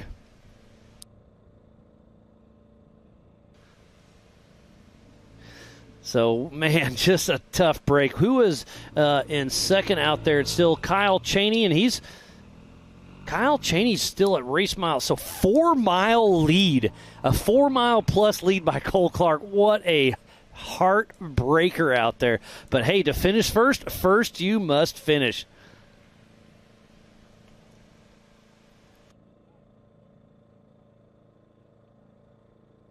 Well, it's always a pleasure, Levi. Always fun having you in here. Always good to see you. It's been great. Good luck. You're racing the 4400 event tomorrow, kicking off at 10 a.m. PST. Give me just a 30-second blip on tomorrow's race. Yeah, so tomorrow's race is going to be 4 37-mile laps. It is going to be absolutely brutal. There is absolutely no break. You do not get to slouch in the car for a split second. There are big rocks that are just looking to tear the car off at, the front tires off at any moment. And so it is going to be a race of attrition tomorrow. And so I sure hope that I can get the car across the finish line. Yeah, I mean, that's the name of the game. Is I think the attrition is going to be very, very high. So best of luck tomorrow, Levi. I hope you have a great effort. You got your co-driver Corey in there, and we'll see how it shakes out. And then hopefully, I'm excited to see you tomorrow night at the Make one as well. Absolutely, guys. Thank you for having me in here. All right, Levi, always a pleasure. We're going to kick you out of here and throw it down to Pam Hall in the AMSOIL hot pits. Cole Clark, unfortunately, in the hot pits, and you are not going to be going back out. Cole Clark, give us a little bit of rundown because you are our race leader. You're still our race leader right now, but here you are in the hot pits. Yeah, it's a heartbreaker. The car decided to break in half. I couldn't drive it till the wheels fall off, so the back end decided to pack itself up. So, I mean, at one point you had a 3 mile plus lead. You obviously, again, still have the lead right now, but here we are ending the season this way. It's not how you want to do it. I can see it, the look on your face and everything, but you up until now. yeah, it's been all right. It's just been more stuff like this, like popped a motor several times in the lead this year, and then like something like this just really sucks, but it is what it is. So let's move on to this 2024 season. What is your plans? Cut out for me, so I guess I'll tear the car down and get ready for KOH at this point. But yeah, I'm just happy to be out of the car now. So. Well, Cole Clark, so sorry to see you out here because you were having an amazing race going out here. What did you think about the race course? It was awesome. I was having so much fun. I was laughing, I had clean. I did not think this was going to happen to me. I had a really good car coming in here, and I mean, how do you prep for that? No. I do everything I can. I work as hard as I can, spend so much time away from my family so I can come do this, and for this to happen is very disappointing. Well, we'll let you get back to your pit. So we were rolling up to say hi to see what was going on, and here you are. So I'm so sorry about that. Again, all of us are, but we'll see you in the 2024 year. Yeah, we'll see you later. Thank you. Back to you guys. Well, thank you, Pam, and tough break for Cole Clark. But look at this. Our new physical race leader, Kyle Cheney, driving for Robert Parker, is in here. And they're checking out the front end, looking like they're doing a little fuel and go. And now we are going to have a new race leader heading out for his third and a final lap. Kyle Cheney driving for Robert Parker. Yeah, Kyle Cheney going back onto the course now. Now, strategy, Miles. He's going out onto his third lap. He started in 12th position. He's now physically in first. So he just needs to be calm, cool, and collected, but still run strong. But 37 more miles, and he could lock down the East, the West, and he's already the East and Western champion. Can he lock down the national championship for his great friend, Robert Parker? Wow, Kyle Cheney, the ghost, is doing some great things. Absolutely. But let's not forget what he said in his interview a little bit earlier. He had 0 sleep the other night. Now we know this man is super fit. He is an athlete at the highest level of his game. But is that going to start to play a problem when he gets out there into his third lap? I think adrenaline is going to kick in. Could it? Sure, but I think he's in the zone. I think Kyle Cheney has what it takes. Could not agree with you more. But yeah, so now we have to play that. Oh, 100%. But now our physical race leader, adjusted time, everything else, Kyle Cheney driving for Robert Parker. Is looking good for this man.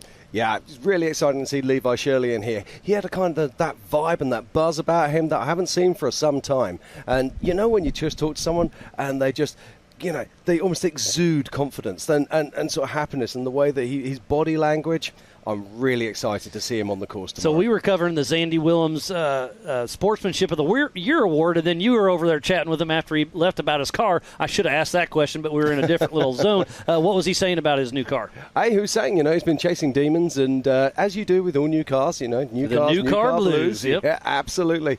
And he's been making significant changes to this vehicle, and he just said, this is the first time I actually feel I'm in a race car. This is the first time I actually feel it handles, it actually feels that it goes, as we watch Jake Versey there coming on screen. And he said, you know what? It's the first time I've actually been able to put it on course and actually attack. He said, and I love it. He said, I cannot wait to get on course tomorrow and see what it will do. So fingers crossed that Levi has a great race tomorrow. He has such a wonderful, rich history. I mean, it's hard to believe. I mean, he's still such a young man, and yet he's been racing for, seems like for Yes, forever. that's 07 exactly. in rock racing. Incredible. I know he did some roundy round back in the early days as well. So he's sneaking up on 20 years. Well, yeah, about 15, 17 years. Yeah, he came over to Europe back in 2014, and we had some fantastic battles out there. Really did. And didn't he beat you? He was the champion that one year, right? Yeah. Oh, No, I got to scratch you every little chance I get, buddy. Good. Yes, absolutely fine. No, me and him were backwards and forwards, and he beat us to win the European Championship that year, and he deserved it. He was absolutely a man on a mission. So I think we're about an hour away from the checker flag flying. We'll see how it shakes out. And we are going to postpone the start till right around 5 o'clock. That's what I heard on the Rugged Radio. So I believe EMC will start at 5 p.m. Yeah, and let's not forget, in EMC we have 3 classes racing. We have the Spider Tracks 4600 stock class. Then we have the 4500 Yukon Gear and Axle modified class. Then we have the Brannick 4800 Legends class. So many amazing cars, so many incredible drivers. Can't wait to see them out on track. But the big news, of course, is Jeremy Doc Jones is going to be our pole sitter for that race. And let's not forget, we got 2 of the heaviest hitters right at the back. In fact, I say Doc Jones, was it Brett Harrell? Sorry, Woody and Ryan Taylor. Yeah, but we got some heavy I'm hitters. making a mistake there. I was saying Doc Jones. I got a feeling it was Brent Harrell actually. Yeah. Jeremy Jones had a good run. Yeah, he did. Yep. But Brent Harrell came in and is the pole sitter. So there goes Brandon Kilgore with Kilgore Motorsports, part of the Pro Modified. Lauren Healy checking in, making sure everything's running smooth. He's asking about the EMC start. 5 p.m. will be the new official start for the Everyman Challenge. There's still a lot of great racing here going on in the 4900 class as we watch our physical race leader. This is Robert Parker. And racing for him is Kyle Cheney. And as Miles has already said, he has won the West Coast Series, he's won the East Coast Series, and it's looking, if he can hold this together, that he will take the National Points Championship as well, as we watch Josh Smith coming into screen. And speaking about National Championship, as long as Josh Smith can have a smooth run, he will lock down the Open class as well. So there's our leader, our National Championship leader for the Open class. Now, this is interesting. Josh Smith is working with Levi Shirley, and they share a co-driver in Corey. Now, I'm just suggesting here, will they be out there with lead nav? Will they be out there, marking down on their navigation systems, rocks, movements? I don't know why you wouldn't, yeah. Exactly. Updating your notes? Yeah, exactly. So I'm just thinking this could be actually really advantageous for Levi. And I'm sure there are other 4400 class cars that are going to be doing similar things and trade-offs with 4900 class and even EMC class drivers. Oh, for sure, yeah. John Dykus is in the passenger seat for multiple classes, so he's doing the same as well. We'll see him up next with Steve Graff, and then with Joe Gatlin later on. Fantastic views of our pits there. And we are literally just outside of Havasu Lake City. Yeah, just about 10 miles on the Parker side of Lake Havasu. It's a beautiful area. We're here at the standard 500 acres out here of open land. We've been working close. So far, this race this year has been amazing. We can't wait to do it all over again next year.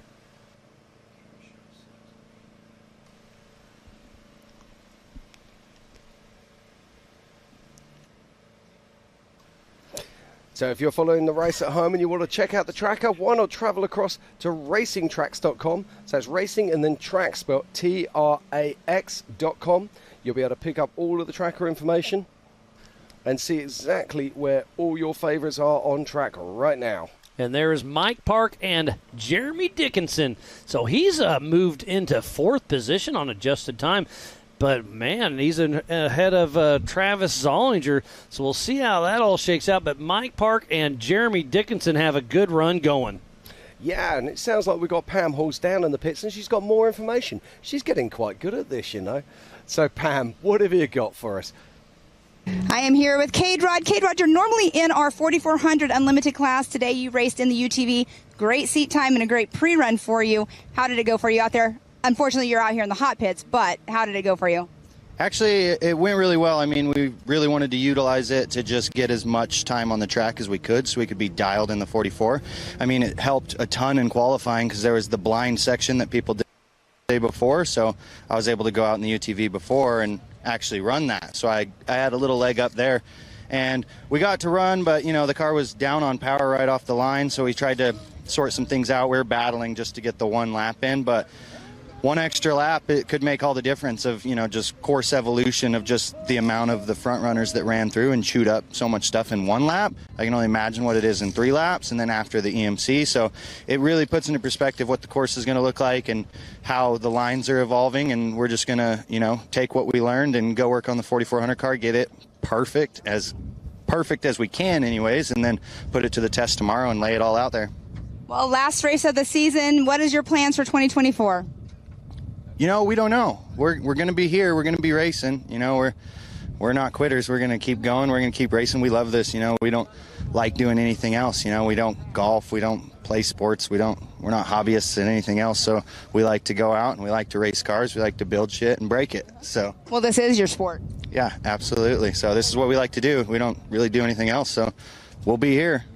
Well, it's awesome to see you here. Unfortunate in here, but we'll see you race tomorrow in the 4400 Unlimited class, so we'll see you again. Absolutely. Look for the one out front. That'll be me. All right, guys, back to you. Thank you, Pam, and thank you, Cade Rod. Now, this is a young man with some serious talent. We've seen him come up through the limited classes into the unlimited and just see what he did today. It was incredible. Oh, that run he had was absolutely insane. He was smoking fast. We were talking about Paul Wolf's time of 1:53, and he threw down 1:45. I mean, what an incredible qualifying run earlier today in the 4400 car by Cade Rod. So he's sitting in that pole position with that clean air tomorrow morning at 10 a.m. PST. Oh, he's sitting in second place. Oh, shoot, you're right. But it took a 2-time king and somebody who's just built a brand new car to come out here and do something special. And let's face it, in the history of our sport, there are 2 people who really do qualify at the top end.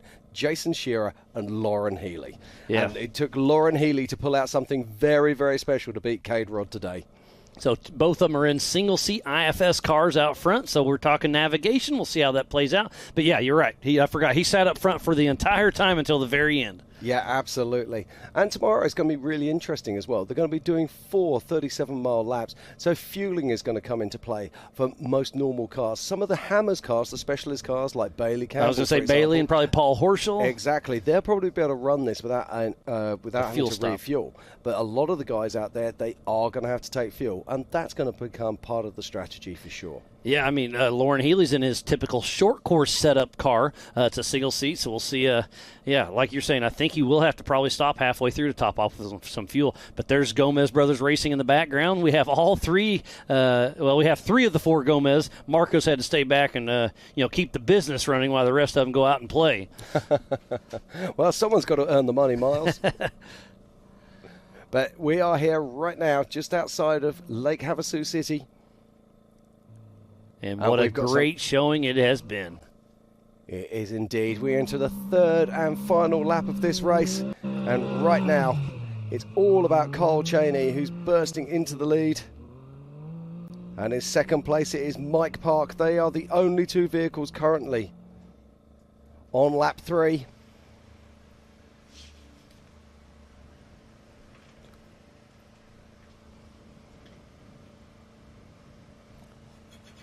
As we watch another car coming in now, making their way towards the finish line. And this could be our 3rd vehicle about to start lap 3. And if you go to racingtracks.com with an X, trackswithanx.com, you can say who's on which lap. So orange is first lap, yellow is second lap, and now green is their 3rd and final lap. So you can kind of keep up with your favorite racer. You can also go to live.ultra4racing.com for our split times and whatnot. Yeah, and if you see a small red mark at the bottom of the round circle, that denotes the fact that they have stopped. So their tracker has stopped pinging. Just keep an eye on it. Sometimes it takes a couple of moments for it to actually pick back up again, but invariably usually means that the vehicle is stopped. White flag out is for the rest of the field, and there goes Tyler Rimreed, Mid-America Outdoor Ambassador himself. Running strong. Yeah, so Tyler Rimreed is the 3rd vehicle to have now started the 3rd lap. And that just goes to show how difficult and how tough this course is. On timing, I see he's the 5th vehicle that started. Yeah, it does say that. So obviously But, Cole Clark is out. Robert Parker, we've seen Kyle Cheney come through. We've seen Mike Park, Rimreed. Zollinger, did he obviously did come through. Well, I'm not showing Zollinger. Let me have a look-see. Okay. On lap 2 of 3. So Zollinger getting a little mixed information. We'll follow back on that.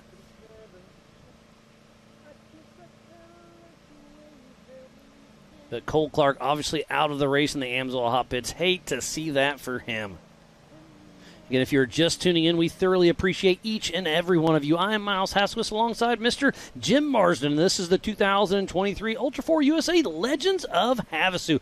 And there's a newcomer, Glenn Young, heading out for another lap. Yeah. So for him to be new to our sport in the top 4 right now, very, very impressive. Yeah, Glenn's doing a great job there, and he will be our 4th vehicle working out onto lap 3. Now, I'm going to bring you more on this Travis Zollinger story as soon as I have it. I'm just checking the tracker at the moment. He's showing as being on lap 2, but it would make sense if he was on lap 3. So as soon as I got information on that from Race Ops, we will let you know. So, Jim, we were just talking about Lauren Healy and fuel consumption on what that. Well, obviously he's tuning in because he says he has an auxiliary fuel cell. He's got more capacity than anybody. Gives me a little wink face. So he's not scared. He thinks he's going to make 4 laps. So thanks for the update, buddy, and I just love it. So That's Corey awesome. Willis quick in and out.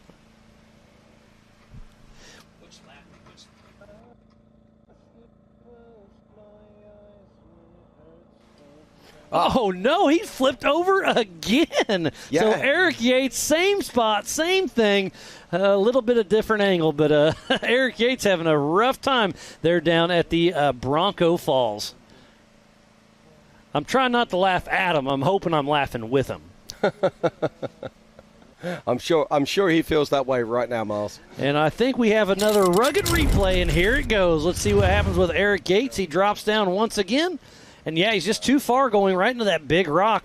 Stands her up on the nose, turns it over, and up and over he goes. It is a slow ride, but he lost his light bar, that's for sure. So thanks again, Rugged, for that. Yeah, I think he needs to have a word with his left foot there. Seems to be far too much on the brake pedal for my liking. So there's a shot of Glenn Young as he's heading out towards the desert, and we're back into the the Brannock Falls. As Eric Yates is going to get him recovered. Abe Gonzalez is down there helping out. Oh, we got some. He got some help also. Okay, so I am getting an update. Travis Zollinger is on the current lead lap. So had a little mixed information. I apologize, but got on the Rugged Radio and got with Race Ops. And Travis Zollinger is in that 3rd position in Pro Mod. So right now it's Kyle Cheney driving for Robert Parker, then Corey Willis, then Travis Zollinger, then Mike Park, Glenn Young, then Tyler Rimreed, the top 6.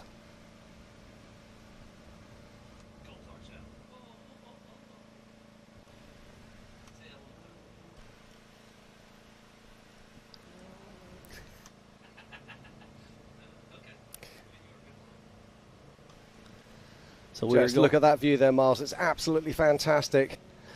And that is Tyler Rimreed hitting right around race mile number 1. And look at that wide open, vast desert here at the Standard Wash area. 7,500 acres of OHV land. So again, if you want to team up with Tread Lightly or the Havasu Side-by-Side Trail Association, please do, because they're a huge advocate of what keeps this keeps this area public. You know, working closely with the BLM and all that. So thanks again for those 2 companies. Yeah, absolutely fine. Now, Pam Hall is back down in the pits, and she's got some more information for us. Pam, what have you got? I'm here with Todd Rimreed, Tyler Rimreed's dad. He just went through. He's running in that number 4 spot. Made a switch to Can-Am here recently, and now he's out here running in this number 4 spot. How are you feeling right now?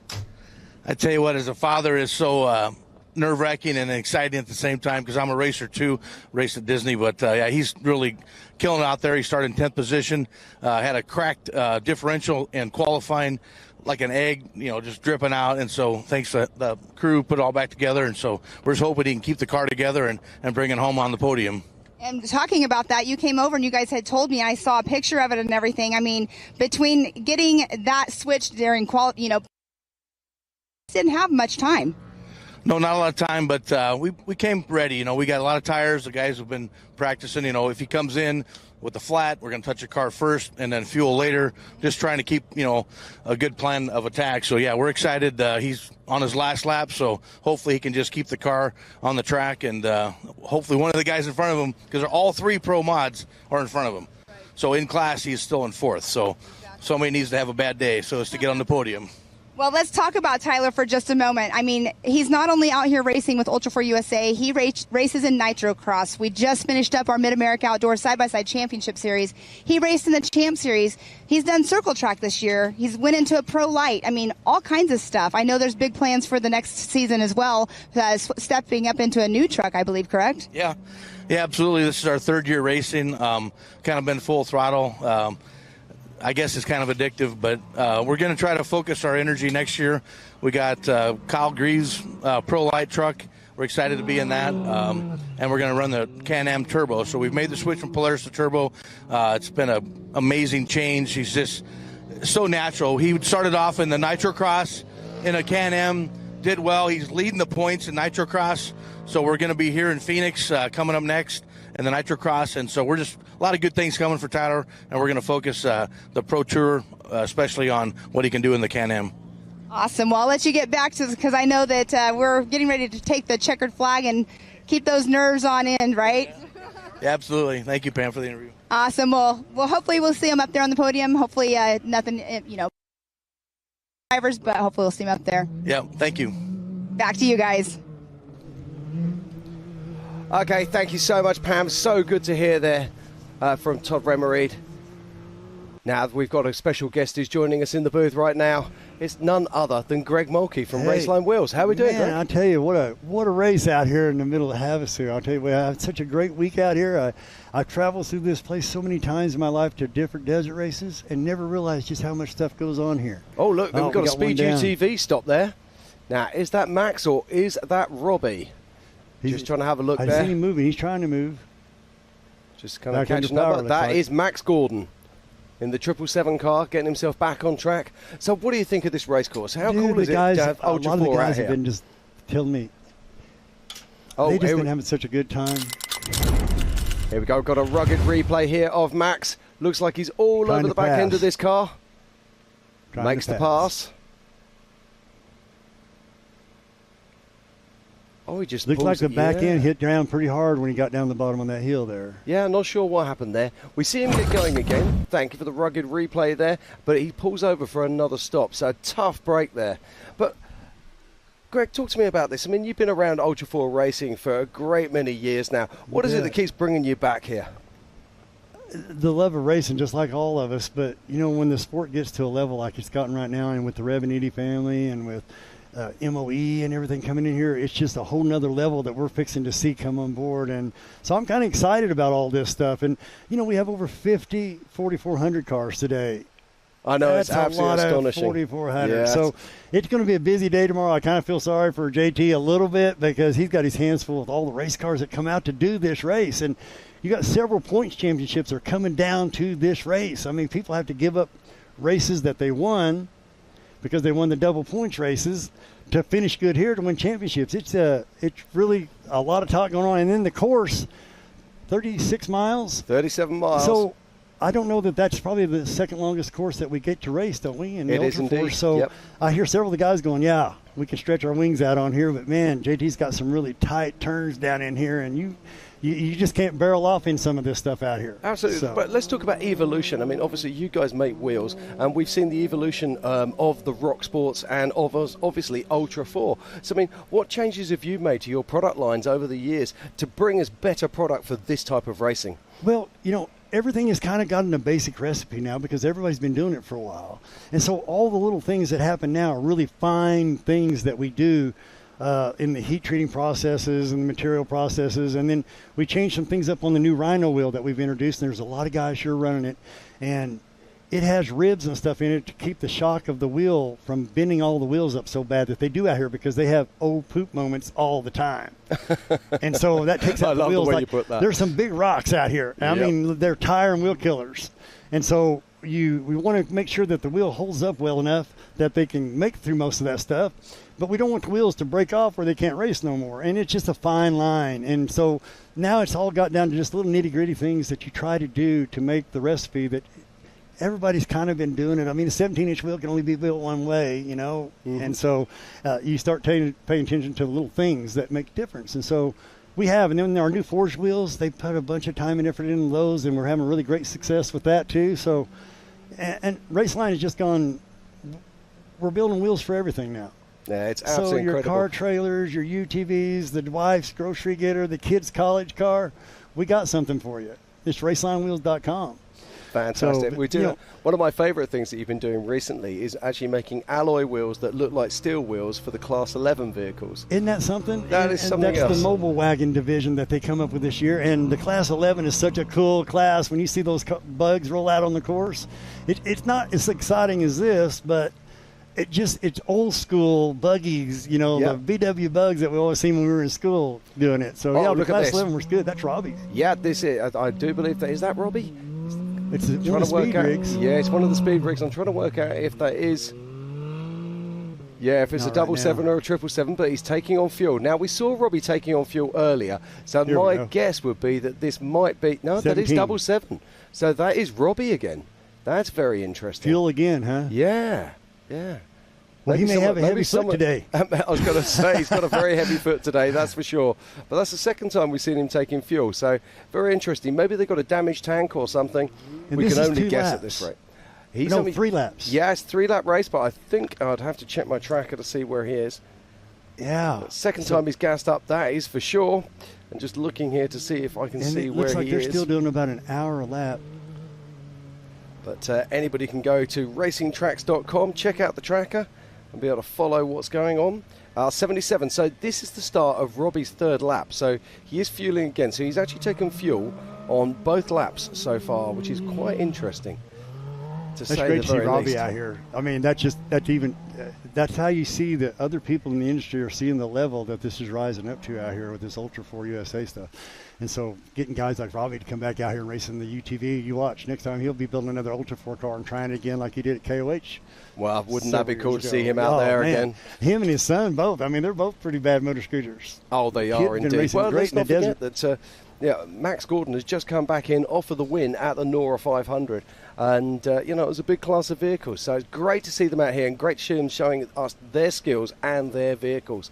So what's next for Raceline? What's coming down the road for you guys? My season is kind of coming to an end for this year, but it really never comes to an end because you got to go back and get ready for the next year. And 2024 is just like a door knock away.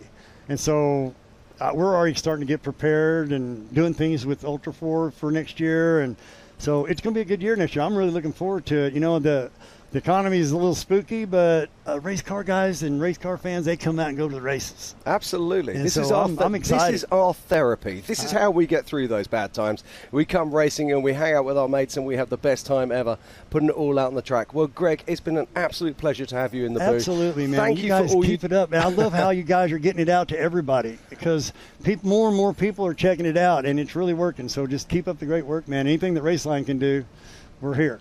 Oh, well, thank you so much.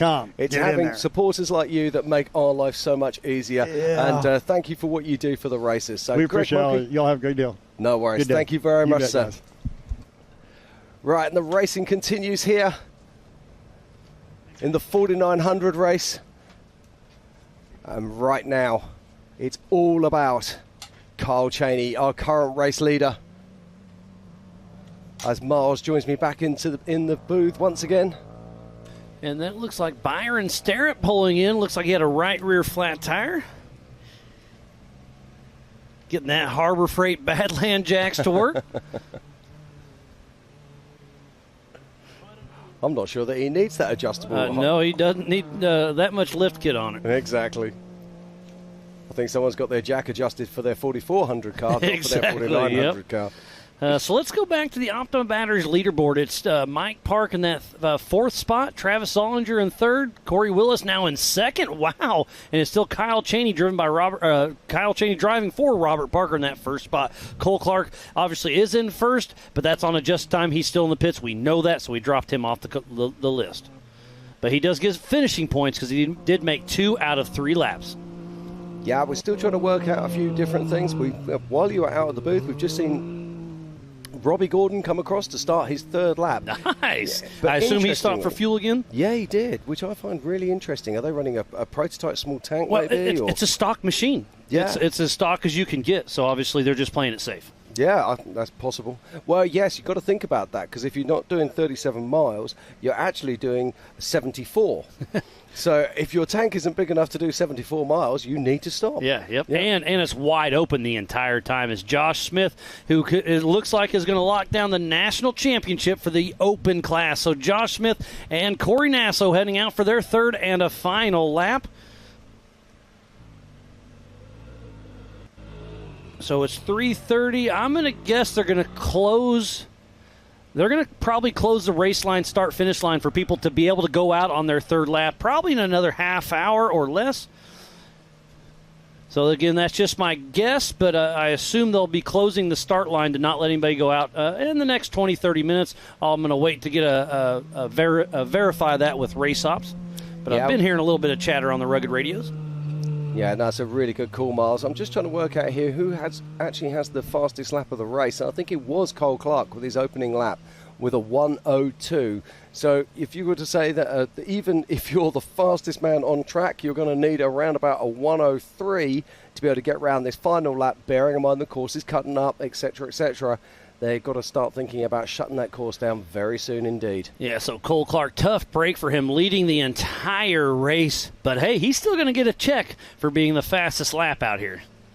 They're doing a fastest lap for the UTVs and the fastest lap for the big cars. So Cole Clark looks like he'll probably take home a little bit of change with him. I'm very excited to see what the speed difference is going to be between the UTVs and the 4400 class cars. I mean, we saw an amazing thing this year at King of the Hammers where, there we go, that's Robbie Gordon again, bursting back out onto track and starting his third lap. That's really cool to see him out here racing with Ultra4 USA. Again, there's a lot of lovers and a lot of haters on old Robbie Gordon, but he's out there getting it done, and he's racing with us here for the 2023 Ultra4 USA Legends of Havasu. If you're just tuning in, we thoroughly appreciate each and every one of you. So we're going to give a huge shout-out to Raceline Wheels, Amsoil, Good Boy Vodka, Speed Sport, Project X Off-Road, Rugged Radios, Laser Nut, Mid-America Outdoors, 360 Wraps, Optima Batteries, and Warn Industries. The Off-Road Syndicate, American Outdoor Events, King of the Hammers, and Fun Hava Off-Road. Spider Tracks, Brannick Motorsports, Yukon Gear and Axle, and Wayland. So please support who supports the sport. Without all these wonderful marketing partners, we would not be racing here today. So next time you're building a mall crawler, a race car, or even just your tow rig, go to these companies and show the same love that they're showing us. Yeah, just looking on my tracker at the moment, Miles, and there's a veritable sea of green as multiple vehicles cross the line to start their third lap. That's great news. Yeah, we were wondering, JT and I've been out here for over 2 weeks now, and we were, just building course. What's the time frame going to be? We just don't know. We guessed around that hour mark. We nailed it. That was fairly lucky. I'm not going to be, I'll be honest. But, man, it's just... And they started pre-running. They were having issues in the waterfall. We're like, wow, what is going to happen? Oh, there he goes. There's Aaron Lynch driving for Chris May heading out. So it looks like it's going to be between Byron Sterrett and Chris May.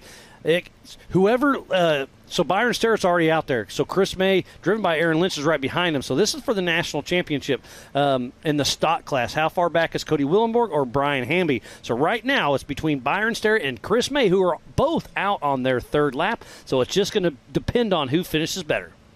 Yeah, absolutely. And of course, let's not forget Nathan Parker was laying it down in the stock class earlier. Tough break. Oh, tough break for that young man. But you know what? He's 14 years of age. He'll come back, and he'll come back stronger. Absolutely. So right now in the Pro Modified class, it's Robert Parker driven by Kyle Cheney out front. Travis Zollinger is still in the mix, and then Corey Willis. So those three are all in contention for the national championship. So it's going to be whoever finishes up front. And right now it's definitely Robert Parker, then Corey Willis, and Travis Zollinger. That's my personal guess, but I think that's how it's going to end up for the national championship if they can keep it together on this third and final lap. But it's 111 miles to win this race. Insane. Yeah, I'm just looking here right now, just trying to get an idea on how far ahead Robert Parker, a.k.a. Kyle Cheney, is ahead of the rest of the field. Conservatively, I reckon that he's some 4.5 to 5 miles ahead of the rest of the field. That is impressive. But remember, Cole Clark was 3 or 4 miles ahead of Cheney as well. Hey, so this is off-road racing, Miles. Anything can happen in a heartbeat. Absolutely. So Kyle Cheney just needs to keep his head down, keep it running, and see how the cards fall. Now, interesting. Is this me, or does it look like the wind is starting to disappear? I would agree with you, but right here it's kind of between two valleys as well, so I do believe the wind is dying down, but also we're kind of between two little valleys right here. Now, the other interesting factor for the EMC race we're going to see is, of course, they're going to be losing the light as well. Oh, yeah, they're going to start at 5. It gets dark between 6:30 and 7, so half of their race is going to be in the night.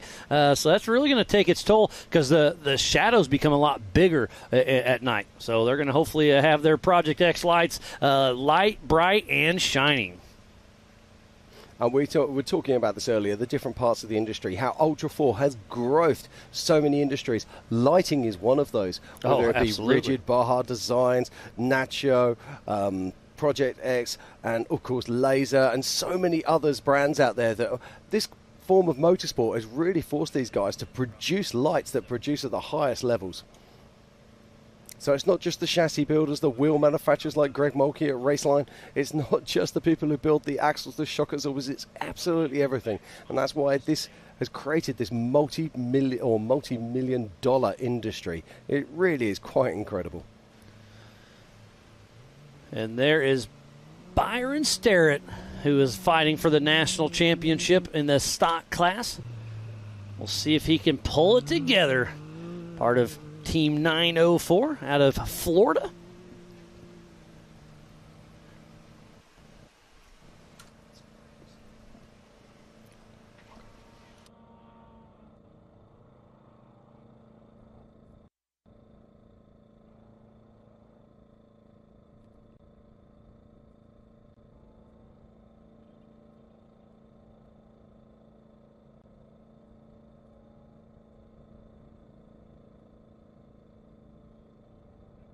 There went Aaron Lynch driving for Chris May, heading out for his third and a final lap. As we got another great shot of the race line start-finish. We are 10 miles south of Lake Havasu City in the Standard Wash OHV area, spanning over 7,500 acres of OHV land. The Bureau of Land Management has worked closely with us to make this all come together. And this is Legends of Havasu for the Ultra4 USA Nationals.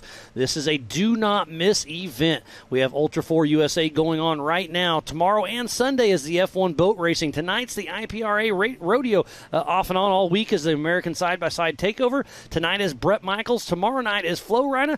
Outlaw Drag Racing did get moved down to Yuma, Arizona. And then we still have some VIP pool parties. We have Marcos Gomez doing some jet ski flips in between the F1 boat racing. So there's a little bit of everything. So come on out. We still have some tickets available. It's going to be a great evening tonight and then all day tomorrow. And then Sunday, the boat racing. Yeah, Miles, it's amazing just how much we're cramming into these few days. Oh, absolutely remarkable stuff there. As we watch the 39.47. That is A.J. Hoover with his sister Leah riding shotgun out of Lakeside, Oregon with Rubber Band Racing.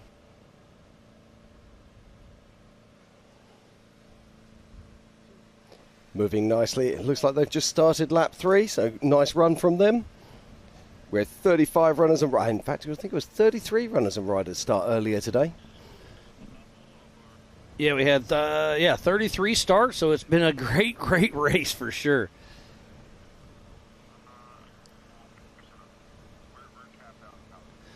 So let's give a rundown on Pro Mod, Stock, and Open. So in the Open class, in that first position is Robert Parker, driven by Kyle Chaney. Then Corey Willis, Travis Zollinger, Mike Park, Glenn Young, Tyler Rimreed. And then in first place in the Open class is Jake Versey.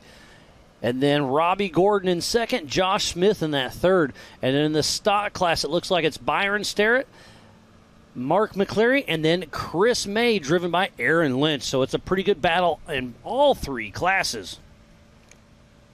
Yeah, it is indeed. It always amazes me how closely fought these class battles are in the UTV classes. The Everyman Challenge race did get pushed back to 5 p.m. Qualifying took a little bit longer than anticipated. The UTV race started a little bit late, so we're going to push everything back. Looks like that's Tyler Rimreed, I believe.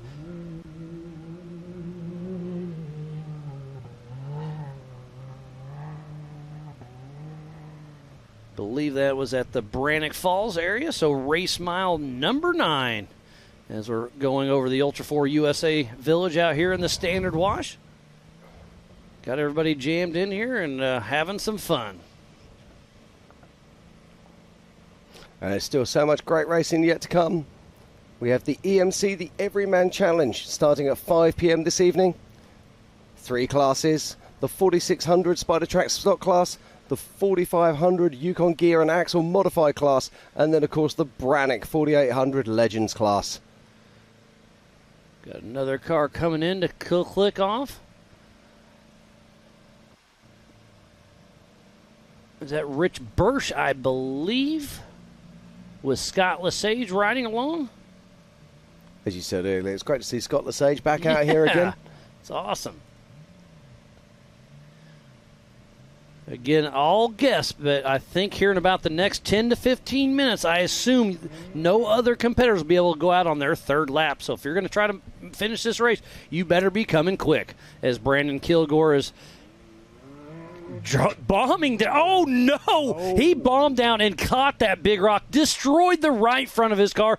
Brandon Kilgore's day is done. He tried to take that high line and misjudged and completely blew the right front up of his car. Tough break there. Hate to see that. Yeah, that's really unfortunate, but just goes to show, just in a split second, your entire race can change. There's part of the pit guys. There's Hopper Becker fueling up for his buddy Rich Bursch. You see the refuelers there in full refueling gear. So again, you can only have one person touching the car at a time unless they're in full fuel gear. So you saw both of them in the correct gearing, so they can touch the car and make sure everything's good. They got the hands up, sending out Rich Bursch and Scott Lesage for their third and a final lap. And man, that car looks pretty clean still. Yeah, it does. I was just thinking that. It looks like it's been down the pressure washer. Had a clean up there. So Rich Bursch just going out as we was Brandon Kilgore there. Tough break for these guys. I hate to see that. I saw him diving on the upside, and I was like, oh, boom. And speaking about that, we got a rugged replay we're going to show you right now of Brandon Kilgore taking that high line and catching that big rock, and here it is. So he just kind of looks at it, commits, and then just stuffs the front end, breaks an axle, breaks both ball joints. I'm sure that shock has hurt. Tough break for Brandon Kilgore. Thanks again to Rugged for that replay. 3 wheels on my wagon. Yeah, he's a 3-wheeler now. Yeah, now, but this also gives us a problem because our recovery team, they need to be able to get this vehicle out of here and open up that line, and that's exactly what Abe Gonzalez is about to do. Yep, Abe and Travis Cook are down there making sure everything's running smooth, but he's also on that top line, so right where Travis Cook, our course marshal on the left, there is a line there, so we'll see if we can get Kilgore out of the way in a hurry. But man, yeah, Abe and Cook have had their hands full here at the Brannock Falls. And remember, the Broncos, the Jeeps, and everything have to go down the next race as well, and it's going to be in the dark for the second, probably the last 2 laps. If you can't see it, it's not so scary. That's how it works, isn't it? Yeah, no doubt. So it sounds like Tyler Gibbs is out of the race at race mile 23.9. Racing Tracks, thanks for giving me that update over the Rugged Radios. But Tyler Gibbs, Mitchell Roccacelli are out of the race as well. Attrition is setting in hard and heavy and in a hurry. It is. I'm just looking now at my race tracker, and I can see our current race leader is Robert Parker, aka Carl Cheney, and is making his way up round about race mile 24. Yeah, what a great run he has got. He won the East, he won the West, and now it looks like he's going to lock down the national championship for Robert Parker. Congratulations to Kyle Cheney and the entire team. It looks like we have another car coming into screen at the Brannock Falls, so hopefully the recovery can kind of take a time out. Looks like that is Matthew Walraven getting ready to drop down, so we're going to take a quick break and be right back after this. At 360 Wraps, we've been working hard to transform the vehicle wrap industry. Wherever you are, we're standing by to show you the professionalism you deserve.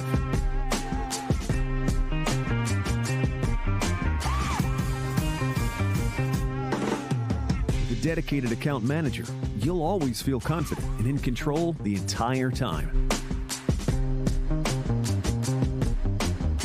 Providing nationwide service to the top brands in the industry, our team will confidently handle any project you give them.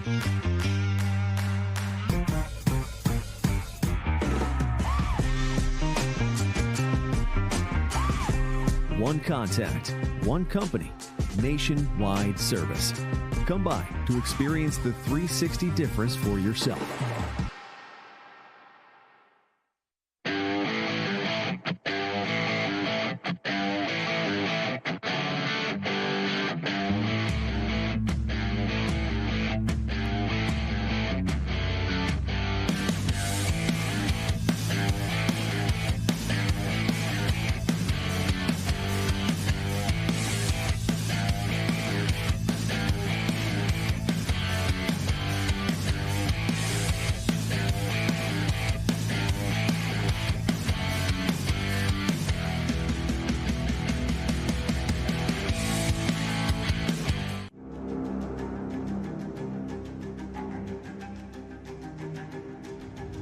Connect with the Wild is about off-roading with your buddies. Connect with the Wild is about going to Moab and conquering new challenges that you didn't think were possible. Ultimately, Connect with the Wild is about enjoying the outdoors in your vehicle as best you can. We're treating it like we know it's something special that everyone will remember.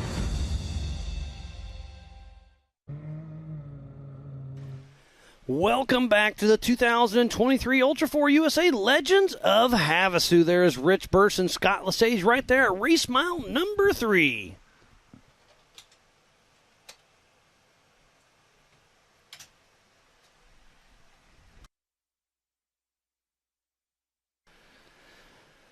Looks like that's Matt Walraven. He is through the Bronco Fall, so he's roughly race mile between 10 and 11 right now in that little valley. It's fast, it's windy. Oh, here's a good shot. He's going to take a hard left, go up in that little hillside. It's a fun little section. As we switch back to the Yukon Ridge. Jim, this has been a fun one. Oh, it's been fantastic, Miles. I'm absolutely loving this. Now, we're just getting to that stage we were talking about earlier, where we're going to see cars being refused being allowed out onto that third lap. And I think we're going to be right around that. I haven't heard an official hard time, but I'm going to guess it's any moment, because we have to start that next race here in about an hour and 5 minutes. So even the fast guys like Cole Clark could only run that 102, an hour to 20 seconds. So we'll see if...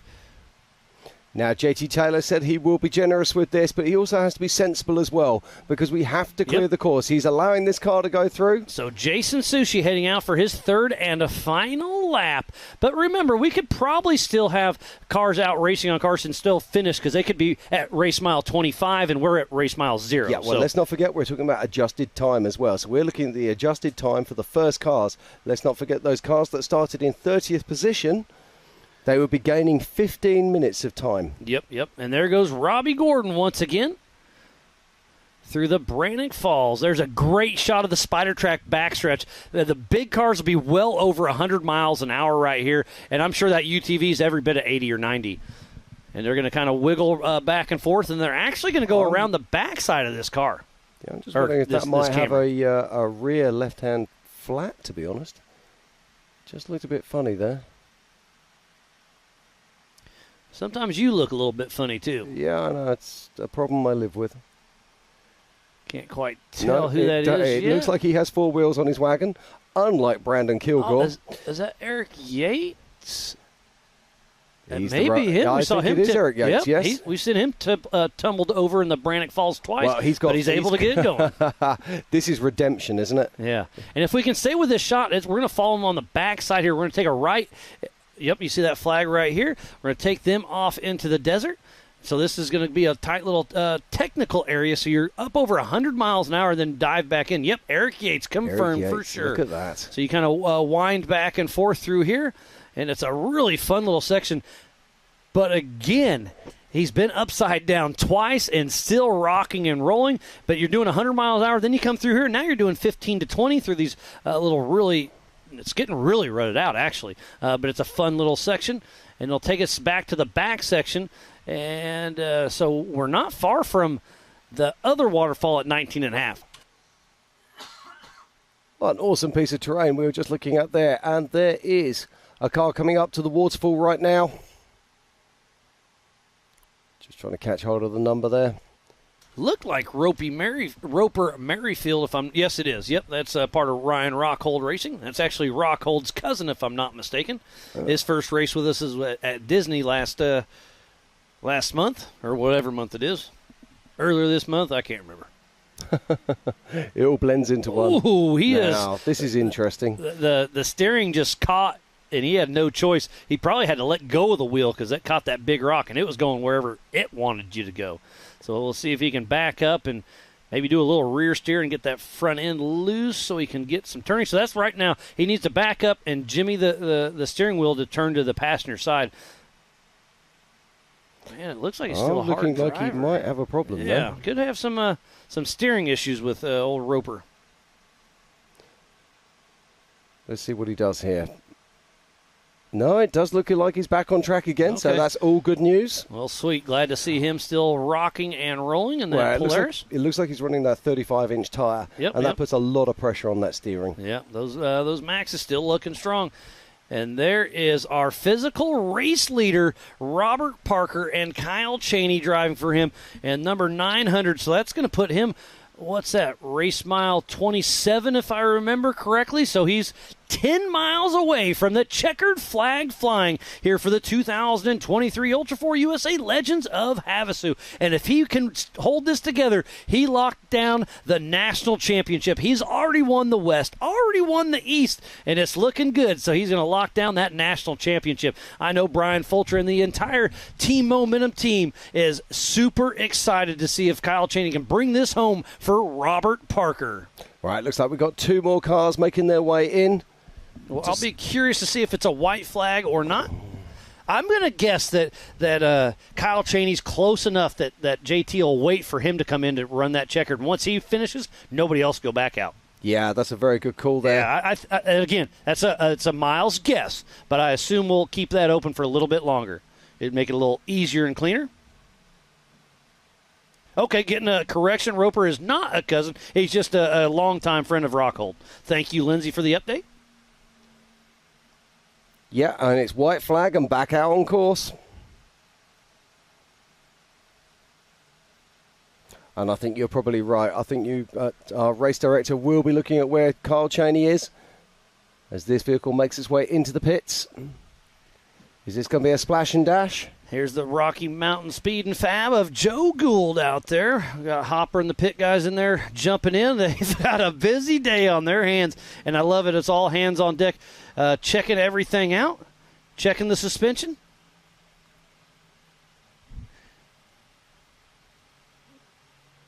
Oh, there's Justin Barth heading out for another lap. So this is a little dicey for Barth in my because his race starts in 1 hour. I don't know if he's going to make it back in time to start his next race. I think I would be getting on the radio right now and said, "Hey, pull over, buddy." Oh, wow, this is interesting. He has to have a perfect race so he can come back in. There goes Nathan Tater-Seiler with Tater Sack Racing. That is quite an interesting call there. When you consider the fact that his race times... Right, hold on. Let's have a dive into this and see if we can find out what is his current pace. I should be able to tell you that. If I look through my scoring.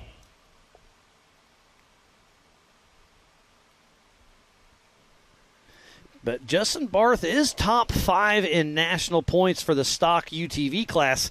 So I guess he's going for that. We'll see if he can roll the dice and get on in, as we just saw Jake Versey cruising through. Well, Justin Barth, I can see here, he is lapping at around about 122. Whoa, so he's going to be back in town at 5:22. The race starts at 5, but hey, I guess he could still start the race. I don't know. That's interesting strategy as we are watching A.J. Hoover and his sister Leah cruising along with Rubber Band Racing and his Kawasaki. Yeah, and he's currently sitting in 5th in class in UCV stock. So, yes, a very interesting decision. Perhaps he's not aware. I hope he's talking to his pits there. And that is A.J. Hoover, as you just said, making his way round. And I'm expecting that they will get the white flag. Yes, it is a white flag. So Kyle Cheney, I'm going to say, is probably another 5 minutes, 5 to 10 minutes away. And once that checkered flag flies, no more UTVs will be heading out.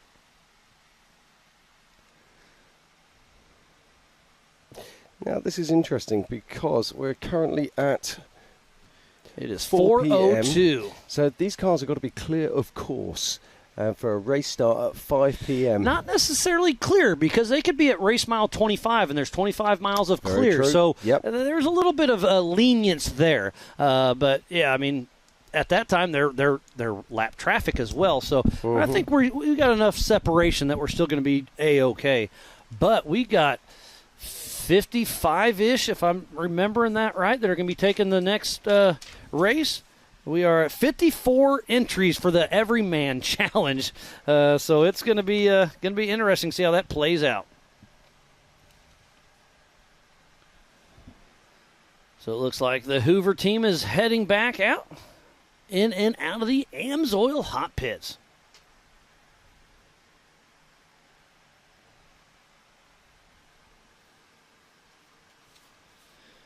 What a wonderful day it has been. Again, a huge thank you to Jason and Gayla Robinette, all of our volunteers, the media, the AOE crew, the Ultra4 USA staff, the racers, the fans, the marketing partners, USAC, and all of our safety crew out on site. Without each and every one of these aspects, we would not be racing here today for the 2023 Ultra4 USA Legends of HAVASU.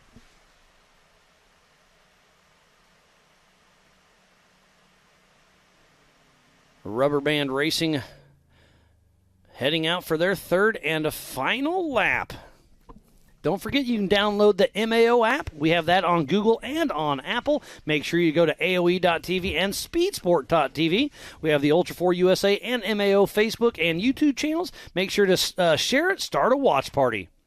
And speaking about Speed Sport TV, they are our official broadcast partner. And stay tuned. This will be a 1-hour post-produced special that will be airing very soon on AOE.tv and Speedsport.tv. And that's mainly the 4400 class we dive into. Yeah, I'm looking forward to that. Got to say a massive shout out to Speed Sport. They really have helped us out, raised the game to the next level, and bringing this amazing sport and taking it to the homes around the world. Oh, there's Travis Zollinger currently sitting in that third position on adjusted time. We'll see if he can bring it on home. That is an amazing machine. Oh, there's Aaron Lynch driving for Chris May with May Motorsports. I'm sure old Chris May and Raleigh May are tuned in back at home watching their buddy Aaron Lynch, the nominee of the Zandy Willems Sportsman of the Year, out there helping his buddy Chris May, and he's jamming himself in that big rock. I think I'd take a backup right here because you're going to break an axle or ball joint at that angle. Yep, there he goes. He's going to work the wheel. Perfect. That is textbook there at the, well, maybe not textbook, but he was doing what he should there at the Bronco Falls. You've got a different, you have a different book to me, Miles, but he's certainly trying to make it work, that's for sure. This is so difficult. So much pressure on this vehicle, and your race can be done here if you're not careful. We saw that with Brandon Kilgore less than 30 minutes ago. So I think if this was me, I'd almost try to straighten up on that rock. But he deflects around. Perfect. Yep. So Aaron Lynch and JT Strickland make it around. So trying to lock down some points for Chris May, who is sitting second in stock for the national championship. But Byron Sterrett's still out in front of him, I believe. So we'll see how it all shakes out. But Chris May's going to be excited if Aaron Lynch can land him right there on the podium. And very shortly, I think we're going to be seeing Robert Parker, a.k.a. Kyle Cheney, coming in to take the finish and complete 3 laps here at Lake Havasu. Oh, yeah. Who was that? I didn't get a visual. I wasn't paying attention. But, yeah, I think we're less than 10 minutes away from the checkered flag flying here at the race line start-finish. What a day of racing we've had so far, Miles. Let's just talk about the qualifying. So we started this morning with the 4900s that we're seeing on course right now. Then we moved on to the limited classes, the 46s, the 45s, and the 48s. And they'll be racing right after this race. They'll be kicking off in less than an hour. And then we moved into the 4400 unlimited class, and we saw K-Rod go out first, throw down a heater. It lasted all the way till the end, and then Lauren Healy stole the glory from old K-Rod. But what a wonderful qualifying we had. Ooh, that looked like a speed UTV. Is that Robbie or Max at the Spider Track backstretch? I'm going to guess that's Robbie. I'm going to guess that's Robbie as well. Looking to see if it's a 777 or a 777. Looks like a double 7. Yep, so that is Robbie Gordon himself still plugging away. If he can land on his podium for his first non-King of the Hammers race with us here at Ultra4 USA, he's going to be very proud of those speed UTVs. They just took 5 down to Nora. All 5 finished. Then Max Gordon takes the overall. Robbie Gordon gets that second position. So speed UTV doing some great things in the off-road industry. And he's so fast the camera can't keep up. Absolutely. And we're back at the race line start-finish. The shadows are starting to lengthen here, but it's good to see that we've still got a good, strong breeze out there. That's going to be very important for the EMC race that we've got coming up very soon. Don't forget, you go to racingtracks.com, Racing Tracks with an X. And you can see they have the same live tracking we have up here in the Warren studio. And it looks like Robert Parker Kyle Cheney driving for Robert Parker is at race mile 32 or so. So he's 5, it could update. So we're 3 to 4 miles away, it looks like. So probably another 10 minutes or so for Kyle Cheney to come in and lock down the national championship for Robert Parker.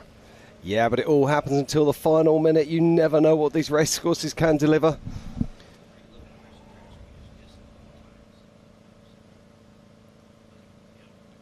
And it's never over until it is over. But right now it's all about Kyle Cheney racing for Robert Parker, who is our race leader. And behind him it is Mike Park.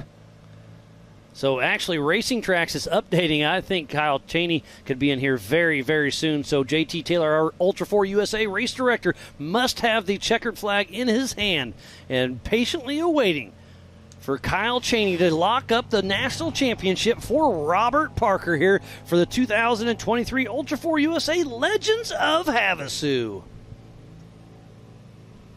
Yeah, he's going to be super happy about this. There's still a lot of track between him and the finish line. You've got to dig deep now as a driver. You've got to push your eyes wide. You've got to look as far as you can in front of you. Concentrate, let that wheel go soft in your hands. Just bring it on home.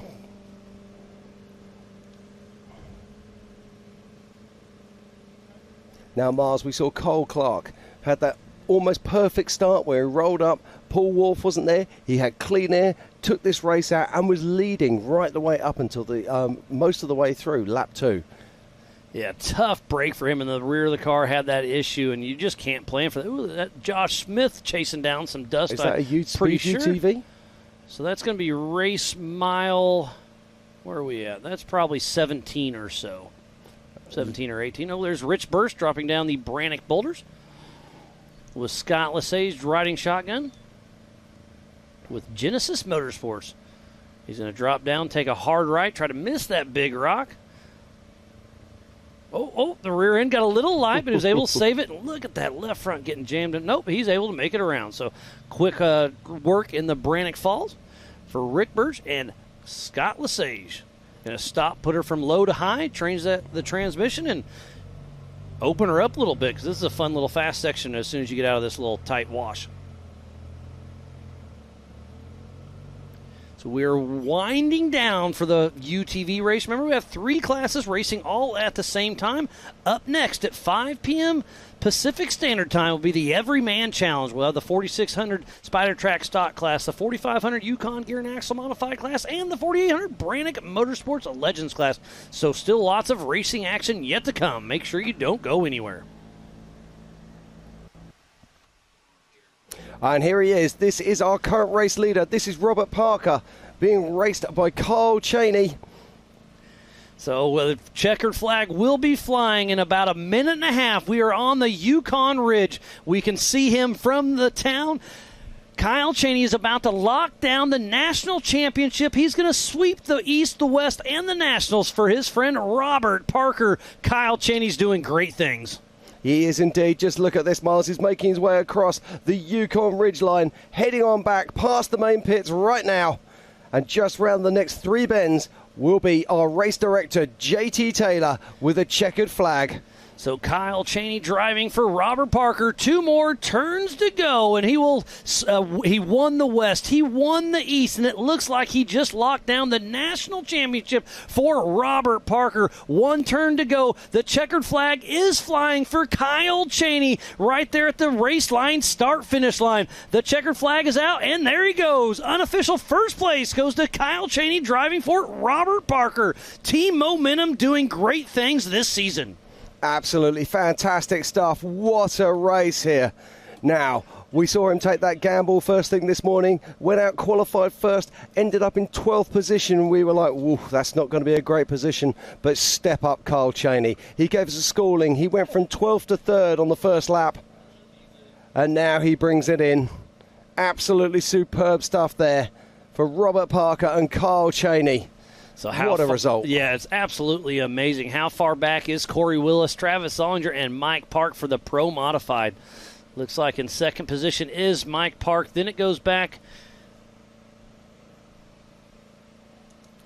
now, I'm just looking Corey here. Willis. I'm looking here, and we've got a battle royale going on between Travis Zollinger and Mike Park. Oh, you're right. I forgot. Yep, I'm seeing the trackers are bouncing either way, so it's going to be interesting to see. I reckon we're going to probably be around about 3 to 4 minutes before we see them. And then we're going to see Travis Zollinger and Mike Park. Mike Park in the 2-seat vehicle. Travis Zollinger, of course, in the ZRP single-seat vehicle. Oh, and there's, is that Byron Starrett or Mike Park? I think that's Byron Starrett on that side of the course. So that's going to be race mile 17-ish or so. So, yes, that's Byron Starrett. Yeah. Race mile 18. So Mike Park is further along. Oh, Mike Park, mate, he's coming into the finish very soon. He's at 32, yeah. Yep. So it looks like Travis Zollinger will grab the checkered flag next. We do have Brian Hamby that's stopped on course. Okay, so, it's going to be really close between Zollinger and Mike Park. So Mike Park and Jeremy Dickinson are battling to the finish. Now, the interesting thing is that Mike Park did have the lead over Travis Zollinger. So has he had a problem? Has he had a flat tyre? Lost a belt? So many things can happen out here. But I'm hearing there for Mike Park may have some VCP issues. So we'll have to address that once he gets in here. Getting some updates on my rugged radio from Racing Tracks. And there he is Kyle Cheney, who's been racing for Robert Parker today. Our unofficial race winner. And there's team owner Brian Fulcher with Team Momentum congratulating his driver, bringing it home for his best friend Robert Parker. Kyle Cheney doing great things. There's Kim Rimreed coming over to congratulate him. It's Tyler's mom. Oh, there's Nathan Parker over there. I hate to see he couldn't make his race, but he's celebrating with his team. Oh, lots. The emotions will be high the rest of the weekend for the entire Momentum team. We saw Kyle Chaney at the MAO race in his Pro 4 battling with CJ Greaves just a month or two ago. Just missed the top box by the last couple corners, but now he brings it home here at Ultra4 USA as Jason Susie making his way around, and it does look like he's back to a single-seater. Looks like he kicked his son out. Shifts from low to high and trying to make it to the race line start-finish. Remember that Bronco Falls is at race mile 9.3. Yeah, Jason doing a great job there on the waterfall. It's one of the better lines I've seen. Not scared by the rock whatsoever. Puts his wheel onto it, drives over, holds the line, makes it so much simpler, and saves that drive line. Waiting for whoever it might be first. Will it be Mike Park? Will it be Travis Zollinger? He's talking to Jason Watt, who does a lot of prep for these Can-Ams. Helps the team momentum. Talking to JT Taylor. Talking with his hands a lot, doesn't he? The growth of the 4900 class has been quite exceptional. It really has.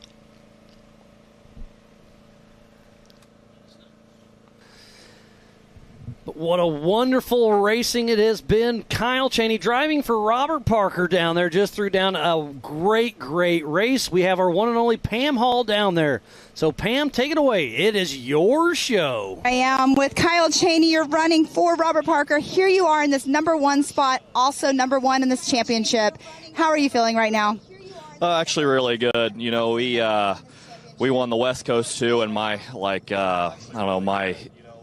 goal was to finish that race, and it didn't work. I ended up getting flats, and it wasn't good. So my goal here, I didn't even know what the points were. I knew we were winning, or I knew we were in the lead, but I need to focus on winning the race and not finishing, because every time I do that, something breaks, and I'm just not driving consistent and good. But today, I was driving consistent. I felt like we had a good pace going on. I don't know if it was the fastest pace, but I knew that this was a tough track, and it was going to be hard to win this race, and it was going to be whoever won this race was going to have a car at the end of the race. If their car is 100% at the end of this race, they were going to win. Well, I know that you came through and you started, I believe it was 12th. It was where you started qualifying. And then you ended up coming through after the first lap in that number 3 position already. So you were definitely picking it up a notch. Did you see a lot of cars already off to the side whenever you were going through and in that number 3 position right off the bat? No, there was only maybe one car pulled off.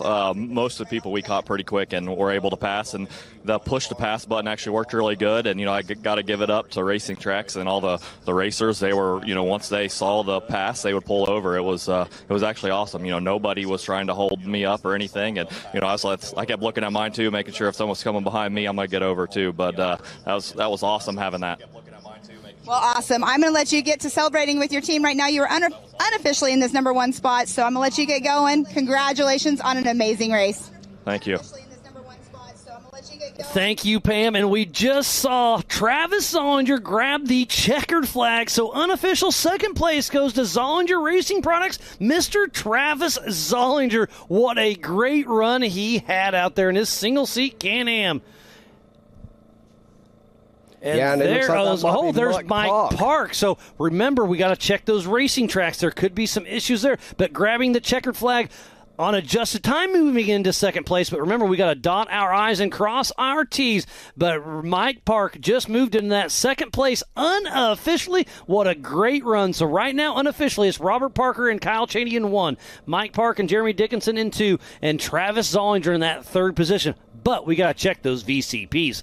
And I've said a lot about Robert Parker and Kyle Chaney. So Robert Parker passed away a while back. It was a terrible thing to happen. Everybody hates to hear that. And then Nathan Parker, we saw him race in the stock class as well. That's his dad.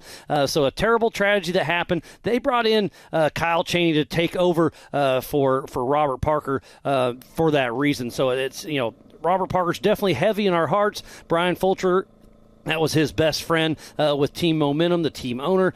So he's keeping the tradition alive, and it's really cool to see what they have done for Robert Parker. And they brought it in with Kyle Chaney, and Kyle Chaney did it right, winning the West, winning the East, and it looks like he just locked down the national championship. So it's really cool to see him take Nathan Parker under his wing, for his father, and it's just, I don't know, it's hard to talk about. I'm getting goosebumps once again, but again, Robert Parker's definitely heavy in our hearts, and it's great to see the memory live on through Team Momentum.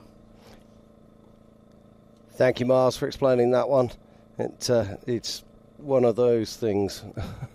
That's very, very cool indeed. Right, looking back on our racing tracks, and I can see that the next car that'll be coming in probably going to be here in around about, my best guess would be around about 5 minutes. It does look like it's going to be Corey Willis. Now, Corey Willis, if this is 1793, started in 24th position today, and he's going to be making his way. I don't think he can affect the top three, but he's...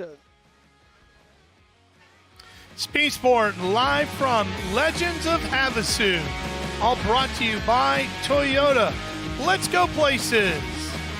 Hey everybody, Ralph Shaheen, Ken Stout back here with you at the Vendor Village at our set over here. Great job by Miles and Jim in calling all that racing action as the Ultra 4 categories have been competing out there to standard wash, and congrats to our winners. Yeah, how about Kyle Chaney bringing it home there for that team? Tragic. Losing one of their drivers early on, and they put Kyle Chaney in the seat, went out, won the West, won the East, and just secured a championship here. And, of course, secured a short course off-road championship this year. Former King of the Hammer winner earlier this year, three-time consecutive. So Chaney bringing home the goods. Yeah, it's a great story to see it end that way with the championship. Congratulations to the whole team. What do you think has hurt more things here today?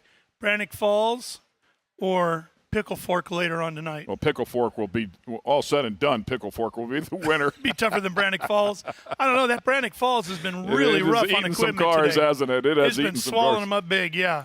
Yeah, There's it certainly throws them a curveball. I mean, just navigating around it, and honestly, it's those points right there that could change the entire structure of your race, of any We've given seen that person's today, race. right? So some guys hit just the wrong way, and as Jim was talking about, so much pressure on the components when you're wedged down in there like that and you're trying to turn the wheel to back up and maybe move around, and if you just do it the wrong way or just a little too much pressure, snapping pieces and parts and your day is done. Yeah, it's eating up cars. I mean, no question about it. And watching those guys, like you said, you kind of want to have the car moving a little bit. You can't just sit still and put all that pressure. It's already loaded up. Right. So the last thing you want to do is try to put more on it to try and get it to maneuver. So they have to get the cars to move in tight quarters, and you just have to hope you don't break something. And I saw a couple of drivers went down through there, placed it just right, drove that left front up over the rock a little bit, didn't have to back up and jostle the car around, saved themselves a ton of time. And then it's also pretty cool in the fact that Miles and Jim know what's going on to the degree that they do. To listen to them, you learn a lot. And you could hear Miles say when they come out of that area, you see them stop the car, take it from low, put it in high because they're getting ready to go on a high-speed section of the course. So you wonder, because you get through and it looks like they're clear and they stop for seconds, like what's going on there. But Miles Hasselquist and Jim Marsden do a fabulous job there of teaching people what's going on. I love the one part where Jim said, well, and he's still in the run back to the pits area, and I'm thinking anything beyond 10 feet, I'm out of the run back to the pits area. Yeah, we'd have to tag off. Yeah. I got the first 5. Yeah, exactly right. Well, we're going to hand off right now. In fact, we're going to take a look at a little bit of the other forms of racing that are going on here at Legends of Havasu. We're racing off in the desert, but we're also racing off on the water with the F1 Powerboats. We talked about F1. We talked about Formula Lights. Tri-Hull is the other, and that's a very unique category. Yeah, they beat and bang for sure, and our good friend Dave Arnold, I believe, is over there talking to a number of the competitors. So the Tri-Hull category, you can get your elbows out a little bit more on that one. Yeah, you can beat and bang and lean on each other. It's a lot of fun to watch. Short track racing on the water, and Dave Arnold standing by with Jerry Rinker. Well, we got to see what the formula boat is. Well, we got Pops over here of Chris. This is Scary Jerry Rinker. Now, this is the Tri-Hull. Yes. Quite a bit different setup. It's open cockpit. You got a cage around you. Hey, Andrew, why don't you tell me a little bit of difference on these boats? Well, first of all, Chris's boat's got oxygen if he crashes. He's got we do have the harness that they have also. And he's strapped in, and if anybody saw the crash in Oklahoma, he took a bad crash, and he didn't even think he was hurt. But the next morning, after he had a life jacket on, and he had bruises through the life jacket from the impact, from his straps, from the straps in the boat. Well, we have straps in our boat too, and the difference is if he gets in trouble, he's got oxygen that automatically comes on, and he's got more time to get out of the boat, if indeed he's conscious and can get out. With us, when we crash, and I probably have more crashes than anybody out here, we crash, you go in, usually it's in the turn, and you go in, and you take the impact of all that water right in your face, where he's got a spray shield or a windshield that takes most of that impact. And it stuns you. I crashed here last year, my steering cable broke, and that was the worst crash I had. There's times when I come in, I wonder, what the heck did I do to go out there? I must be nuts. But all the guys, all the young guys, me, I can't wait to get out there because it's exciting. And you can really see, we saw like, basically like a pickle fork, we're going to call it, like the hydro fronts on it, where this is actually has the tri-hull underneath. It's a tri-hull shape, and the weird thing about it is, and my family built the Rinker boats, they took on tri-hulls and started building them because they had more room in the bow. But boy, they weren't very good rough water boats, and the tri-hull didn't stay around very long. Well, the guy that designed the glass-drawn tri-hull would be rolling over in his grave if he saw what we're doing to him, because we punish them. I mean, it's punishment. It's also punishment to the drivers. But a great bunch of kids driving the boats. We all have fun. We never get, I've never been mad at anybody that hit me. And I've been hit a lot. Well, there's just a little insight from Mr. Scary Jerry Rinker right there, 80 years young, still outrunning them. And this old girl, she still brings it. I love it. 80 years old and still having at it in the tri-hull category. Here's hoping we can all do that when we get to that age, right? He's got a ton of personality, enthusiasm. man. That cat's pretty cool. Love the level of passion he has. Well, just like Scary Jerry Rinker, all the best boat racers in the world are here with us this weekend at Legends of Havasu. Jerry is one of them. Andrew Tate is another. Great to have you here with us, Andrew.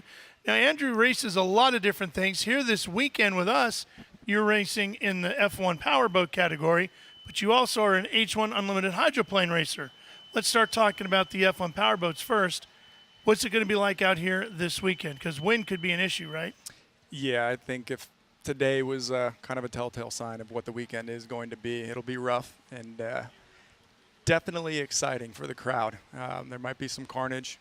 It'll be a battle of attrition, I think. But as a racer, you welcome challenging conditions. It makes everything a little more exciting, not just for us, but for the fans involved.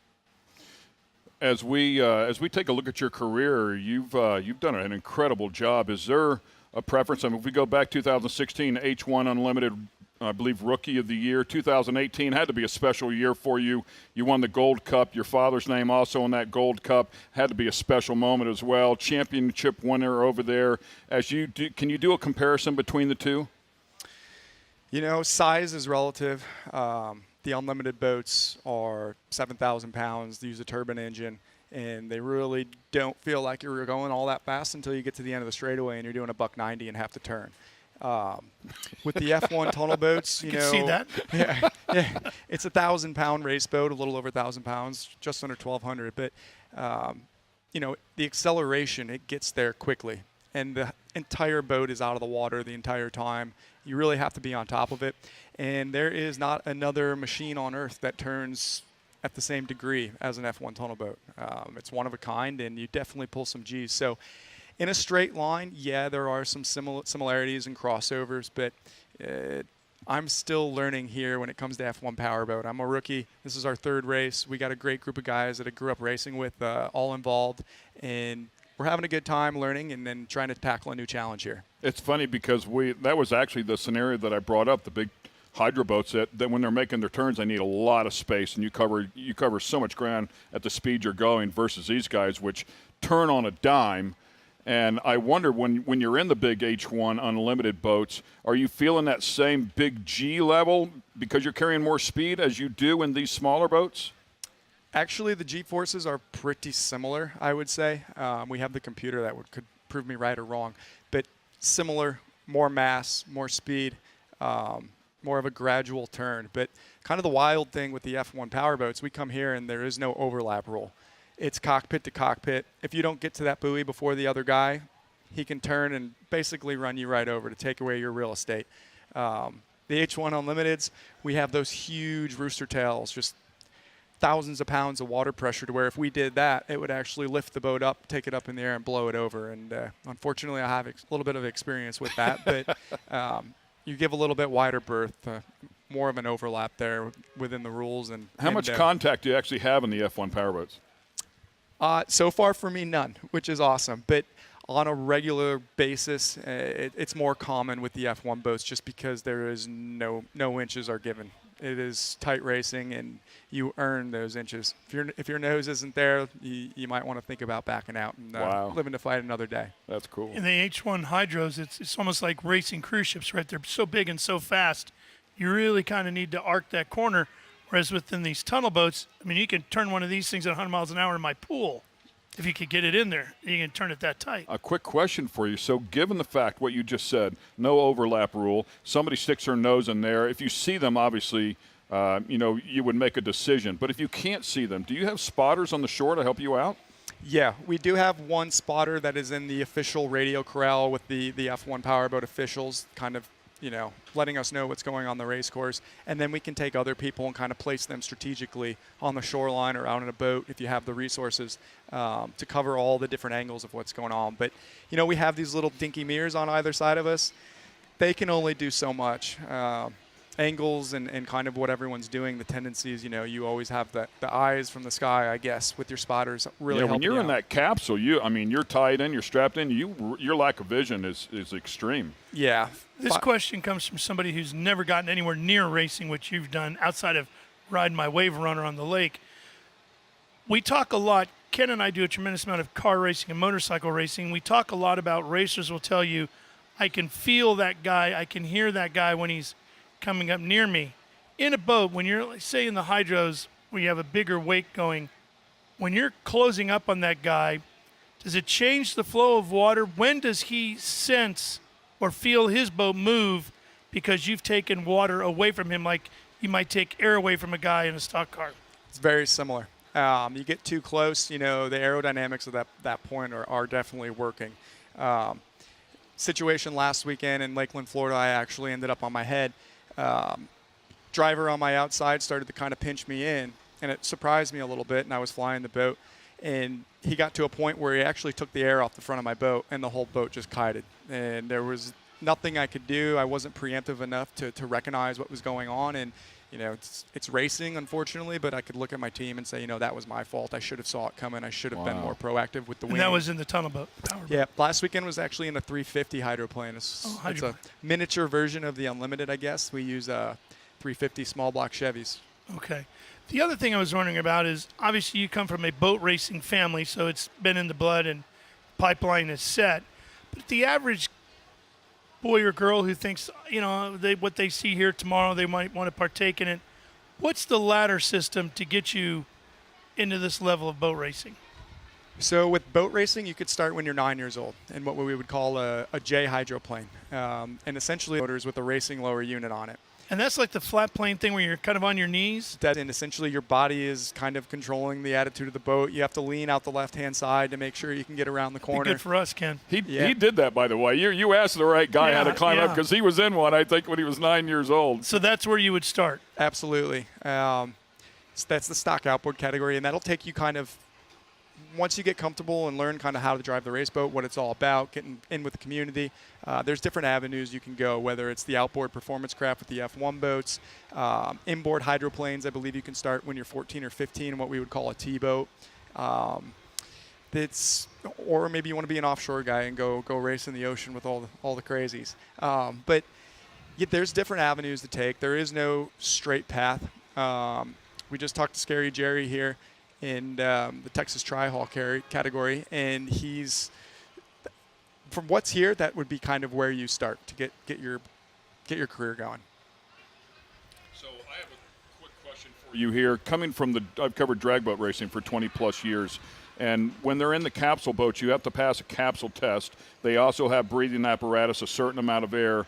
you guys are in a capsule. Do you have to pass the same type of the drag boats? The capsule or the boat is designed to have the capsule come out in a bad situation, obviously, and float upright, or if it sinks, they have a hook on it. Safety's there to pull them up. Do you guys have to pass that type of test, and do you have oxygen or breathing apparatus in the helmet? Yeah, every year actually I take a dunk test to get certified, where they simulate a crash. They strap you into a capsule and roll you over in a pool, make you breathe on the air underwater upside down, and then do the things necessary to get out. So we are kind of conditioned to understand what to do, and mostly remain calm and not freak out. But I'm actually scuba certified too, which was part of the regulations for H1 a few years ago. You know, go take the classes, go do your dive, and really become comfortable, because it's very orientating and dark when you're upside down. Depending on what body of water you're in, you can't see much.